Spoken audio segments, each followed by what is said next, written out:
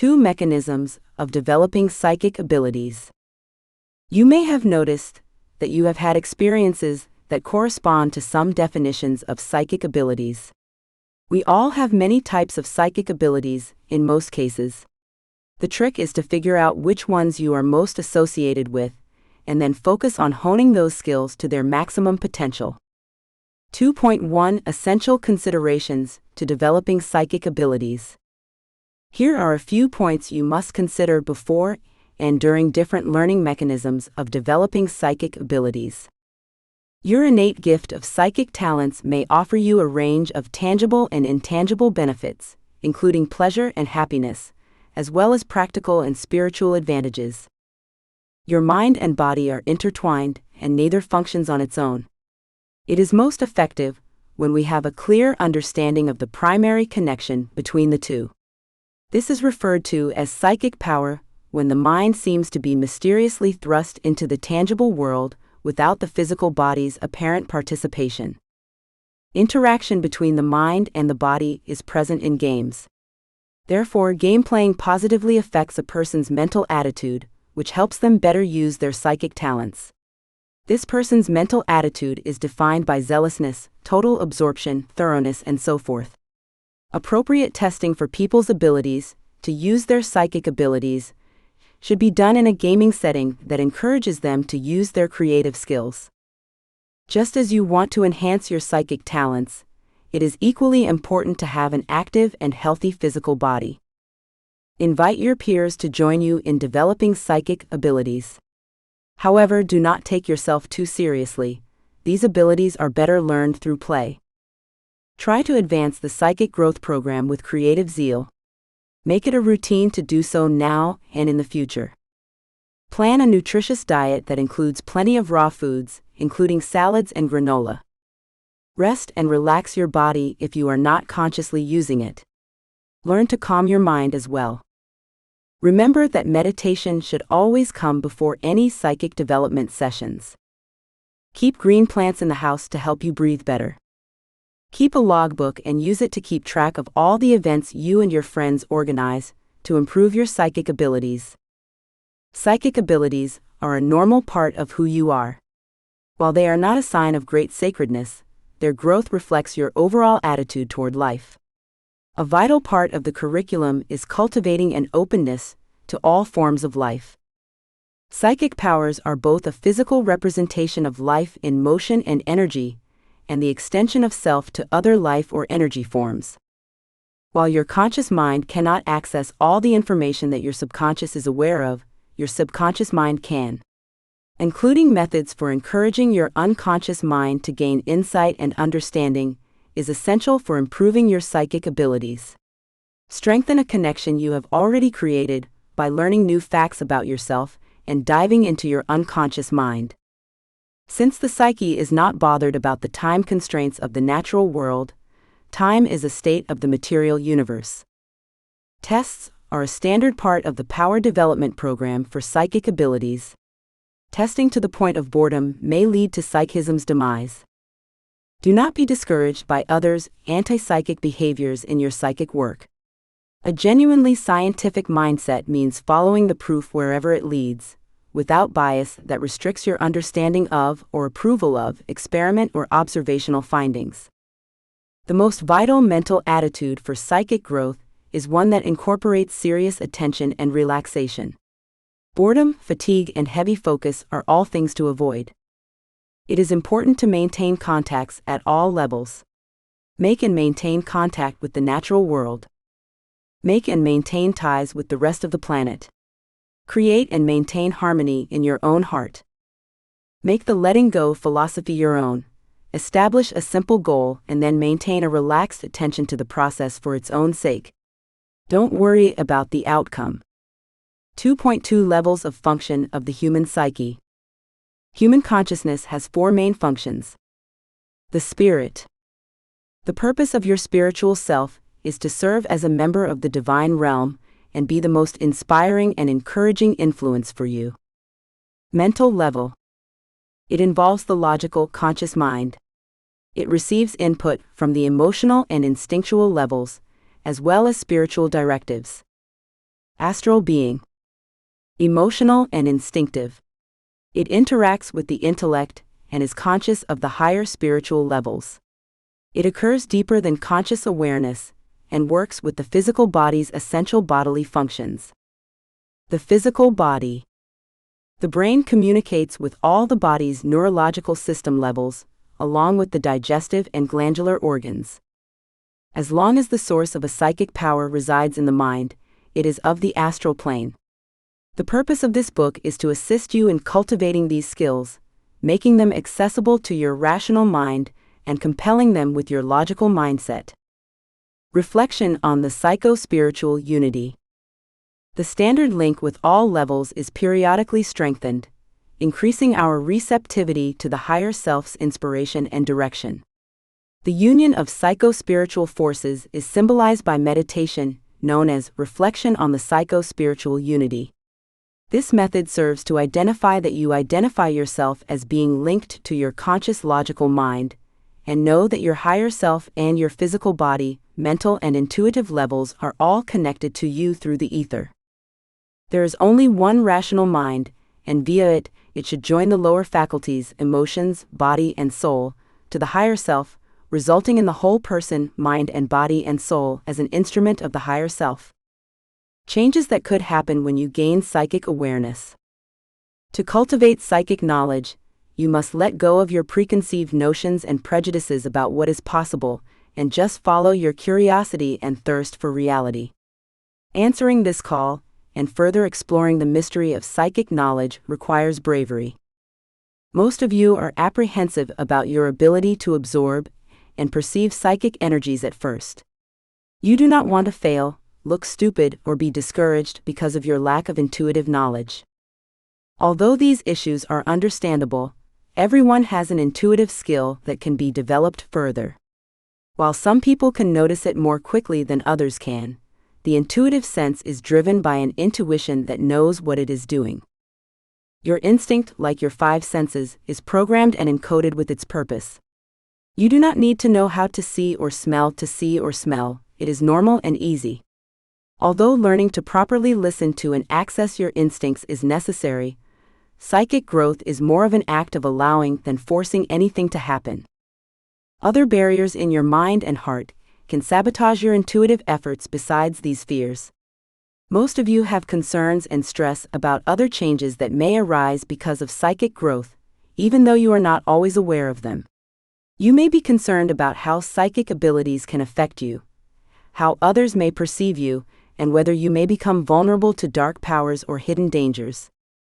Mechanisms of developing psychic abilities. Learning a range of skills is not enough to develop psychic abilities. You can be drawn to psychic knowledge because of the insights and solutions it may offer. This, though, is just a drop in the ocean. Psychic consciousness helps you awaken from your soul slumber and realize your full potential. It carves away the transient rewards of the identity and ego self, delicately revealing the essence of the self, soul, and spirit, like a well-sharpened knife. Humanizing your ego. You also reached a turning point. You have spontaneous psychic insights and a willingness to further cultivate your innate intuition. Your soul and spirit are becoming more visible and integrating into your conscious selves.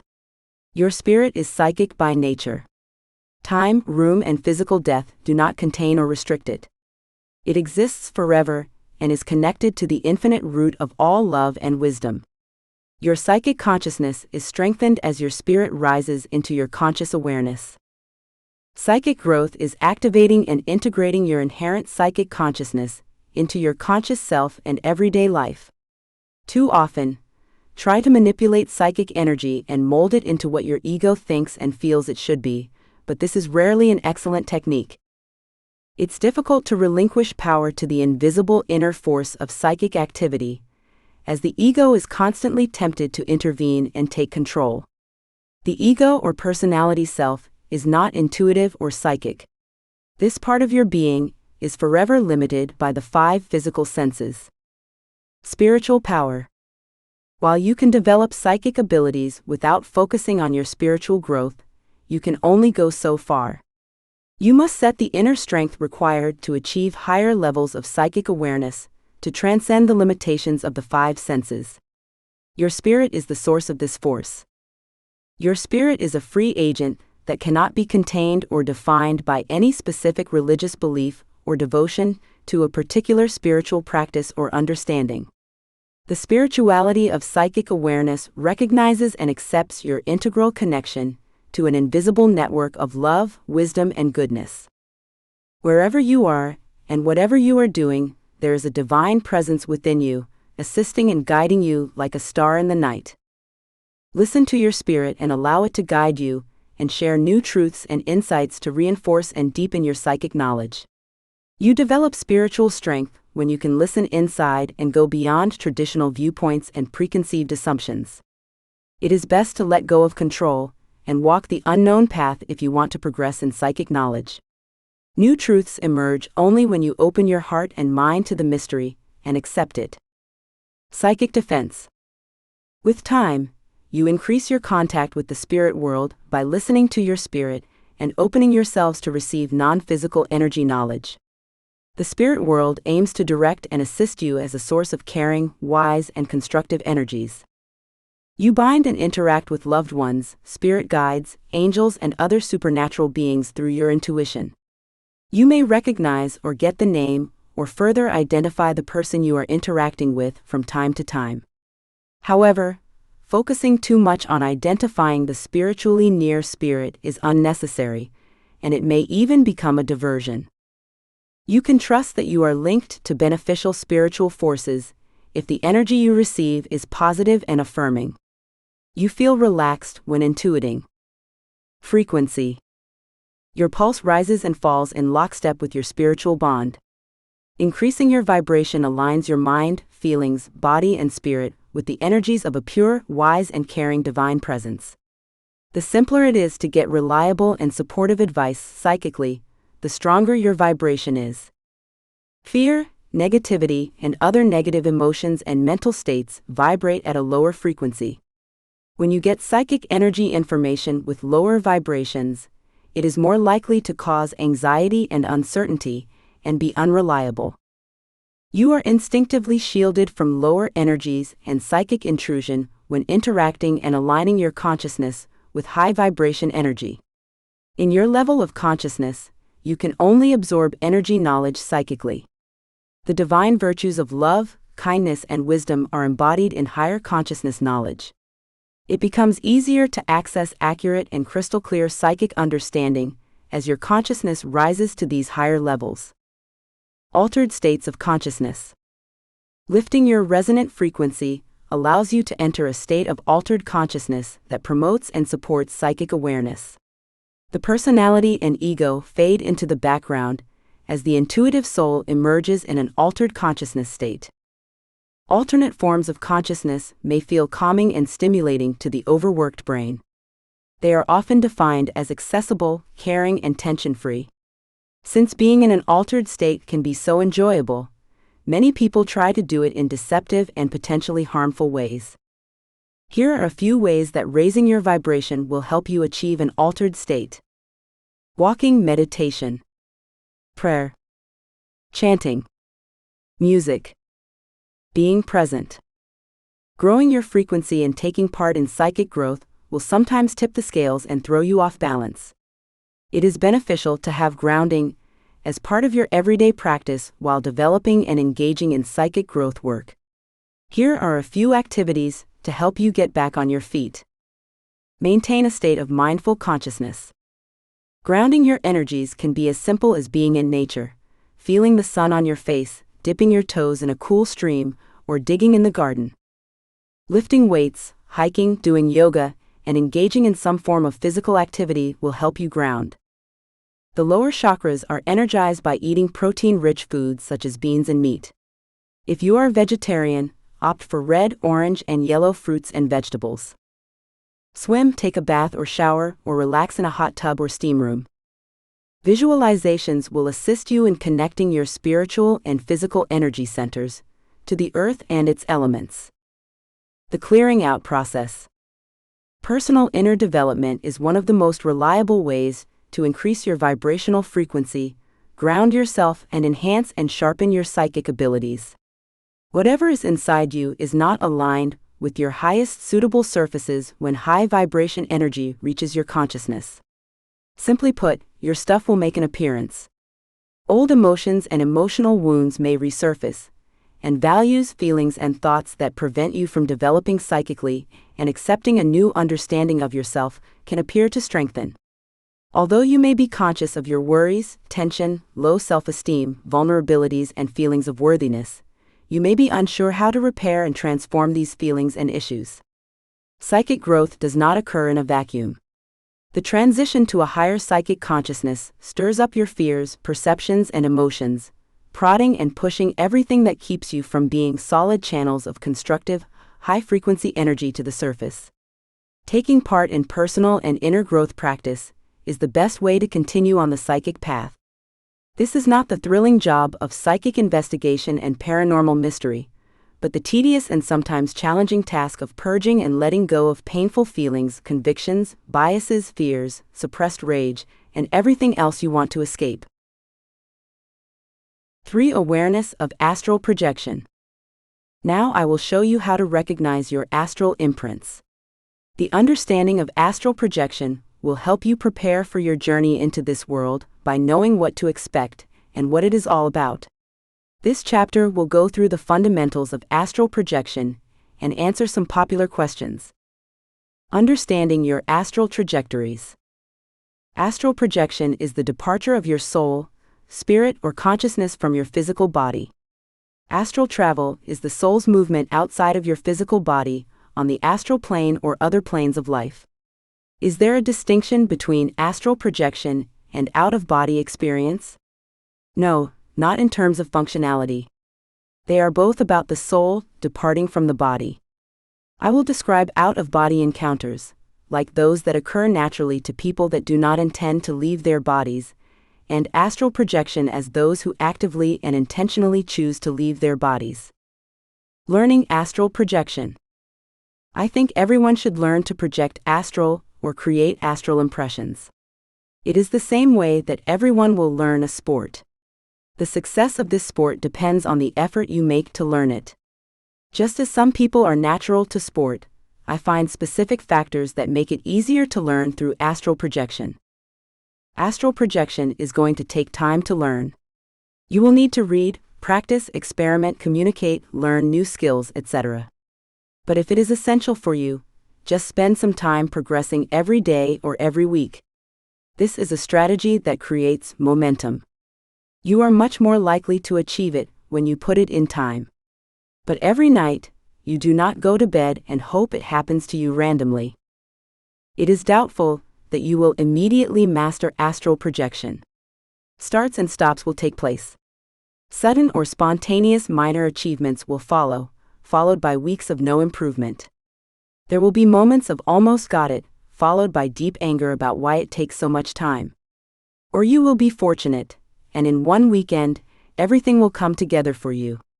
You have to be patient. You can learn anything and master it if you experiment. There are normal benefits for young people between 13 and 18 years of age in astral projection. I assume that this age group has an easier time studying it. After all, they do not yet have many obligations, such as payment of bills, management of relationships, or health concerns. Also, paranormal phenomena is usually higher at this age. You will undoubtedly fail if you conclude beforehand that it is unlikely when you think it is possible. You can encourage it to happen and attract the experience far easier. Try to keep an open mind.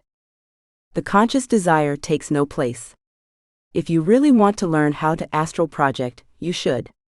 Follow the map other people have drawn in front of you, and you can reach the top. It can challenge, frustrate, and it can take a long time, but one move at a time can achieve it.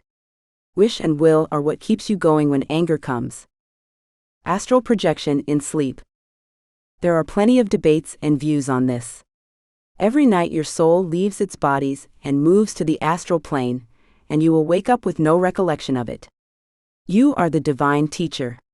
Some people claim dreams come from the astral plane, and every night you go there to have them. This philosophy I totally disagree with. You remember when you leave your body.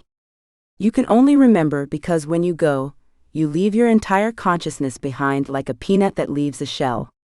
You have not left your body when you do not recall the feeling of leaving your body. Astral projection is a 100% conscious experience. You cannot remember what you dreamed when you dreamed because you were not aware of it. You are going to remember it when you astral project, believe me. This is a ludicrous experience of acute consciousness, which will feel more natural to you than to be in your body. To use the peanut analogy, it is like shaking the shell and listening to the peanut rattling around. The peanut has not left the shell to rattle. It just means that the peanut is separated and stored in the shell. Consequences of astral projection. Is astral projection harmless? Often and for a good reason, I am asked this question. Astral projection may be very safe or very insecure. It is like wondering if it is possible to dive. Skydiving is secure with a working parachute and experience of how to use it. It is dangerous without a parachute. Why wear the white protective suits for beekeepers?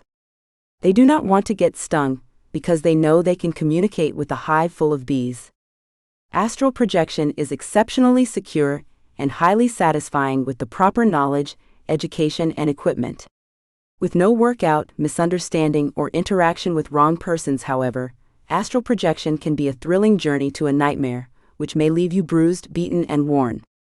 It can harm your mind, deplete you with essential physical resources, and cause psychological harm. Often people have meetings with low physical capacity. People often experience anxiety, hallucinations, psychological trends, and even suicidal ideas. People often attract low vibratory bodies that bind and drain mental, physical, and mental energy. You do not want to blind it to something. Nothing is more exciting or marvelous than astral projection.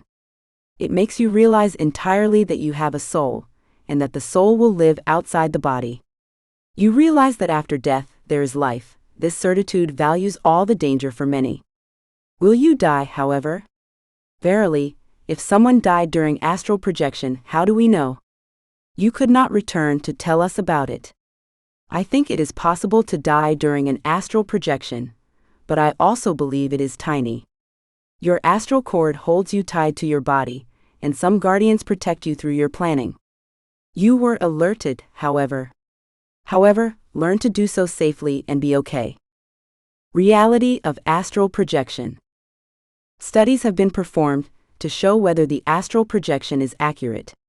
Usually the random object is placed somewhere where the subject cannot see it, so the issue is asked for the project, travel to the place and report what it sees. It is a good experiment. This is a good experiment. However, if topics can report on the subject with brilliant success, some critics argue they are not proving that they projected.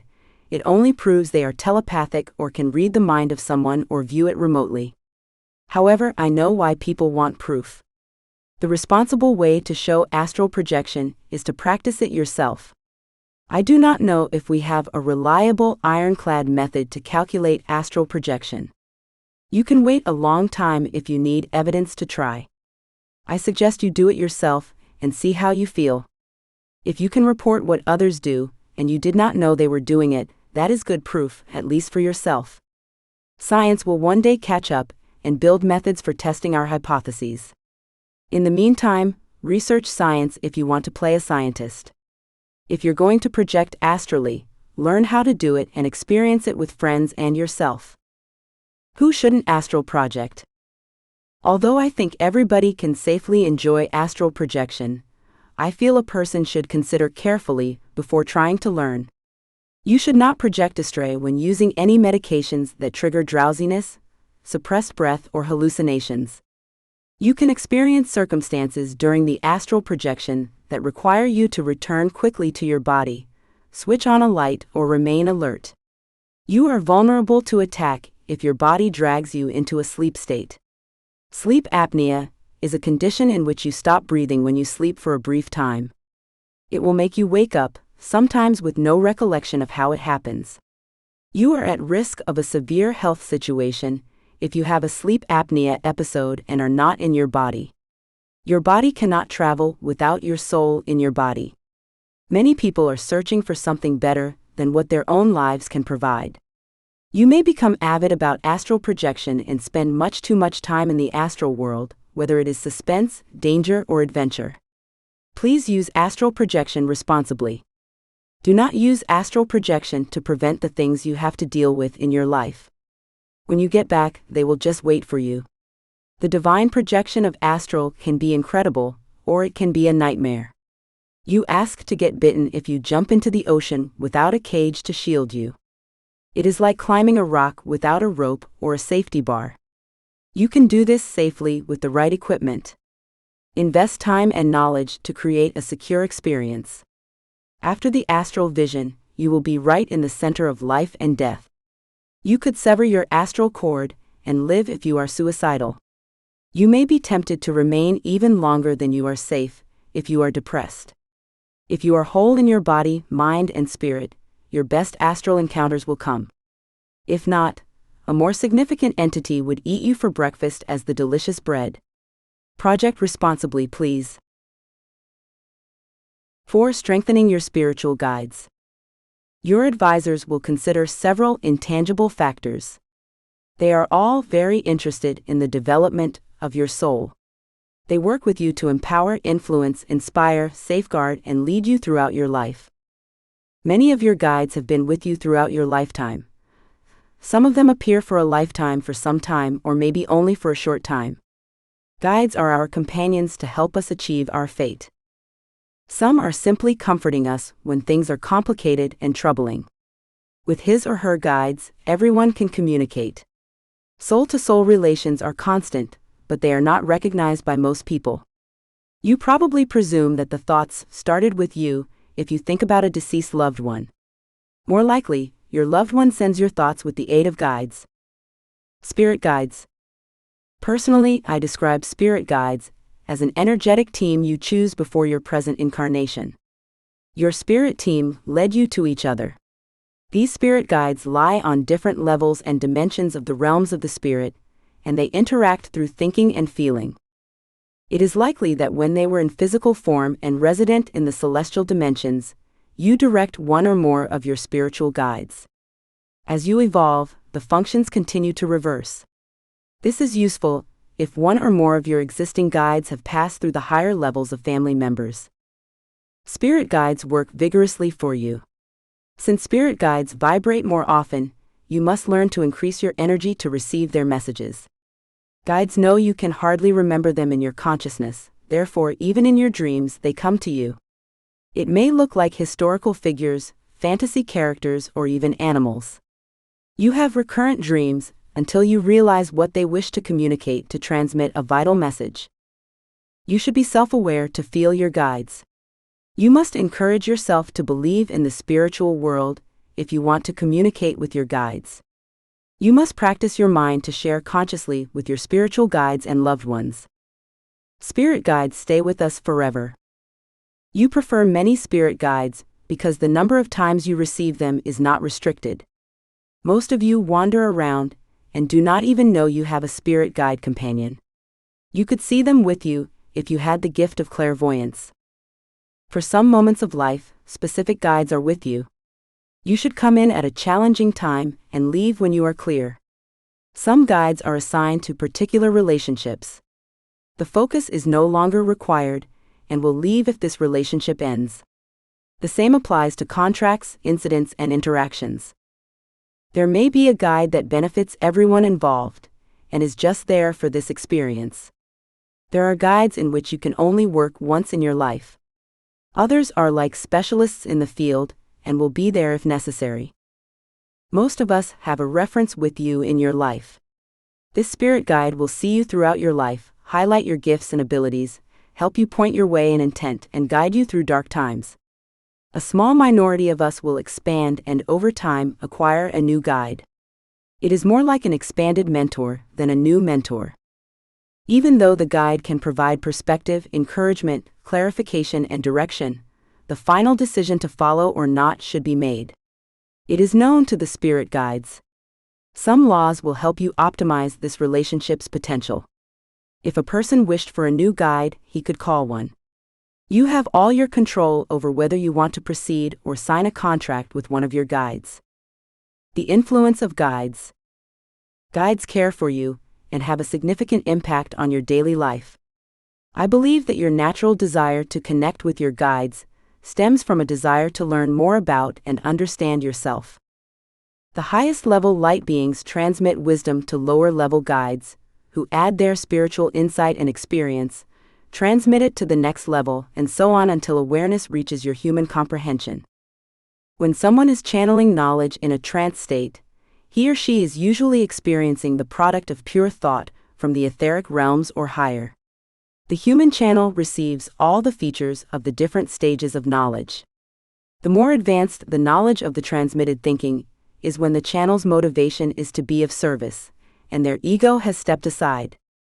Guides' energy. If you really want to communicate with your guides, start meditating regularly. Meditation increases your energy level. The more you meditate, the higher your energy level becomes. Discipline in meditation is the method that lets the spirit world know that you are dedicated to your spiritual growth. You should never feel obligated to meditate. It should feel like a break from your everyday routine rather than a chore. My contact with spirit as a clairsentient and clairvoyant is through feelings and reflection. Others are visual or cerebral. Your guide will interact with you in the most energetic way possible.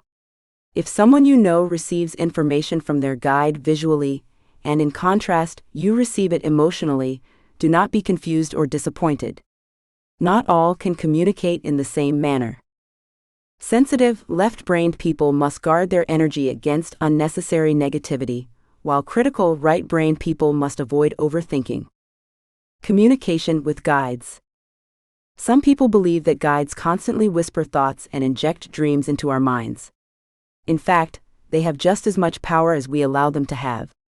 There is not anything that guides can do if someone is walking through life with blinders on.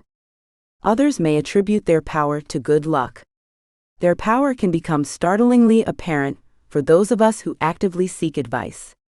Guides generate possibilities and manifest interactions in our lives besides shaping our thoughts and behaviors. Consider all the variables that must be in place for anything to appear random. It is exhausting. Guides approach you in every way they can, whether subtly or by signals, to advise and assist you in learning about a new topic or situation. As I previously said, the more willing we are to relinquish our emotions, the more inviting the environment becomes for them to impact positively. The most popular ways in which a guide can communicate with you are sensing, telepathic thought, inspirational thought, symbols, meditation or mind journey, trance state, automatic writing, dreams. For certain people, interacting with others may be as easy as recognizing their presence and starting a conversation. With a little more structure, others will gain more respect and clarity. You may light a candle and invoke them by setting an intention to communicate with them. You could try sharing with them by demanding that they write through you using automated writing. You might start the conversation by visualizing a person standing in front of you. You will travel to the astral plane where they reside to meet them on their turf before inviting them to Earth. When you plug your guides in, notice a drop in temperature. A few people notice a temperature rise. Some people sense a humming feeling and others do not. Spirit guides can be very discreet in their help, but they can have a considerable effect. Spirit guides live outside of time and space, in a world of limitless possibilities. They have no limitations in terms of what they can do for us. Indeed, the more they assist us, the higher they rise. Before we part ways, I urge my students to allocate at least 3 tasks to their guides. Spirit guides can assist with something major, such as divorce or health issues. They can also help with small things, such as parking spaces or encouragement to do the dishes or go to work. Strengthening your spirit guides. Here are some helpful tips for enlisting the help of your spirit guides and understanding their signs and coincidences. Attempt to be present in your daily activities. Every day, keep an eye out for signs from your guides. Create a diary for your spirit guides. Attempt to get to know your guides and assign them names. Give your guides something to work with. More information on spirit guides can be found here. Develop your intuition. Develop spiritual activities on a regular, weekly, or monthly basis. Simply send a message to your guides via your feelings. Make use of a divination device. Wondering what to do if you are having trouble connecting with your spirit guides? Do not be concerned if you feel cut off from spirit. You have and always will have a bond with spirit. If you notice them or not, your spirit guides are working behind the scenes on your behalf.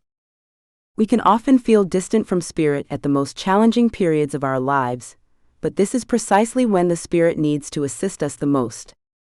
It can help to feel close to your faith and spirit guides when you are going through many changes. Every night before bed, spend 20 minutes watching a documentary or movie with spiritual themes, listening to a podcast by a spiritual leader who speaks to you, or reading an uplifting and inclusive book about spirituality. Your spirit guides aspire to have a more intimate friendship with you. You may be shocked at how many messages you notice when you open up to them and try to communicate with them more. So many messages have already been sent to you by your spirit guides. The invitation for most people is to understand the contact that is already taking place. 5. Psychic activity of dreaming. I provided you an outline of the spirit guides and how to deal with them in the previous chapter.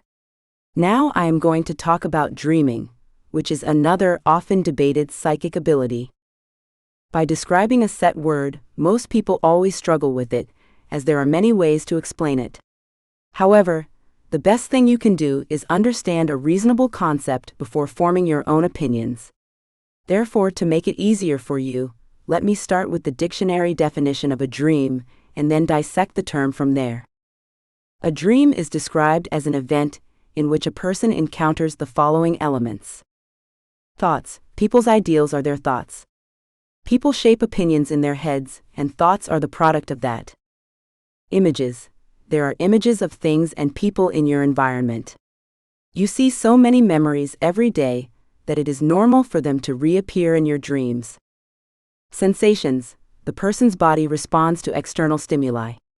It will experience feelings even though it is sleeping and will respond to them whether awake or asleep. Much of this takes place in a person's head while they are sleeping. You must be in REM sleep to enter the actual dream stage, a profound type of sleep during which the subconscious mind is free to explore. This is when dreams become fascinating, for they are not the result of conscious thoughts or brought on by choice. However, this is not the only dream state that exists. This effectively summarizes the essence of a dream in a few wise terms, and explains what a dream is all about. However, considering how complex the idea is, settling for such a rudimentary interpretation is unacceptably inadequate. Why do you waste so much time trying to figure out what your dreams mean, if they are just a series of thoughts and sounds that are replayed in our heads? There has to be more to it than simply a repetition of various daily scenarios. It is fascinating to learn that there are two ways to reading and knowing dreaming. On the one hand, there is neuroscientific dream study, while there is psychoanalytic understanding. The former would be curious about the underlying concept of a dream and how dreams come to be. They will perform tests to learn more about what happens in the mind while dreaming and the physical signs and effects of a person. Psychoanalysts are more concerned with the perception of people's visions. They run tests to see if there is a connection between people's dreams and their daily lives. Scientists could produce two distinct findings by combining the two. The first discovered that everyone has a specific dream period that happens in sequence during the night. The second discovered a few typical dreams that most people experience on most nights. The reason behind dreams. There is no scientific justification for why we dream. Even though psychologists have been researching the phenomena for a long time, no definitive evidence that dreams are meaningful augmented reality exists. Scientists have come up with a few hypotheses concerning dreaming for the sake of study. According to these ideas, dreams are your mind's way of telling you new concepts, understanding thoughts, resolving problems, and creating memories. Is it entirely out of the realm of imagination that the mind heals in the same way that the body does when you sleep? One thing you know is that certain hormones are released into the body through sleep to aid in the healing of your wounds. Is the mind attempting to communicate with you to assist you in resolving your emotional issues or dilemmas? Develop psychic power to dream positively. Dreams should be a tool to access the subconscious and discover what you really want on the inside. You must understand your subconscious desires and whether you are trying enough to achieve them. The more you stray from your genuine passions, the more disappointed you become. As a result, it is much more critical for you to strive to reach your subconscious mind's desires. You would need to link your conscious and subconscious minds for this to work. There are two key ways to train the mind to think vividly, connect them, and/or engage in certain meditational activities. Thinking positively. The first and most crucial step is to teach your brain to think positively. Begin by imagining yourself in a good light. Before going to bed, remind yourself that you have a mission, and that mission means discovering precisely what is going on in your subconscious mind. Then you must maximize your sleep time. Increase your nighttime to 8 hours if you are only sleeping for 7 hours. Increasing your sleep time will help you get more REM sleep. It is when you will have the most vivid visions and will most likely see what is going on in your mind. Close your eyes and imagine what you want to see after you have got into bed. Suppose you're going to see yourself in a high-ranking role at work. In that case, you must imagine yourself at the forefront of affairs and directing others. To make your fantasy a reality, you can imagine it as beautifully as possible.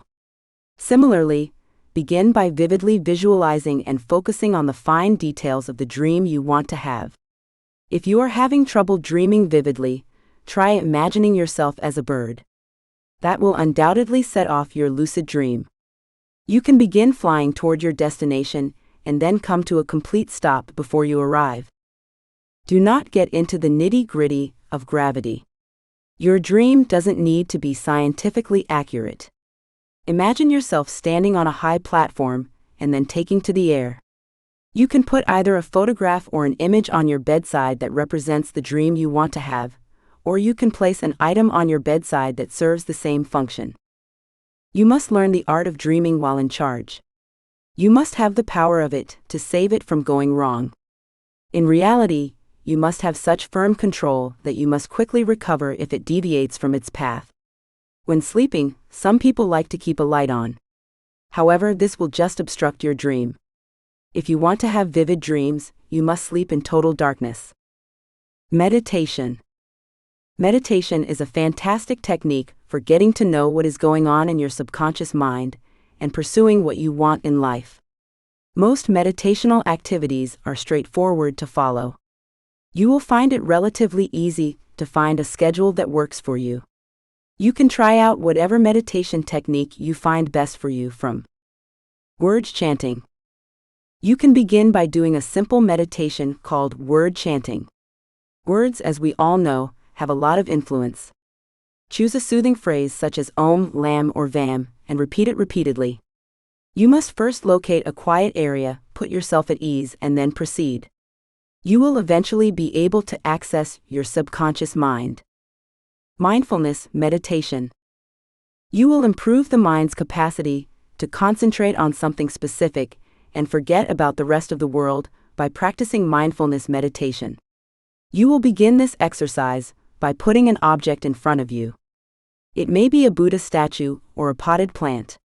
Now close your eyes 3/4 of the way and focus on the thing in front of you. You must not be bothered by anything else in your setting. Slowly bring your attention to the subconscious feeling. You can have a pen and paper with you to quickly jot down what you see. Breathing meditation. This type is like chanting meditation, but you concentrate on your breathing rather than an expression. Close your eyes and sit somewhere comfortable. Now keep your back straight and gently begin breathing in and out. You must focus your attention solely on your breathing. Slowly bring your attention to your subconscious mind. Walking meditation. You do not have to sit in one spot to meditate, you can jump about when doing so. You should find a long walkway and begin walking rhythmically, also known as walking meditation. When you bring your right foot down, breathe in and out. When you put your left leg forward, breathe in and out. Maintain the same pace throughout, and keep your attention on your internal thoughts. There are several meditational techniques that you can use and profit from. You must meditate for 10 minutes, 2 or 3 times a day. You can calm your mind and transport it to a virtual world. If you are having trouble having lucid dreaming against your best attempts, you can try playing video games. Playing video games daily, according to psychiatrists, aids in vivid dreams. You shouldn't play violent games, however. Choose something relaxing that will transport you to another world. Get rid of nightmares. Nobody wants to have nightmares. They make us feel worse and might even ruin our mood. Some people believe that there is no way to manage nightmares or hallucinations and only happen. That, though, is a misunderstanding. You can end your suffering. Here are a few things you can do to help you have an entire night's sleep by avoiding headaches and bad dreams. Diet. Diet has a significant impact on your dreams. To have a balanced mind, there are certain foods you can consume and some you should not. Keep in mind that the more you go without falling asleep, the more likely you will have nightmares. As a result, you must eat foods that will assist you in falling asleep quickly. Tryptophan-rich foods are among them. These foods will assist you in relaxing your mind and falling asleep quickly. Turkey, fish, and soy are good options. You can also eat more melatonin-rich ingredients, such as tomatoes. You should stop drinking alcohol right before bedtime, and stop eating too. Since your body will be busy digesting the food, your sleep cycle will be disrupted. Dinner should not comprise of fatty ingredients. Keep it bright and refreshing, like a new salad. If you want to fall asleep quickly, increase the amount of B6 in your diet. Nuts and corn are 2 foods high in B6. However, if you believe your levels are down, you can take B6 supplements. They are sold over the counter. Exercise. To get a good night's sleep, you must first bust the depression and reduce it as soon as possible. Exercising is a perfect way to relieve tension. When you exercise, the brain produces more serotonin, which aids in sleeping well. You can do whatever aerobic workout you like, as long as it raises the heart rate. You can dive, fly, or take part in a sporting activity. If you like, you can even do some interval training. Yoga is a fantastic way to get in shape. It entails tossing and turning the body to spread it out and ease any accumulated exhaustion. You will need to look up and do stress-relieving poses. Cat-cow pose, bridge pose, shoulder stance, wheel pose, among others are among them.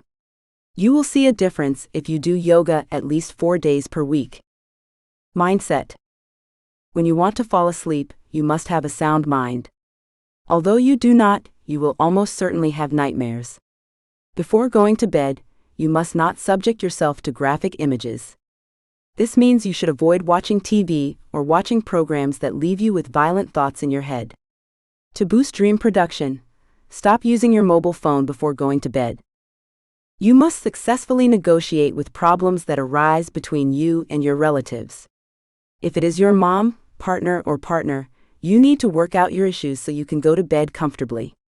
It is better to chat it through with them and share your love for their presence in your life. This will assist you with getting an entire night's sleep. Do not work in bed or just before going to bed. Your sleep would be disrupted by stress and tension. Attempt to complete all tasks at least an hour or 2 before bedtime, and then retire to your bed. Room atmosphere. To have optimistic dreams, you must create a peaceful and conducive environment in your bedroom. The first thing to consider is the sort of odor that pervades your room. Aromatherapy candles and incense sticks should remove unwelcome and harmful fragrances. You may use scents such as vanilla or orange to help ease your mind and calm your thoughts. Open a window by your bed to let fresh air in and any odors out. You should even add some new flowers to your bedside table to make your room feel fresher. When you want to sleep, switch off all lights in your bed. If you are going to use a night lamp, it can only let in 5% of the light and not anymore. If you like, you can also switch on 5% mood lighting, which will make you fall asleep quicker. To help you fall asleep quicker, you can listen to calming songs. White noise music should make the mind relax and relieve tension. You can download an app that plays white music and set a timer for it to turn off. Singing pots, which you beat with a mallet to create vibrations, can also be placed by your bed. The subconscious will calm because of these waves, and you will fall asleep faster. Mindfulness. Meditation is needed for all those who want to encourage optimistic dreams besides the techniques mentioned above. It is self-evident that meditation alone cannot help you. You would attempt to entertain only positive ideas and feelings while putting an end to the negative emotions. You should practice mindfulness besides meditation. Mindfulness is a strategy that involves focusing on the present moment rather than slipping into a subconscious mind. You must be vigilant of all that is going on around you. You should practice a variety of mindfulness exercises. You should try them all or stick with the one that best fits your needs. 6. Developing and polishing your intuition. Increased self-awareness results from psychic growth.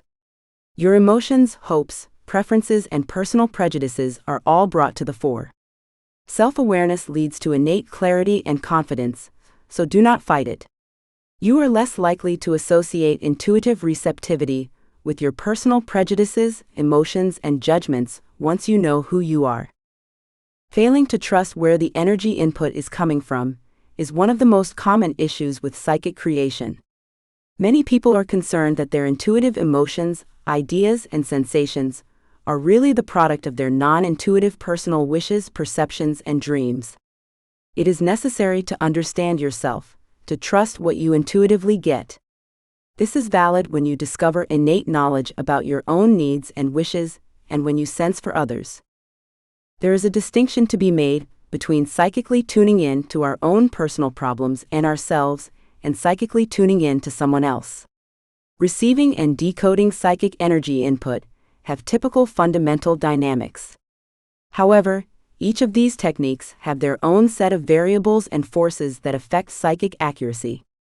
Polish your intuition by reading yourself. Your need to intuitively tap into your personal problems, circumstances, and fears drives you to cultivate psychic abilities. Many of us look to our instincts for advice and direction when we need to make a decision. However, you are not alone if you have been disappointed with your efforts to gain energy input, or if you do not believe the intuitive feedback you received. Many people have the same reaction at first and question their psychic abilities. Before you get overwhelmed and give up, remember that it is not the psychic knowledge holding you down. Instead, your approach and personal baggage may be interfering. Neutrality. It's difficult to accurately sense energy knowledge and advice about your personal problems. Your biases and desires for those results will obstruct intuitive clarification. It is not always possible to separate yourself from what you hope your instincts will teach you. Psychic receptivity causes a state of neutrality. This is the capacity to consider any kind of energy information you get. This approval may take some time to achieve. Once you are more confident in your skills, you will move on to more personal matters. It is also a brilliant idea to write your hopes, doubts, and wishes before tuning into your worries intuitively. Emotions. Your thoughts and impulses affect receptivity for correctly sense personal interests and issues. Intense emotions, mainly unconscious emotions, may cause energetic static and muddled intuitive experiences. They can also sway how you understand what you get by interfering with intuitive knowledge. When you are mentally triggered or depressed, it is best not to gain intuitive advice and direction. Fear or apprehension about the knowledge you might get prevents innate receptivity. Intuiting energy facts about a current emotionally charged scenario or dilemma may be complicated in the same way. However, this is the most challenging time to get to it. Take a step back if your feelings are interfering with accessing correct energy information. Concentrate on your emotions, encourage them to emerge and sense them, and they will go away. Thoughts. Your expectations and emotions influence innate receptivity. You intuitively receive and view it, as often influenced by your repetitive forms and thought patterns. What you think is possible and likely to happen will indeed become a self-fulfilling prophecy. The energy knowledge you receive would be more constructive if you are naturally more confident. If you were a pessimist, you would intuit and view energy data through this prism. Being stripped of personal pressures, impartial and open to psychic receptivity, is the best condition. This state of detached and open consciousness is not only psychically helpful, but also relieves stress and tension. It stimulates high-vibration energy and aligns you with your highest good. Confidence. You must have faith to effectively tune in to your personal issues, concerns, and access correct energy details. Many individuals are convinced that they must first demonstrate their skills before they can be trusted.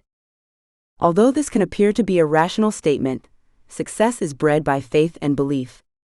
It is impossible to psychically obtain energy input if you do not have confidence in yourself. It is much harder to have faith if you do not receive reliable energy information. Using the ego. The ego is still trying to manipulate and mess with your psychic abilities. Your ego, self, and personality would never fully let you be all about who you are. Your psychic powers can flounder as long as you listen to and consider the view of who you are and what your life is like. The ego desires to be in command. The ego is a creation of the human body, not the divine soulful self. It lacks a broad spectrum of consciousness and psychic energy knowledge control. The physical and material worlds are connected to the self.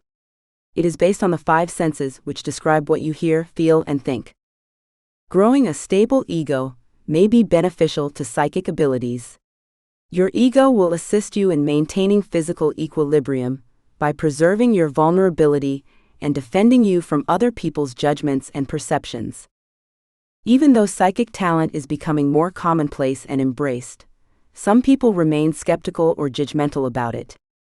A strong ego aids you in defending your right to be yourself and follow your talents and passions. Your ego will help your instincts and inspire your psychic senses in this subordinate position. Self-honesty. It is not always possible to be honest with yourself. You have a psychological propensity to block out the knowledge that contradicts your expectations and values. You must be able to embrace the facts to psychically tap into your own problems and concerns. Ask yourself if you are ready and honest with yourself before you ask for psychic energy knowledge. It is wonderful if you are not. Allow yourself time to investigate your worries and wishes. Do not settle for cliched or hollow responses until you are about to be honest with yourself. Explore things you will need to do or improve to be happy, and build more of what you desire by digging deeper into the facts. For example, I recently worked with a curious woman whether she would ever find her soulmate and long-term boyfriend. She needed to know whether he would say yes or no, as well as where she would see him and what he would be like. This is an all too common form of submission. Be frank with yourself and ready to accept useful psychic information that will allow you to feel and generate more pleasure and happiness while intuiting personal information. Enable yourself to advise what you may need to confront and obstruct you by exploring the fundamental truths. Self-honesty like this leads to intuitive, solid receptivity, inner development, and pleasure. Polish your intuition by reading others. While psychically tuning in to the problems and worries of others can be intimidating, it can be more straightforward in certain respects than intuiting for yourself. You are more likely to believe your psychic experiences when you know nothing about the individual. With too little knowledge, the conscious thinking mind is powerless to intervene. You are not emotionally involved in the energy input you get because you have a close friendship with the psychically interpreting person. You are less biased, and you are less likely to be swayed by your hopes and dreams, or try to view what you get in a particular manner. However, there are a few drawbacks to hearing other people successfully. Don't expect same energy from everyone. It is essential to manage your own expectations and the expectations of the person you are reading. Don't expect to get energy knowledge precisely the way you want it. Every individual you read is unique. If you are mainly a mental intuitive, you may choose to obtain intuitive experiences through your thoughts and expertise. If the person you are reading is more emotionally intuitive, their feelings and emotions may broadcast energy content. This is not necessarily the case, but it happens sometimes. Prepare to collect energy knowledge across all modalities, even those of which you can lack faith. If the person you are reading has a clear preference for expressing energy, the energy knowledge you get from them would be in this style. Consider the emotional stress. When psychically reading another person, the emotional intensity that sometimes interferes varies from the emotions you can feel when psychically reading yourself. You may feel tense, depressed, and anxious when you first start psychically reading others. You may be concerned about your success and that your psychic knowledge will falter. It is also natural to doubt your abilities and feel under pressure to be correct and consistent with your information. This is natural, and as you gain trust in your ability, these types of stresses will go away. Take a few minutes to breathe and relax if you find yourself too nervous while listening to another. Maintain a straightforward approach. Do not exaggerate the importance of the person's life. Do not tell the individual what they can or should not do. It is not your duty to deal with this. It is up to others to make whatever decisions or choices they want. Do not make promises you will not keep. You have free will, and it is up to you to make your own decisions. Don't get confused between right and wrong. Fear of being wrong is a common obstacle when reading another's work. Any psychic's fear is saying something that is not real, making no sense to the person they are reading for. It does not have to be that way, however. All even psychics make mistakes. Do not be alarmed if you get a blank look, or if your reading says they cannot relate to what you have said. Maintain your composure and acknowledge that you may have misinterpreted the information you received. It may be beneficial to write what happened without misunderstanding it. Take a deep breath and continue to tune in to the energy, becoming mindful of any new energy input. If you cannot comprehend or make sense of what you are getting, simply state that you will go on and let it go for the time being. Suppose there is something crucial that the person you are reading wants to remember.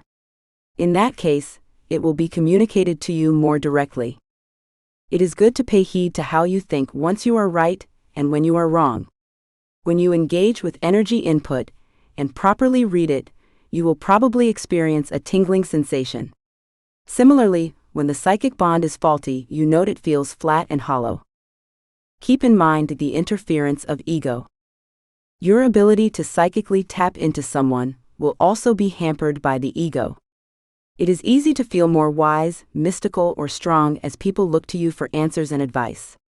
It is important to remember that this does not always imply that you are unique or invincible. These emotions are caused by the ego's need to feel strong, in control, and in command. Your pride has taken over whether you believe that your psychic instincts are always right and that it is your responsibility to handle another's affairs and life. When you are in touch with your soul, you realize your psychic ability is a talent that allows you to support and assist others. You keep yourself as you use your psychic powers to help people. The observations and heightened knowledge that psychic abilities bring help you understand. It is fun and energizing to work with high vibration, enjoying steam. Your psychic powers improve, bringing with them spontaneous feelings of happiness and a sense of belonging to a higher power. When your ego tries to take control of your psychic awareness, your ability will suffer. Lower vibrations can be the subject of the energy input you get. Although you can always be psychically reliable, the information you collect may not always be beneficial or in your best interests. Be responsible in maintaining the integrity of others. Providing people with energy knowledge is a holy duty that causes honesty, secrecy, sensitivity, and insight. Never spread rumors or share intuitive knowledge you have about someone else with others. Allow yourself to be unconcerned with how people see what you get.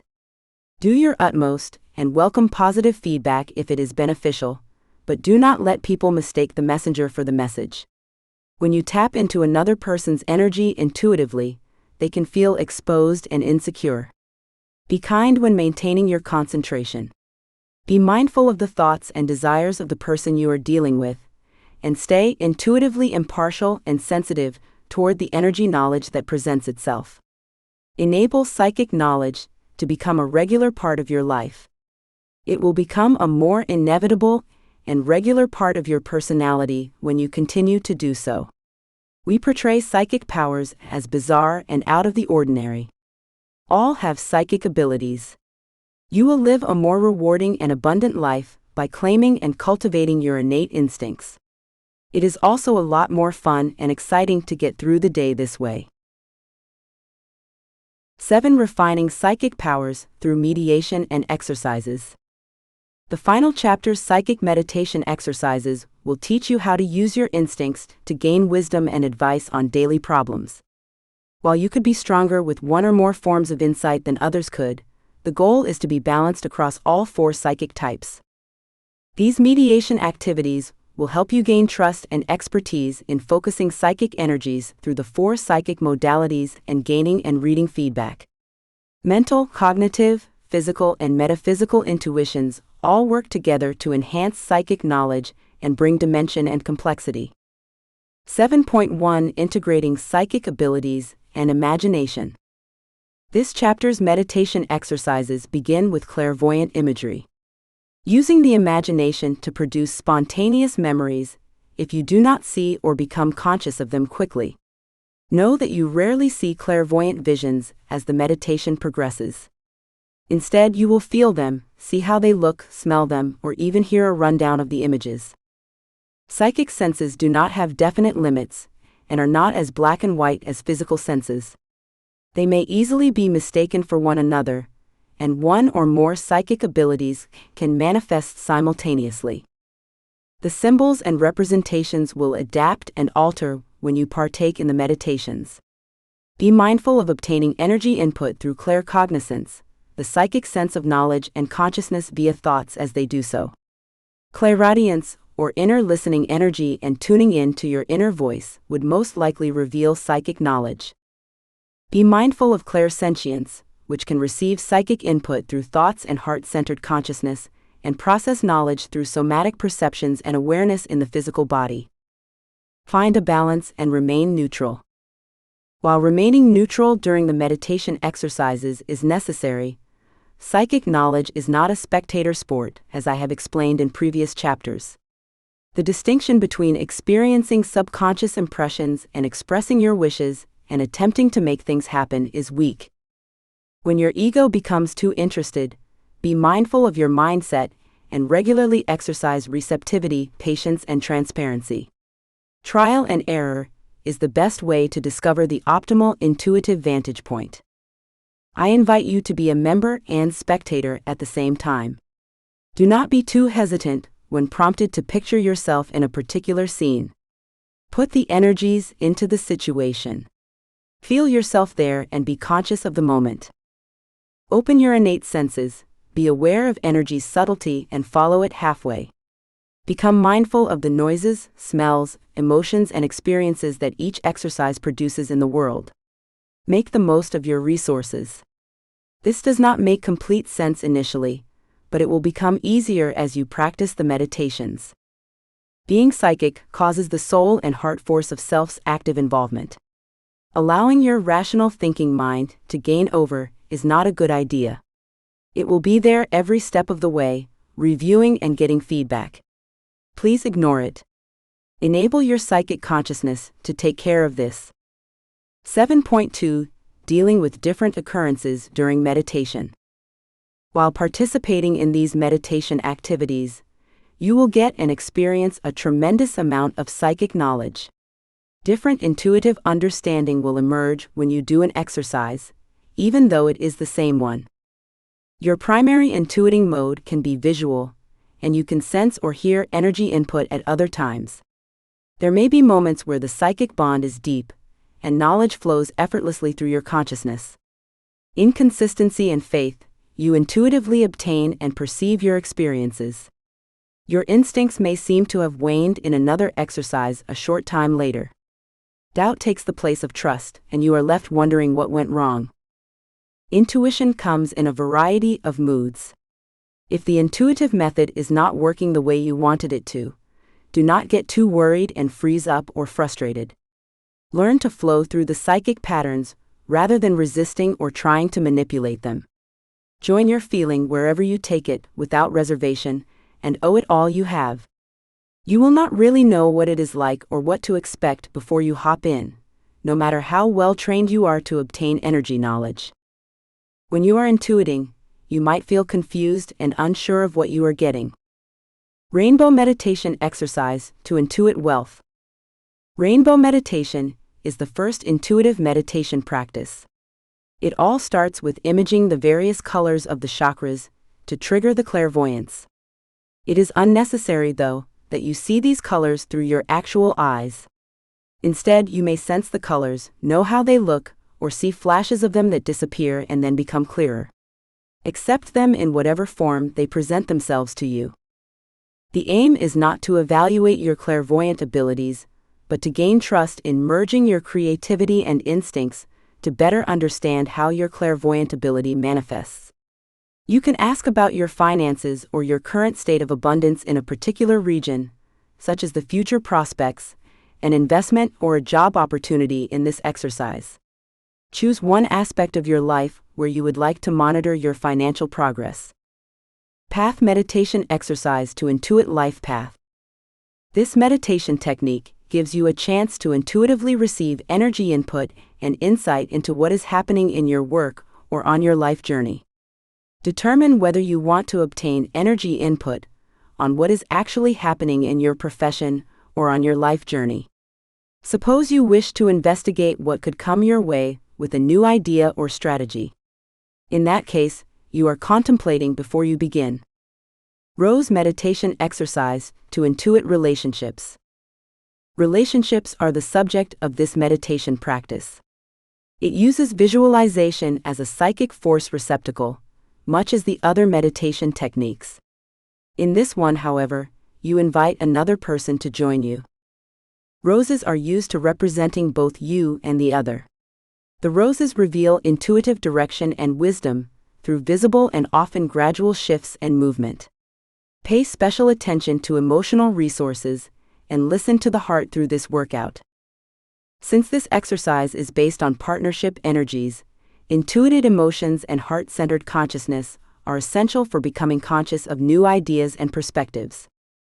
Return to the breath and open your heart if you overthink.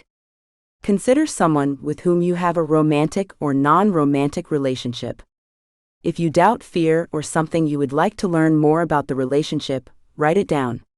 You should also only sit back and watch the meditation unfolds.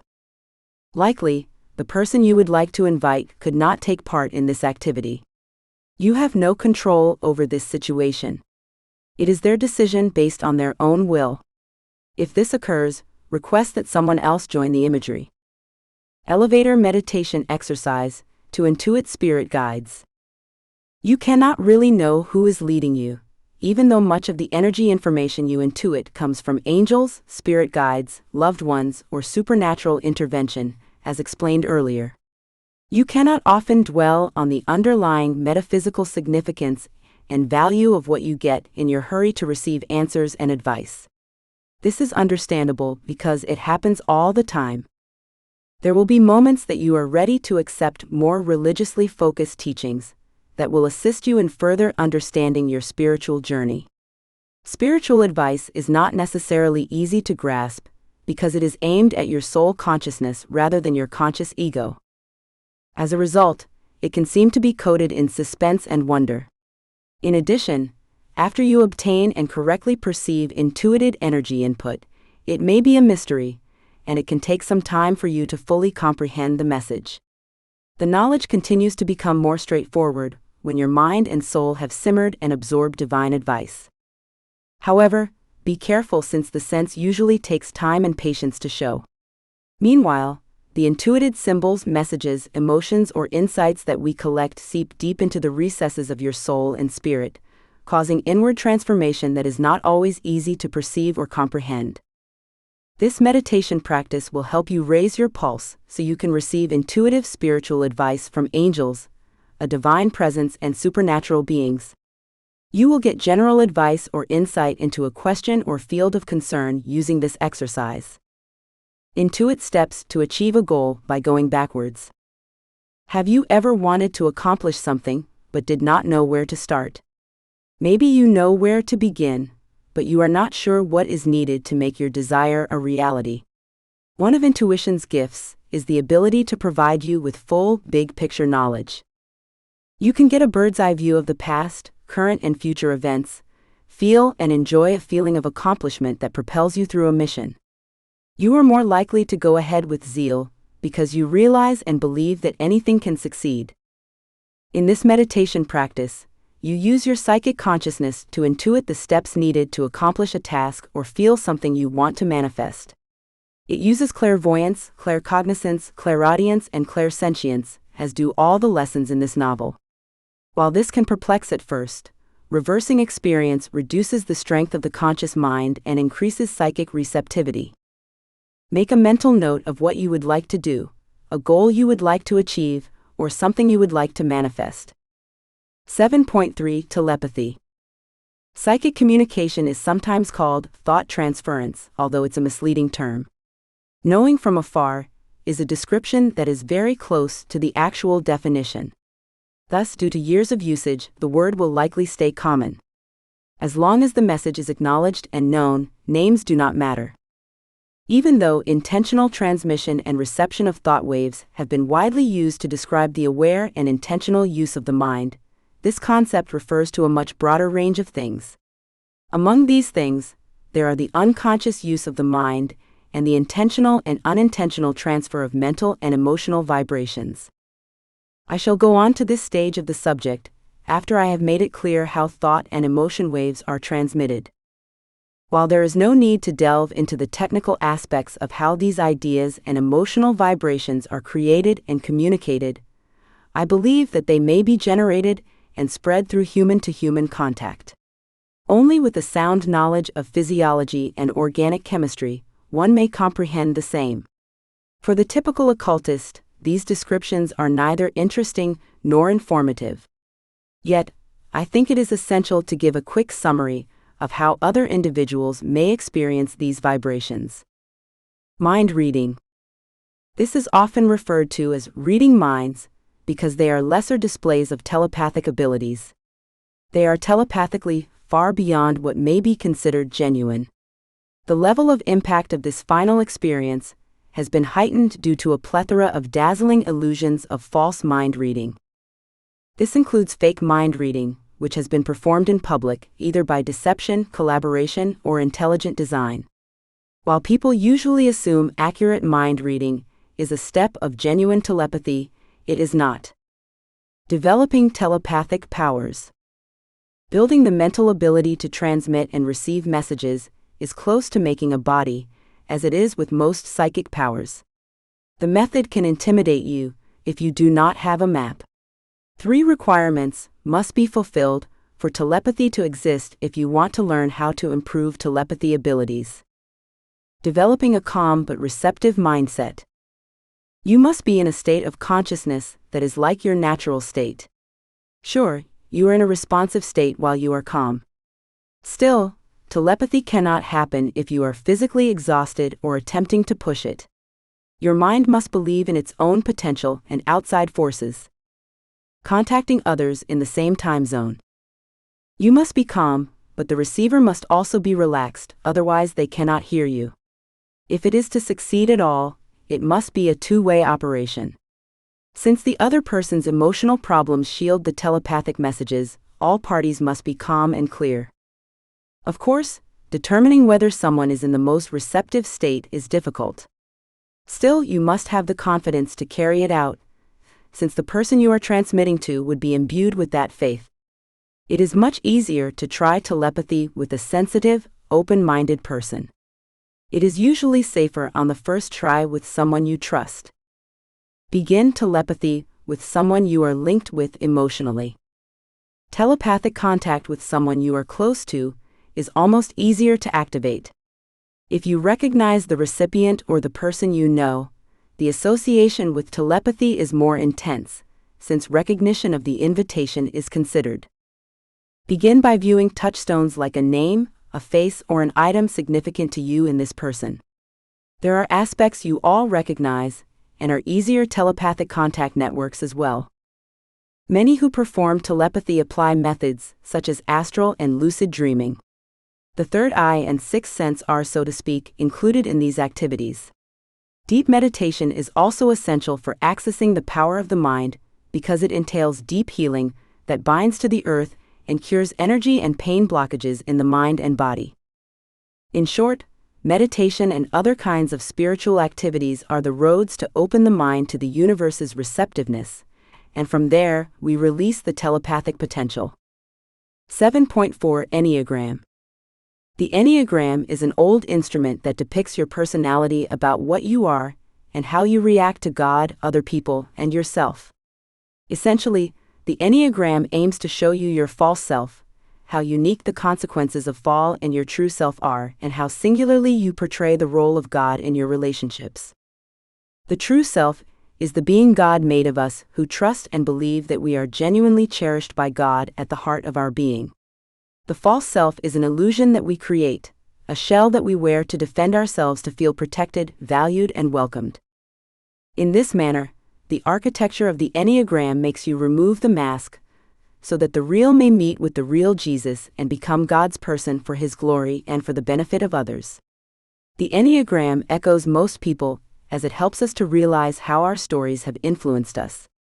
Whatever your parents are, no one gets out from childhood unscathed in a fallen world. The Enneagram helps us recognize the injuries of our infancies and the defense mechanisms that have been drawn up to cover for these injuries, to deliver such wounds to Jesus.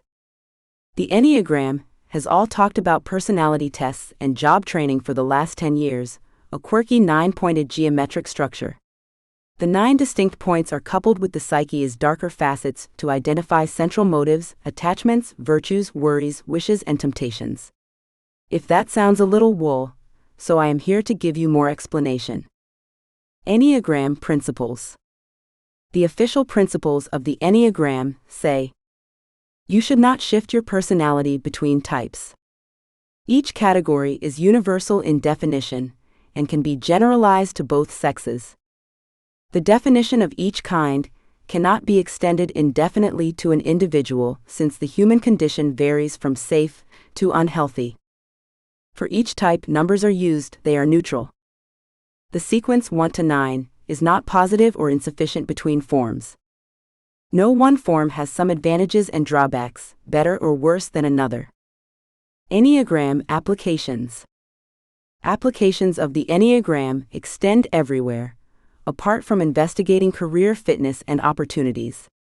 It is a robust and excellent guidance method at every point of the development process, from better coordination within teams to encourage leadership. The Enneagram has considerable ability to advance the career field through promising further research and advancement. It receives funding in psychotherapy, industry, and healthcare fields too. 8 Key Takeaways. I hope you have enjoyed reading this book so far. I have tried to cover the following areas for you in the Psychic Development and Empath section. In the first chapter, you learned how to explore your inner psychic powers by learning the different inner psychic abilities and identifying the various types of inner psychic powers. After reading the mechanisms of developing psychic abilities, you can now understand the crucial considerations to develop psychic abilities. You are now familiar with the levels of function of the human psyche. In addition, you can now reflect on the psycho-spiritual unity. The second chapter also enables you to learn how different changes could happen when you gain psychic awareness and adopt various mechanisms of developing psychic abilities. While discussing astral projection awareness, I emphasized how you can understand your astral trajectories and learn astral projection. I have also explained astral projection in sleep and the consequences of astral projection. I believe now you are aware of the reality of astral projection and why you should or should not astral project. Strengthening your spiritual guides is crucial to develop your psychic abilities. That is why I have introduced you to the concept of spirit guides, how they stay with us forever and their influence on us. You have also learned how guides' energy affects us and how we can communicate with them and strengthen our spirit guides. In the next chapter, you learn the psychic activity of dreaming and the significant reasons behind dreams. Moreover, I also presented the concept of developing psychic power to dream positively and getting rid of nightmares. You can develop and polish your intuition in two ways, by reading yourself and by reading others. Finally, I talked about refining psychic powers through mediation and exercises in the last chapter.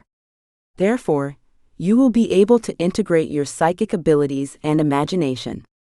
You can balance and remain neutral through these meditations and exercises. You will learn to deal with different happenings during meditation. In the end, you will understand how telepathy and Enneagram are the best methods to explore and develop your psychic powers. Part 2. The Theoretical and Practical Guide on Psychic Empath, and Psychic Abilities. Distinguish and empower the gifts of emotional empaths. In the second part of this book, the following chapters are covered. Psychic types and their potential characteristics. Distinguishing and empowering the gifts of emotional empaths. Managing psychic influences. Avoiding narcissists and energy drainers. Influence of your empathic abilities in your life. Exercises to manage and defend your empathic abilities. 9 psychic types and their potential characteristics. I gave you an overview of the psychic and various psychic abilities in the previous section. This book segment is devoted to providing you with a thorough understanding of psychics, psychic empaths, and abilities. This chapter will walk you through the various forms of psychics and discuss some of their characteristics. If you have prior knowledge of each form, you can easily judge these characteristics. Here are the 4 major psychic or intuitive types that you must know. Mental intuitive or psychic knowing. Emotional intuitive or psychic heart. Physical intuitive or psychic body. Spiritual intuitive or psychic sight. 9.1 Mental intuitive or psychic knowing. The capacity to receive energy through thoughts, a sense of knowing and inner listening is known as mental intuition. It typically feels natural and normal to sense energy information using mental intuition. It is possible that you would not remember it as a psychic experience. You actually realize or are aware of something without understanding how you became conscious of it. Have you ever learned ahead of time what anyone else was going to say? Have you ever had an abrupt awareness or revelation about yourself or anyone else that provided you with valuable insight? Have you ever had an aha moment that provided you with clarity and insight into a problem you have been having? Do you ever know how you know the outcome of a situation without realizing it? Through your emotions, consciousness, and mindful awareness, you can absorb and realize energy knowledge.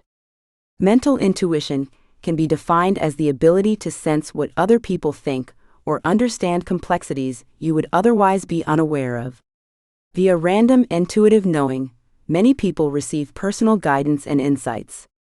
Mental intuition can also manifest as a flash of insight into a complex issue or problem, or realize a new and more effective way of doing something. New technologies and innovations, for example, are often sensed by mental intuition. Some can be so innovative that they are challenging to comprehend, and their full potential is not realized. Significant characteristics of a mental intuitive. Some traits are shared by people who have a high level of mental intuition. Many who have a high level of mental insight, for example, are innovative thinkers who enjoy considering all options before concluding or deciding. A mental intuitive is curious and seeks to gather knowledge on various topics because they are non-judgmental and open-minded. Nothing is too far-fetched for them to consider and investigate further. They may be too analytical, ignoring the subjective and emotional, because of their innate desire to know and seek the facts. As a result, a mental intuitive can be perceived as impersonal and distant.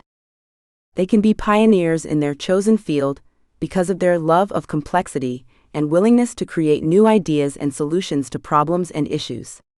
Mental intuitives are often seen in scientific research, engineering, technology, computer science, and advanced studies. A mental intuitive, unlike an emotional intuitive who is overly sensitive, or a spiritual intuitive who is aloof and enjoys hanging out in the ethers, is tough-minded and enjoys a problem to solve or a puzzle or mystery to unravel and decode.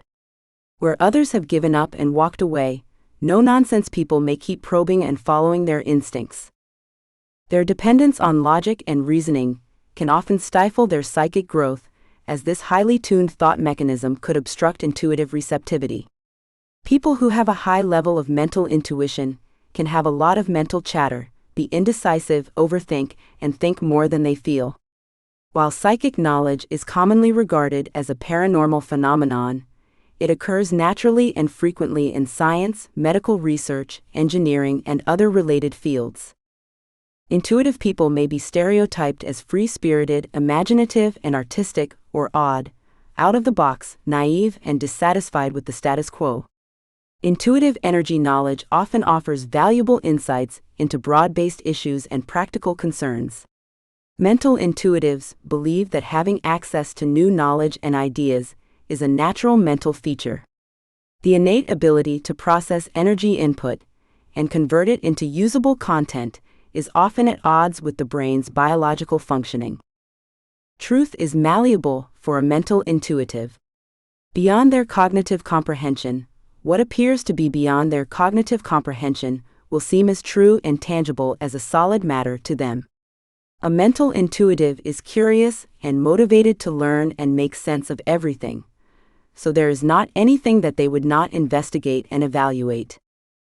Energy knowledge quickly enters their minds, and they embrace it without challenging its source.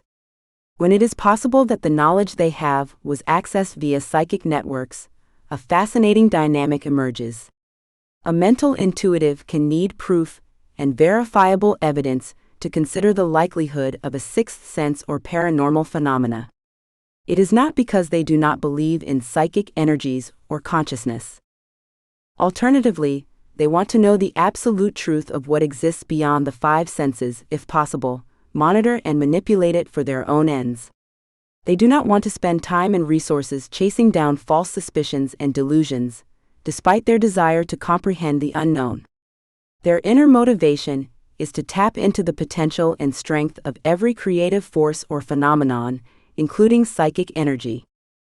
9.2 Emotional intuitive or psychic heart. Emotional intuition is the innate understanding of thoughts, feelings, and emotional energy from the heart.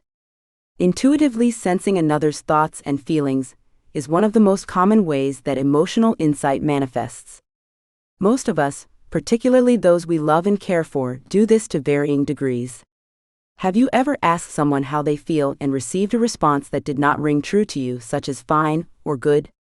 You may sense their sorrow, anxiety, or tension despite their protests.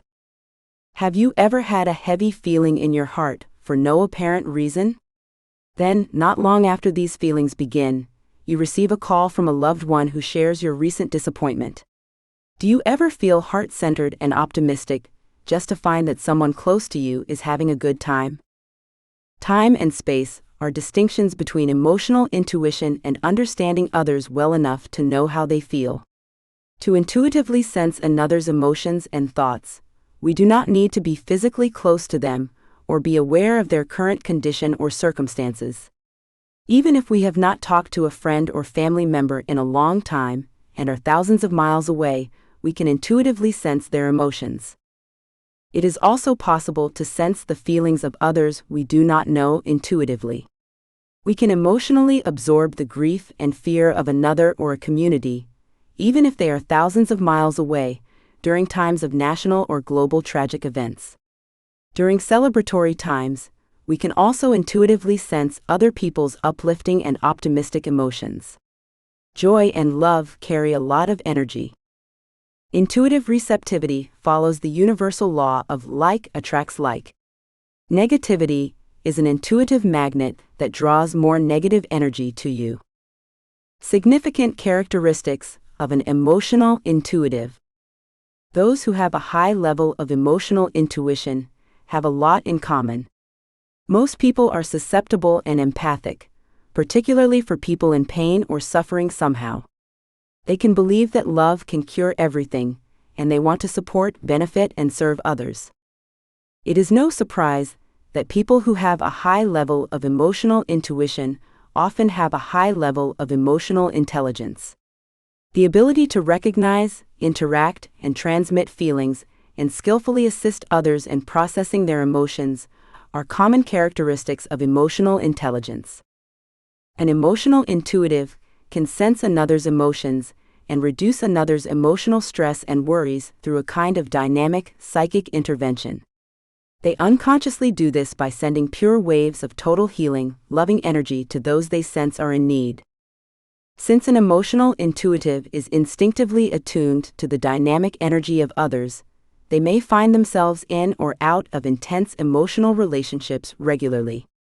Many with a high level of emotional intuition may also desire to achieve a perfect union love with another person or enter a spiritual state of divine love within themselves. Those with a high level of emotional intuition may feel insecure and overly sensitive because of their intuit's raw openness. They may become tired and depressed because of a stressful atmosphere, conflicts, experiencing another's pain, or being in the company of angry or unhappy people. Many emotional intuitives lack an inner shield or defensive boundary, allowing them to unconsciously experience and intuit positive and toxic emotional energy, which can be harmful. Many people suffer from free-floating stress and anxiety because of the extent and amount of emotions that an emotional, intuitive experiences and feels. As a result, some people withdraw from social environments or experiences to prevent emotional overload. This is rarely successful, since they are intuitively related to emotional energy. They can absorb the vibrant energy of others or situations, even when they are alone in a room. Some emotional intuitives instinctively harden their hearts or intuitively turn off their emotional receptivity to shield themselves. When the pain, sorrow, and burden of others and the world become too much to handle, they withdraw and close their hearts to protect themselves. However, this is ineffective and sometimes leads to a feeling of inner emptiness and unhealthy detachment. Love vibrations are almost as crucial to emotional intuitives as oxygen is to them. They can no longer feel or profit from the rich waves of pure love that flow through them when they close their hearts. Some emotional intuitives shut down, while others are on the other end of the continuum. They are addicted to the challenges of emotional energy and seek emotionally charged experiences. These emotional intuitives' lives are often filled with turmoil. Extremes of love, hate, envy, passion, and other intense emotional states can characterize their relationships. Emotional energy can be both seductive and robust. Some people regard it as a medicine that they need to feel alive and energized. They may become depressed, exhausted, and nervous if they do not have intense emotional experiences. However, a persistent need for emotional arousal can lead to emotional exhaustion and even physical illness. Emotional intuition is so natural that it is easy to overlook its psychic significance and potential. Emotions are vague and fleeting. They fluctuate, and their ability to provide sound insight and advice can appear less successful than other types of intuition. Emotional energy is powerful. Emotions and feelings influence your choices and actions, dictate your conduct, influence your well-being, and determine whether you live a happy or unhappy life. Your subconscious emotions have a lot of control. Feelings that you have suppressed, play a significant role in what you make and encounter daily. Unresolved sadness, anger, or stress harms your health, and once you understand your core feelings, they wreak havoc in your life. Intuitive, emotional awareness may assist you in tuning in to repressed and unconscious thoughts, feelings, and offering insight into how they could affect what you are experiencing and developing in your life. It may also aid in releasing these feelings and the healing and development of meaningful and satisfying experiences.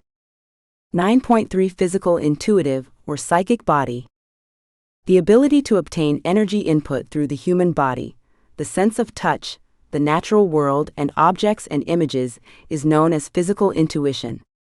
A psychic antenna is the physical body of someone who has a high level of physical intuition. Gut feelings, energy flowing up and down the spine, or tingling in the scalp or along the hair on the arms are all examples of psychic energy knowledge. People who have a high level of physical intuition are also natural healers. A physical intuitive can intuit details about another person when carrying their personal object or a snapshot of them. Vibes are used by anyone with a high level of physical intuition to describe their intuitive perception. Their instinct is more closely linked to the 5 physical senses, since they are grounded in the physical world. As a result, a physical intuitive is less likely than a metaphysical intuitive to sense energy as flashes of light or color or sense spirits. As an emotional intuitive does, receiving intuitive thoughts and emotions or receiving intuitive thinking energy may be less common than mental intuitive. Vibes are commonly felt in the body, in the stomach or solar plexus, or as vibrations of energy flowing through the body for the physical intuitive. Vibes can also be described as a feeling of being lighter, more inspired, or stuck and unable to move forward. Many who have a high level of physical intuition are more likely to unconsciously absorb the energies of others into their psychical bodies. A physical intuitive might get a headache or back pain or feel lethargic in a stressful situation or in the company of angry or argumentative people. The pain or discomfort may then dissipate as quickly as it appeared, until the problem has been resolved. A physical intuitive may absorb and sense the pain of a coworker experiencing physical discomfort or a family member suffering from an illness. They are unaware, however, that their sudden aches and pains may be caused by others. A physical intuitive's sense of touch shows their ability to intuitively interact with the physical body. Physical therapists, body workers of all types, hands-on healers, and physicians, especially homeopathic and alternative medicine practitioners, have a high level of physical intuition.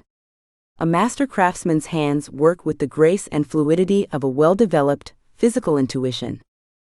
Their hands know where there is discomfort or pain in the physical body, and offer relaxation and equilibrium to the physical body as health and wellness practitioners. A physical intuitive is exceptionally skilled at supporting and curing others with herbs, flower and plant essences, and other natural remedies because of their reflexive relation to plants and the natural environment.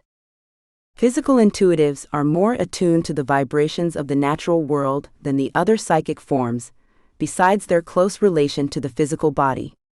A woodland, seashore, mountains, lakes, and open deserts can be a haven of peace and tranquility since they absorb the energy of the people and circumstances they experience.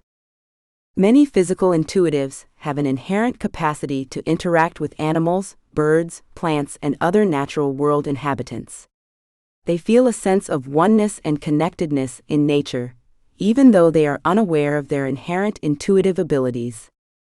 Significant characteristics of a physical intuitive. Physical intuitive people are usually practical and down to earth. They are unconcerned with their intuitive abilities and do not overthink what they feel or experience.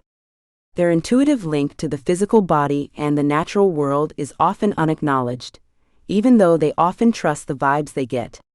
Many who have a high level of physical intuition do not consider themselves intuitive or believe in extrasensory abilities. The natural flow of energy that flows through them is organic and grounded because they are centered in the human body and linked to the earth. It is not ethereal, magical, or out of control. A physical intuitive has a strong belief in and recognition of their intuition and gut feelings, and may regard their intuitive knowledge as common sense. Physical intuition also bypasses thought, emotion, and conscious awareness because it goes straight to the body. For no apparent cause, a susceptible physical intuitive can become excessively energized and excited or exhausted and tired, and feel tightness and stress. They may become physically active and enjoy many exercises, such as running or biking, releasing and relaxing the parade of energy that flows through their body, or discovering a special love for extreme sports. Some people go the other way, overeating and being mentally sedentary, to calm down the physical stimuli they are experiencing. For these reasons, many psychics and mediums in previous generations were overweight. Those with a high level of physical intuition can experience sleep extremes, such as insomnia or a need for a lot of sleep. A child who has a high level of physical intuition can face difficulties in school and learning. When they are forced to sit quietly at their desk all day, they may become restless, as they often need to touch objects and be physically involved to learn and succeed. Those with a high level of physical intuition will find safe ways to become physically balanced and focused until they know their inherent intuitive tendencies. They will use their instincts in constructive ways and become physically healthy because of this knowledge. 9.4 Spiritual intuitive or psychic sight. The ability to get energy knowledge through the energy field, aura, and direct contact with spirit is known as spiritual intuition. While our reasoning brain may find it more difficult to fully comprehend this type of inherent intuition, you have most likely unknowingly received energy knowledge in this way. Have you ever seen light flashes, sparkles, or orbs, for example? Have you ever had the impression that a loved one is near you? Do you ever get the feeling that an angel is guiding you? Have you ever had a dream that provided you with practical knowledge or insights? Do you ever daydream about the possibilities of the future? These kinds of encounters led to the sudden emergence of spiritual understanding. Spiritual intuition notices the tiniest, unseen, and intangible forms of energy information. It might be easier to refer to emotional intuition's feelings or mental intuition's thoughts. It may seem that intuiting via the spirit or energy field is a nebulous phenomenon. All objects and living beings comprise fire. You are thousands upon thousands, with tiny atoms of vibrating energy at the most fundamental level. While you can appear to be sturdy and limitless, this is just a trick of the eye. You are waves of energy vibration at the center of your being. Significant characteristics of a spiritual intuitive. Spiritual intuitives are sensitive souls who can be overstimulated by noise and vibrations and may have food and other allergies. In crowds, they can feel overwhelmed and be harmed by electromagnetic energy fields. Although they can sense the energy around people, places, older homes, and open spaces, translating what they feel into words can be challenging. Spiritual intuition is familiar to those who pursue spiritual and out-of-body experiences. Something that gives them the ability to perceive reality outside the physical realm may be appealing. Spiritual intuitives can struggle more than other forms to find their meaning and a sense of connectedness to others and the universe. They will avoid the mundane and ordinary because of their inherent relation to energy and spirit. Some people may feel out of place and disconnected from the real because they have an inner desire to immerse themselves in spiritual essence and the non-physical. Others perceive them as remote, lazy, or in their own world because of their refined sensitivities and proclivity to feel and sense the sublime and elusive. Thoughts offer mental intuitives a sense of self. The self-awareness of emotional intuitives is based on their thoughts and emotions. Physical intuitives are aware of their own self-awareness by their physical bodies and their physical presence in the universe.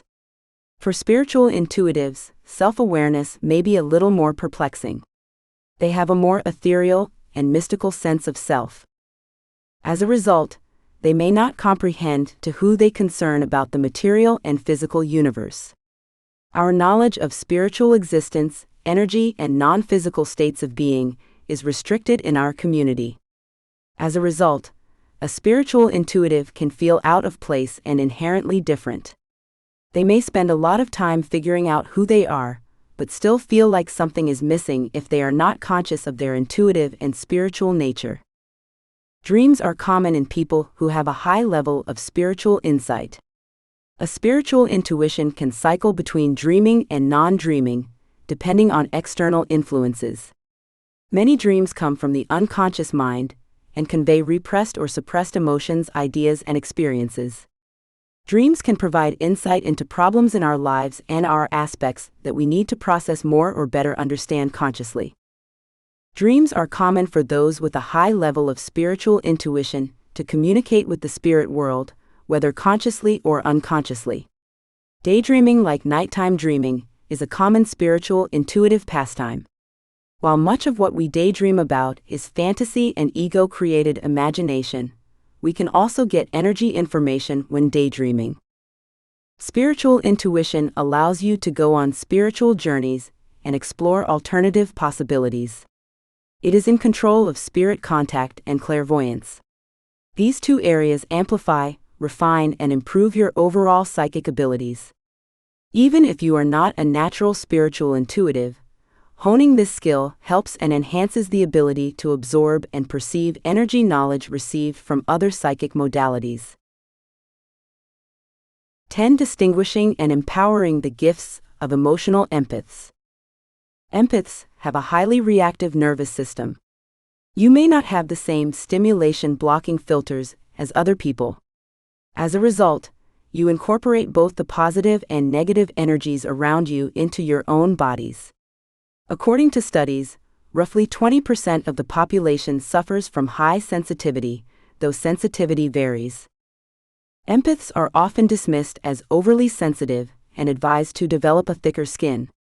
They are shamed rather than embraced as children and adults because of our sensitivities. You can be exhausted all the time and want to withdraw from the world because it is so frustrating. If you are an emotional empath, you will not trade your empath status for anything. It allows you to feel the mysteries of the universe and experience love like you have never experienced before. 10.1 How do you feel being an emotional empath? Let us have a look at an empathetic state. First, see if you can talk or if you are familiar with a loved one or coworker. Then, how does conventional empathy vary from emotional empathy at the beginning? Ordinary empathy is when your heart breaks for someone else who is going through a tough time. It also implies that you will rejoice with others as they rejoice. However, as an empath, you can sense other people's emotions, energy, and bodily symptoms. You also experience the associated symptoms that go along with those feelings, since you don't rely on the conventional filters that most people use. When you're in someone else's situation, you know what they're feeling. You're very aware of their intonation and nonverbal cues. Even though they may not directly tell you, you may grasp what they mean through nonverbal and silent communication. In contrast to most individuals in your highly intellectualized society, empaths feel things first and then think about them. Nothing is stopping you from having a relationship with the rest of the world. You are quite different from people who have been shielded since they were born. Many of the same traits are shared by empaths and highly sensitive people. Dependability, a desire for personal time, light sensitivity, a sensitivity to sound, scent, and a dislike to big gatherings are some of the qualities to be found on this list. Additionally, vulnerable individuals also have difficulty easing themselves into silence since their systems transition more slowly from high energy to a restful state. Finally, empaths also like the environment and good circumstances in the same manner as individuals who are sensitive to this feeling. Empaths carry the compassionate person's experience to the next level. You can feel subtle energy, known in Eastern healing practices as Shakti or Prana. You incorporate it into your own bodies. That is not characteristic of susceptible people. This ability helps you to have a profound experience of the surrounding energies. Since everything is made up of subtle energies, including emotions and physical experiences, you actively take in thoughts, discomfort, and other bodily sensations. It is tough to distinguish between your suffering and that of another person. For some empaths, the spiritual and intuitive experiences are more profound than those with others who have empathy. The ability to connect with and communicate with animals, nature, and even their spirit guides is widespread among empaths. One's ability to sense and empathize depends not on one's physical human individuality, one may be both. See if you can connect to one or more of these forms to see if you empathize. Empath types. Physical empaths. The only reliable way to tell whether another person is exhibiting the same symptoms you are experiencing is physical contact. Also, you may feel invigorated by the pleasure of someone else. Emotional empaths. The majority of their ideas are derived from the opinions and emotions of others. Intuitive empaths, those who have gone through something similar, have greater receptivity to intuition, the potential to communicate with animals and plants, the ability to get messages in their dreams, and touch with the afterlife. Telepathic empaths receive in the moment intuitive knowledge about others. Precognitive empaths, when awake or dreaming, have forebodings about the future. Dream empaths often have vivid dreams, and when they wake up, they may use what they learned in their dreams to help and guide them daily. Mediumship empaths, those who have crossed over, may interact with the ghosts on the other side. Plant empaths has the ability to detect a plant's requirements and talk to its essence. Earth empaths have an attention to detail, especially regarding changes in our environment, the weather, and the solar system. Animal empaths can listen to your pets since they will be able to interact with them. Food empaths have sensitivity to the energy of meals. Relationship and sexual empaths, their affections are attached to others around them, which means they are attentive to their spouse and friends' emotions, sensuality, and physical health. Empaths have a wide range of wonderfully complex sensitivities. You may be one or more of the forms mentioned above. You discover that when you recognize your unique gifts, they can enrich your life and benefit others. Physical, mental, and intuitive empaths can socialize and communicate with the environment in various ways. Empaths are primarily introverts, but some are extroverts. Other empaths combine both qualities. To an introverted empath, small conversation and socializing are very difficult. As a result, they like to leave meetings early. They often go to the event in their cars, taking advantage of the opportunity to escape the sensation of being stranded or in need of others for transportation. 10.2 How does someone become an empath? Several variables can influence this. Some babies are born with a disposition to be more sensitive than others. When they emerge from the womb, you can see it. Light, smells, touch, movement, temperature, and sound all affect them more. Some sensitivity could be genetically inherited, based on my observations. Highly responsive children may be born to mothers and fathers who have similar characteristics. Parenting plays a part. Adult sensitivity levels may be affected by childhood neglect or violence.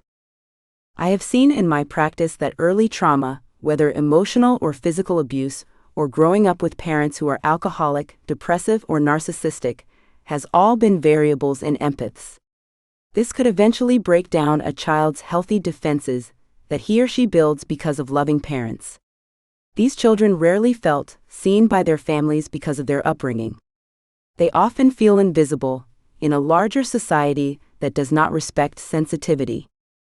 Very empathetic individuals have not learned to handle stress in the same manner that others have.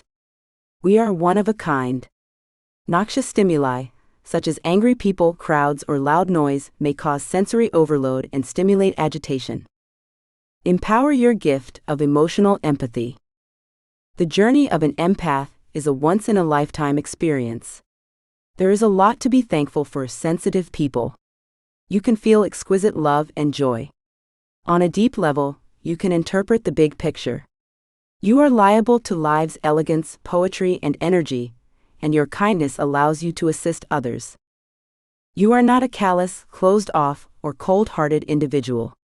Your sensitivities will enable you to be a compassionate, vulnerable, and conscious person. Empaths have a unique bond with the natural world. Animals, flowers, leaves, and clouds give you a sense of belonging. You are drawn to the wilderness's calm, the desert's silence, the beauty of red rock canyons and forests, and the vastness of the ocean. Under the full moon, you will dance and feel her beauty in your body. You understand how to be at one with nature's tranquility. You want to protect our mother, the earth, and preserve her limited resources. Empaths can positively influence themselves, their families, and the rest of the world. I have seen how empaths are often selected to break negative family generational trends in my medical practice. They may not have volunteered for this task consciously, but it is their destiny to fulfill it. When empaths heal themselves and say yes to honor their sensitivities, they often say no to abusive, neglectful, and addictive habits that have been passed down through their families. Pain is no longer passed on through the generations. Empaths are the ones who can restore the larger maternal whole through their healing and recognition of their gifts. People who are aware are the most powerful change agents. Continue to explain how your empathy benefits you, others, and the common good in your life. The exercise below will help you recall these examples of empathy in motion and say thank you for your gift. Accept your empathy. It is beneficial to be empathic many times a day. Take a moment to consider the advantages this provides. Recall a time when you have felt your wife's pain and helped her with the depth of love you offered. Remember a time when you have been intuitive and knew the best choice. You could choose the right job, the right relationship, or the right teacher by listening to your inner voice. Recall a time when you were frightened and did not know what to do. You showed empathy and compassion for yourself, instead of putting yourself down or obsessing yourself with fear. You have passed the terrible time through this loving attitude.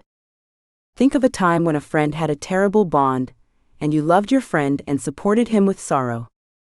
Recollect how you could encourage and not be ashamed of a child as a parent, educator, or caregiver. Be glad you can improve the life of a child so. Protection strategies. Check the following protection strategies when various options are available to protect yourself against exhaustion and overwhelming. The key to self-care recognizes the first signs of sensory overload, or when you absorb negativity or stress from others. The more balanced and safe you can act to reduce stimulation and focus on yourself. Shielding visualization. Grounding and earthing visualization. Stay away from narcissists. Avoid rageaholics. Protect yourself from victims. I also recommend finding a community of like-minded people, besides recognizing and embracing your gifts. Naturally, sensitive souls are what I call co-empathic, meaning that their sensibilities can be magnificently augmented in other positive and prudent persons.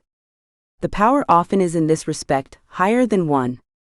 I encourage you to form an empathy group in your location to strengthen one another's gifts and bring about mutual understanding.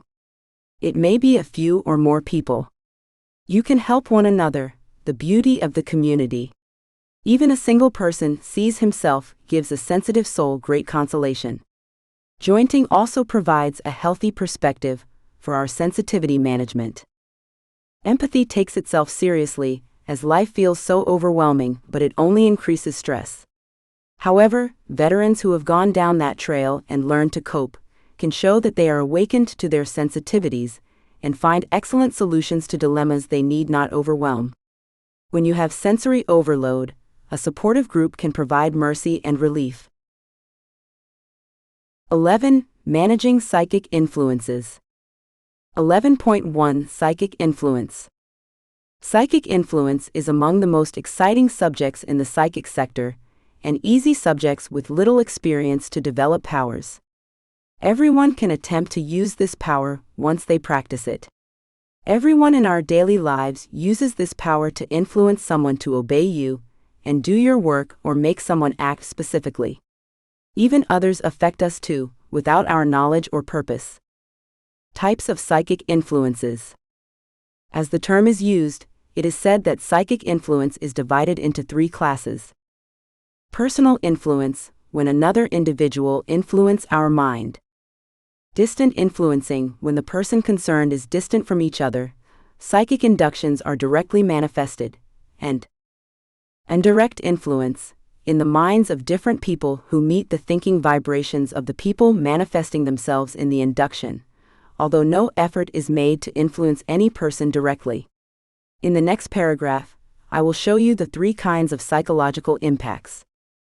Personal psychic influence.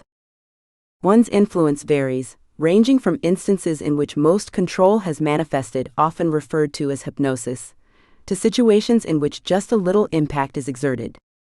Though all these examples rely on the same fundamental concept. Alexander the Great, Napoleon Bonaparte, and Julius Caesar are great examples of this strength. They were able to affect men because they willed it to be so. This effect could be easily seen in all of the famous figures of our society. Otherwise, their influence on the minds of people could not be seen. In addition, prominent figures in oratory, preaching, and politics all place a high premium on eloquence. The ability to influence and manage people is a powerful tool that proves the influence and management power is held and expressed. Psychic influence techniques. Most of you influence others by contacting them and communicating directly with them. However, psychic influence is a way of influencing your mind from afar. The person who has been influenced never knows that you have used your psychic power to influence them and act naturally as if they were working according to their will.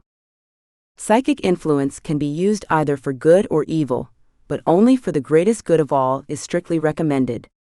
This power can be used from negotiation to seduction for anything. If you use this power to influence someone to do anything bad or do something wrong, then in 10 cases the bad will happen to you. You can negotiate with the salesperson on general occasions, to use this power, influence your boss to approve your offer, get someone to help you in your affairs, contact the banking loan approved, and so on. We project our psychological power to them every day when we think of someone. If we have strong thoughts, the person on the other side will also act in a way or another. The more connected you are, the more influence you will be, regardless of how far the distance is. However, even if you have no relation, you will be influenced when you develop your powers. You should remember that only one time does not influence someone with your powers. You must repeatedly and intensely project your thoughts. Also, remember that it is nearly impossible for you to impact if the individual is protected with a psychic shield or has some mental self-defense. 11.2 Principles of Psychic Influence. Since we carry the divine spark in our eternal soul, God's radiant spirit, everyone has the innate psychic and telepathic capacity to link them to all the energy and vital energies. In fact, both the active powers of the physical environment and the various subtle sensations that come from the spiritual world continually affect the human mind. Some minds can even feel and influence other people's thoughts and emotions quickly. This is often seen in pairs who are soulmates, who always support one another and are spiritually open. To say someone is altered or disturbed because of mental influence or effect on the mind is to use the phrase psychic influence. This trait may typically be seen in individuals with charm and dynamic speakers. Power is generated by an inborn characteristic or attribute of the energy in which the second item acquires the matching vibrations because of a process known as induction. Examples of induction include the manifestation of heat as vibrational energy, which stimulates vibration in nearby objects. Just as an object's vibrational light resonance might enable it to emit more light, another object's vibrational light resonance could have the same effect. Magnetism can be created even if a piece of steel isn't in close contact with a magnet. An object carrying an electromagnetic charge can induce electricity in another object located some distance away. The theory of induction can be seen as functioning in any shape or manifestation of energy, including thoughts and emotions. No one may influence another person by induction unless they already have a similar thought or emotion inside themselves. Consider the situation of two people in a bed. If the first person has covertly concealed feelings of hostility, and the second person is vulnerable to the energetic echo of resentment, the second person may become uneasy or act out the first person's suppressed hatred, even if the hostility did not originate with or is not intentionally aimed at the second person. The emotional distress or the unexpected acting out of the negative emotional release seems to occur for no obvious cause. You must imprint the 3 concepts mentioned below in your mind to improve your psychic power to influence others.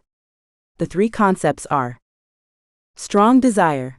The cultivation of a deeply intense desire is the first step to success in everything.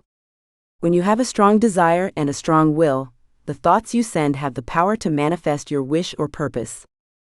Clear visualization. The next move is, of course, the most important, and it may take some practice to master. Visualization is a crucial step in impressing our thoughts and persuading others. It is critical to visualize and imagine the person in your head, whether it is an idea, a thought, or something you want the other person to do.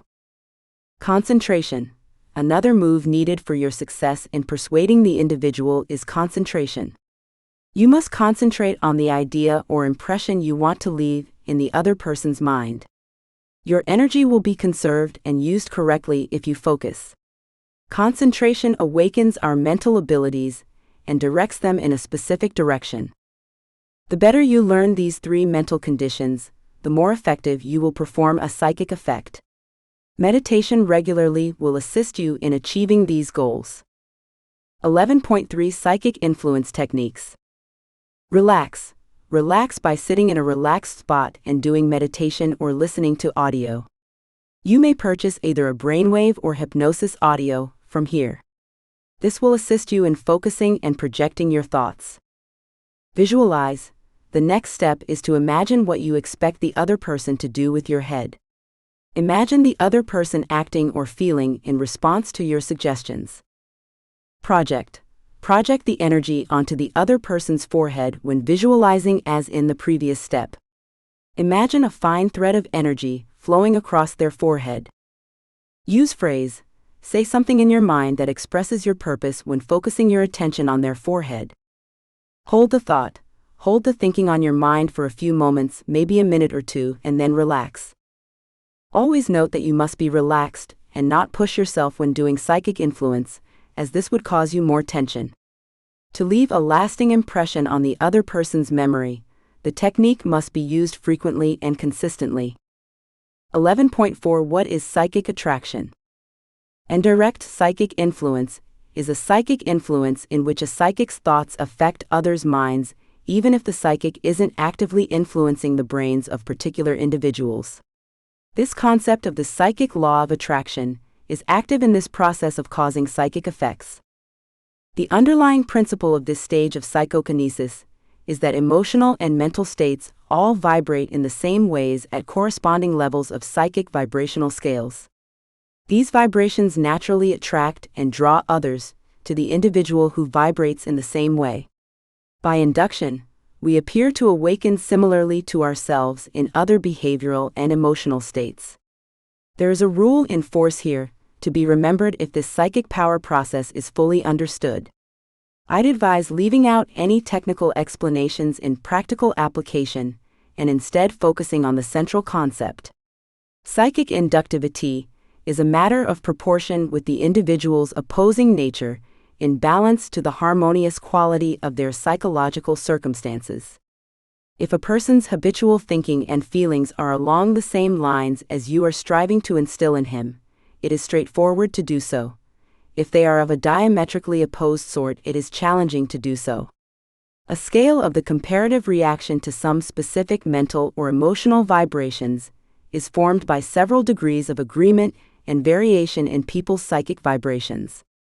You know well that you are continuously emitting psychic waves, some of which travel great distances and influence people who are also physically apart from you in space. However, you might not be aware that a specific cause and effect pattern is manifesting on the astral plane. In the cosmic dimension, a powerful emotional pulse or a strong desire or will appears to display by drawing or repelling those that are in psychic equilibrium or discord with you. It is somewhat rare, although it is more prevalent than previously believed. It is particularly apparent in ambitious and determined guys, since they tend to be creative and talented. These vibrations bring up an intuitive response in people who are in harmony with them, which compels or repels those out of tune with them. Thus, it may be seen in areas like business, politics, and finance that strong individuals attract and retain underlings that suit their goals and ambitions. 12. Avoiding narcissists and energy drainers. Empaths draw energy drainers because of their vulnerability and caring souls. They must be expected by sensitive people. In reality, some people can drain you of your happiness and peace. Energy drainers are people who drain your physical and mental energy at work, at home, or somewhere else in your life. They will make you think you are flawed and unlovable if they are poisonous. For fear of an attack, tiptoe around them. Some people strike with insults, guilt, or embarrassment. "Dear, you look very exhausted and old today," or "You are so sensitive," they might say. You now get the feeling that something is wrong with you. I have described 7 groups of energy drainers to be on the lookout for, all of which are especially dangerous to empaths. 12.1 The narcissists. Narcissists, out of all the drainers, can be the most damaging to empaths. I am talking of full-fledged narcissists, not just those with a few narcissistic characteristics, who may have more empathy. Allow me to explain. Narcissists behave as if they are the center of the universe. They exaggerate their own value and privilege. They must be the center of focus, and must be lavished with gratitude at all times. To gain their acceptance, you must praise them. They can be very intuitive as well, but they use that to exploit and accomplish their objectives. Since they have little to no room for unconditional empathy, they will do a lot of harm to empaths. They turn ice cold and punishing, deny love, or send you the silent treatment, which may last days or weeks if you do not do it their way or disagree with them. The attraction between empaths and narcissists. Why do empaths and narcissists have such a tragic attraction? Empaths must accept the gravity of being associated with a narcissist and learn what characteristics they are drawn to. Empaths are drawn in by the charm of the narcissist and the promise of devotion and attachment. Narcissists may seem to have a lot to offer, but they just don't. The perplexing aspect is that they can seem intelligent, witty, caring, and compassionate on the surface. Still, they cannot sustain that persona in intimate relationships. Narcissists are drawn to empaths. What is the reason for this? Since empaths are vulnerable, diligent, naive, or even gullible and lack the standard protections most people have, they are simple to drain. Empaths find it challenging to accept that narcissists are incapable of empathy because we are programmed and view the environment. Empaths are caring and want people to be too. So they make the error of attempting to win a narcissist back with empathy. Sorry, but it will fail. It is like wanting someone who does not have the heart to understand how to love. Empaths may become mentally sick and suicidal because of narcissists. They will stomp on empaths' self-esteem before they lose faith in themselves. Since they still accuse the other party and have no responsibility for their role in a dispute, narcissists make little progress in psychotherapy. Gaslighting is a dangerous tactic used by narcissists to manipulate another's view of reality by purposefully creating insane scenarios and then challenging the person's sanity for responding to the craziness. They often rewrite history or dispute that an incident occurred, ignoring the other person's worries as baseless. Unfortunately, plenty of their victims believe them. Protection strategies. Reduce your demands for the interpersonal strengths of the narcissist. Allowing yourself to be exploited is not a good idea. Expect a narcissist to be unconcerned with your feelings. They are cold creatures. You should avoid falling in love with a narcissist. Regardless of how drawn you are, run in the opposite direction. Stop working with a narcissistic employer if you can, but if you cannot, do not let your self-esteem be based on his or her reactions. Strike the pride of the narcissist. Focus your proposal on how it would help them. This is the best way to communicate with a narcissist. If you plan to take a few days off to attend a work-related meeting, instead of saying, "I need a break from the workplace," tell your manager, "This will help me make your company more profitable." Show how your request can benefit the narcissist to negotiate effectively and get the answers you want. When you are able, avoid all touch. Go cold turkey to finish a relationship with a narcissist or someone else with whom you want a total break. Never look back and keep going forward. 12.2 The Rageaholic.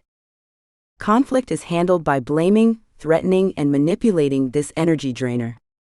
Rageaholics sometimes scream to prove a point, and empaths cannot withstand shouting. When we are in the presence of yelling, we experience physical discomfort.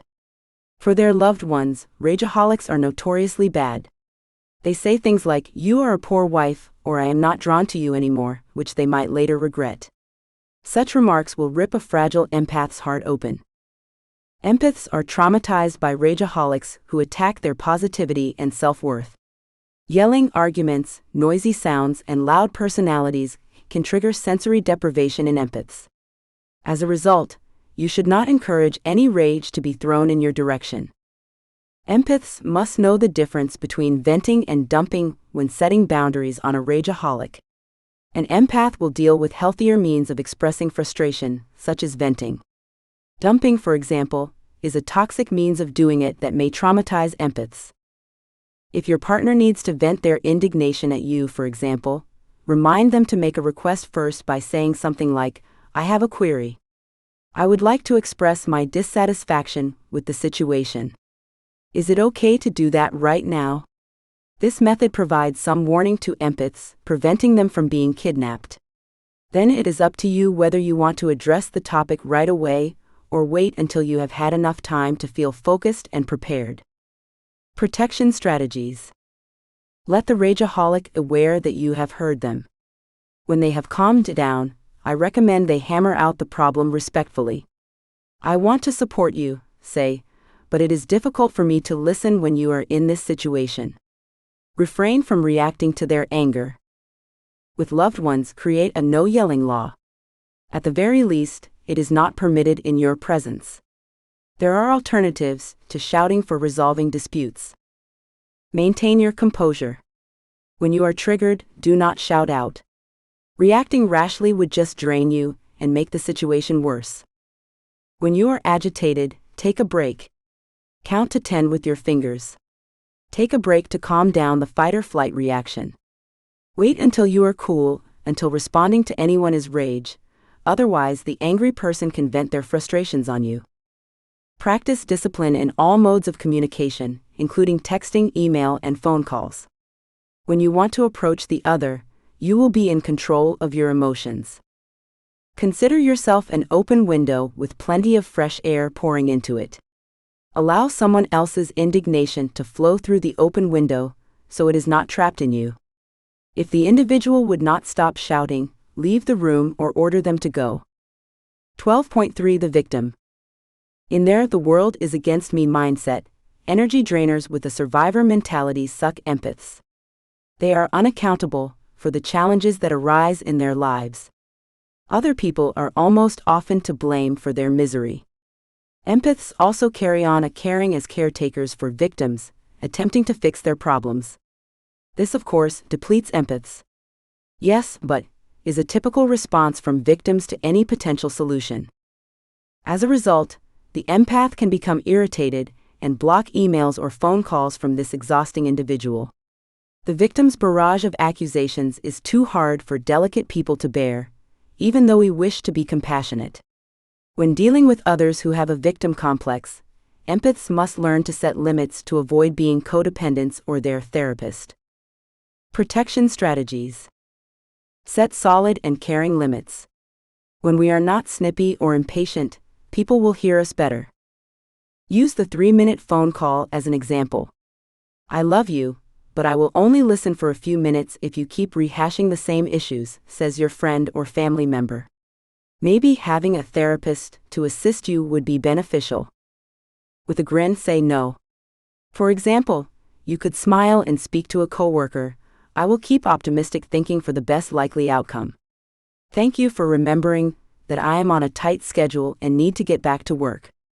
Briefly empathize with their dilemma with friends and relatives, but then say no with a smile by turning the topic and not promoting their concerns. Set boundaries for your body language.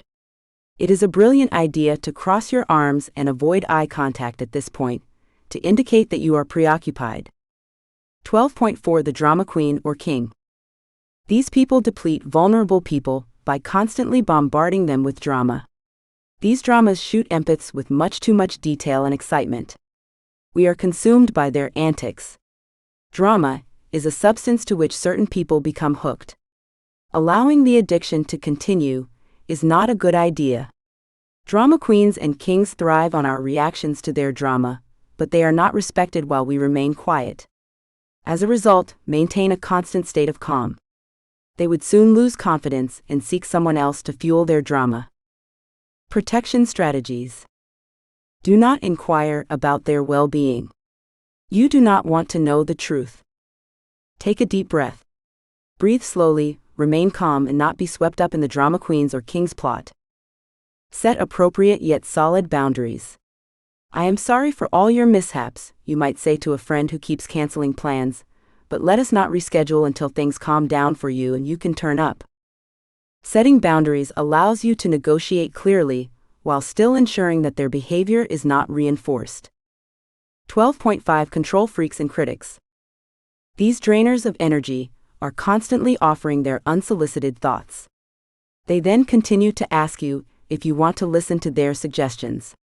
Alternatively, they can try to nitpick about the stuff you are doing incorrectly. Empaths, particularly those who lack self-confidence, can take a control freak's disapproval to heart. As a result, they feel threatened, stressed, and exhausted. Keep in mind that an opinion is unaccountable and arbitrary. Listening to criticism may be beneficial, but it is not helpful if it is not positive or makes little sense. Critique, especially constant nitpicking, will deplete empathy. Protection strategies. Be assertive, but refrain from telling these people what to do, since this would only make them defensive. Instead, tell them, I appreciate your advice, but I would like to see how to handle this issue on my own. Ask the individual to avoid attacking you politely. Maintain a firm, non-emotional demeanor. Playing the victim is not a good idea. Identify the self-esteem problem caused, and work on healing it if you feel inadequate around a controller or a critic. The more at ease you are, the fewer these drainers will harm you. 12.6 The non-stop talker. With an endless verbal attack, non-stop talkers will suck the life energy out of empaths. These people irritate my nerves and sensitivities, so I want to stop them. They trap you and tell you their life stories without taking a breath, and they do not want you to disturb them. They will even physically come in close enough to intrude into your personal space. They take a few steps forward while you take a few steps backward. You cannot get up. Empaths are excellent listeners, but they often make the error of putting up with pathological talkers for too long. We get tired because of this. Empaths must address their desire to impress others to defend themselves. Since empaths are so attentive, everyone enjoys telling them about their lives. However, we must learn to set limits for pathological talkers, a simple aspect of self-care. Protection strategies. Nonverbal cues are ignored by nonverbal talkers. It is not enough to be irritable or restless. You must interrupt them, no matter how difficult it is. Keep yourself calm. Even if you really want to scream, be completely silent. If you say, "You are making me nuts," the individual may become defensive or upset. Instead, smile and say something polite like, "Please excuse me for interrupting, but I need to speak with someone else at this party," or "I have an appointment I need to hold." "I have to go to the bathroom" is a socially appropriate excuse to leave that I often use. Make a formal request. "I would like to contribute to the conversation as well," says a family member or coworker in a neutral, non-blaming tone. "It would be fantastic if you would encourage me to help." You would be more understood if you deliver this message without being irritated. Make use of humor. You may jokingly say, "The clock is ticking," to those you know well and who can understand, as one good friend does with me when I get long-winded. 12.7 Passive-aggressive people. People who are passive-aggressive smile when they are angry. They try to hide their animosity. However, you can feel the rage behind their friendly exterior. They also procrastinate, easily forget, and make reasons for not keeping a promise. These people are genuine, but they are not trustworthy. They will guarantee you something, and just do whatever they want. Narcissism and passive aggression are often present in the same individual to make matters worse, posing a double threat to empaths. Some examples of passive-aggressive actions are mentioned below. Your companion keeps missing your birthday, even though they understand how important it is to you to celebrate. When a friend learns you are on a diet, she takes cupcakes to your place. Noisy neighbors pledge to be silent but do not follow through. A coworker keeps promising to get back to you on a shared idea but never does, leaving you to track him off. Passive-aggressive people are notorious for making negative remarks about you before asking, "Cannot you take a joke?" When they do not get what they want, they pout and say, "Nothing is wrong." For empaths that are more overt, these signals are perplexing. Protection strategies. When dealing with a passive-aggressive guy, do not second-guess yourself. It does not mean their rage is not genuine just because it is secret. Have faith in your instincts. Recognize the trend and talk to the individual about it. Concentrate on overcoming one problem at a time to avoid making the passive-aggressive individual feel threatened. When a friend keeps saying yes to helping you with a mission but then cannot follow through, neutrally advise them, "Please don't make a promise if you can't follow through." Then pay attention to how they respond. "I apologize," they might say. "I need to concentrate more." Check to see how their behavior has changed. If it does not, you should either bring it up again or admit that this individual is untrustworthy and avoid requesting anything from them. If you do not get a straight answer, you can ask the person to explain their stance. It is essential to solve the problem and come up with a solution. When you are specific about someone passive-aggressive, they may take action. To deal with the 7 forms of energy vampires in your life, use the tactics mentioned above. Then you, not they, can wield strength. Make a list of those who energize you and those who drain you. Job, home and families, acquaintances and peripheral partnerships will all have their own lists. You may plan to cut off all touch with those people who exhaust you. Decide what tactics to use for those who must remain in your life, such as certain family members, and stick to them. Setting boundaries with emotional vampires will secure your sensitivities while still improving your overall well-being. 13 Influence of your empathic abilities on your life. Empathy can manifest itself and have an impact in the following areas of everyday life: health and wellness, addictions and habits, relationships, love and sex, work life, parenting. Now I will explain how each area of life is affected by your empathic abilities. 13.1 Empathic abilities and health and wellness. The body of an empath differs from that of most humans. All is felt by us. We attract the positive and negative forces surrounding us into our muscles, tissues, and organs because our bodies are porous. This will have a significant impact on our well-being. On the positive side, we can feel the vitality, pleasure, and affection of others within ourselves. This looks fantastic and is an excellent treatment. We can, however, sense other people's physical pain, tension, and negative feelings like rage, resentment, and fear, even when they are unspoken. When we are around toxic humans, noise, abuse, rushing, and shouting, we will get exhausted and sick as empaths. To live as an empath, we must learn to avoid consuming other people's feelings and suffering, as well as how to ground ourselves in overstimulating empath-unfriendly settings.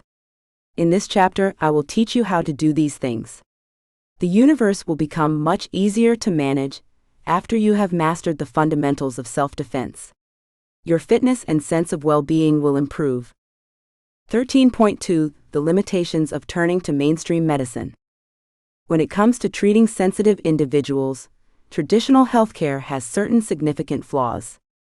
Empaths are often misdiagnosed as hypochondriacs or neurotics, inconvenient to handle because you are weak and in pain. They could be referred to a doctor with a referral for an antidepressant like Prozac or an anti-anxiety drug like Valium or Xanax. Although these are often used biochemical therapies for depression and anxiety in traditional medicine, I do not suggest empathic overload. Empaths can also be diagnosed with sensory processing disorder, a disease characterized by a diminished capacity to absorb sensory stimuli in modern medicine. Crowds, noise, sound, and touch are called abnormally susceptible in people with this diagnosis. High sensitivity is a blessing with its own set of problems, and I strongly oppose doctors marking it as a sensory perception disorder. Medicine has a habit of diagnosing something new that it does not recognize as a disease. Empaths are unique characteristics that fall outside of the natural range of human experience. They exemplify our species' incredible diversity. The trouble with traditional medicine is that it lacks a philosophy that considers the body's subtle energy system. For thousands of years, this idea has been fundamental to many healing cultures worldwide, including traditional Chinese medicine. What is quiet electricity, and how does it work? The critical life force penetrates the body and wraps itself around it inches to knees. Consider the halo, a beautiful white light that emanates from the top of the head in religious art. This is an example of the energy body. Orthodox Chinese medical practitioners deal with using their patient's subtle force, known as qi. In contrast, Western medical practitioners do not use this as a focal point when diagnosing and treating patients, a restriction that you must understand. Self-protection strategies. Is this sign or feeling yours or someone else's? Ask yourself. Take a deep breath and repeat this mantra. Take a step back from whatever is bothering you. Physical touch can be limited, embraces are an option. Detoxing of the bath. Set limits and boundaries on yourself. Visualize yourself and the other person cutting a cord. Make time for yourself to regroup. Spend time with nature and earthing techniques. Take power naps and get lots of sleep. Take a break from the computer. Traveling clear advice. The 3-minute heart meditation is a great way to go. Allow yourself to be present with your body. 13.3 Empathic abilities and addictions and habits. Empaths also use alcohol, narcotics, sex, cooking, gaming, shopping, or other addictions to cope with the pain of being overstimulated. Why are empaths more prone to these tendencies? Our acute sensitivity will cause us to feel so much, even our own and others' discomfort. We numb ourselves and cut off our thoughts and emotions to diminish the feeling we experience. We do not know how to handle this sensory overload, though not everyone is aware of this incentive. Because painkillers like Tylenol have been shown to reduce empathy, this may be a latent draw for empaths to exploit them. Many of the people who were in rehab from addictions who were treated were empaths. This may explain why painkillers, such as alcohol, over-the-counter drugs, and prescriptions are used by susceptible individuals. We pay a high price for using addictions to cope with our sensitivities. When we struggle to cope with an overstimulating environment, they fatigue our bodies, minds, and spirits, resulting in sickness, depression, and increased anxiety. Addictions offer only temporary relief from sensory overload, but they eventually stop working and exacerbate the sensation of becoming frustrated. Alcoholics and abusers, according to Native American belief, make themselves susceptible to being possessed by destructive powers because the drugs prevent them from connecting with their souls and bodies, making it easier for negativity to take root. That is the very last thing that either of us expects to happen. Self-protection strategies. Consciousness is a liberating experience. There is no remorse or guilt. You can better understand how you deal with your empathic sensitivities by being conscious of your addictive tendencies. You will now deal with it more effectively. You should take steps to cure yourself if you find you are using addictions to cope with the sensory deprivation of becoming an empath. Addictions have a way of sneaking up on you. They hit when we are at our worst and most overburdened. They are challenging to overcome solely by determination. Spirituality is a good friend of yours. It protects you by surrounding you with the true force of goodness and compassion.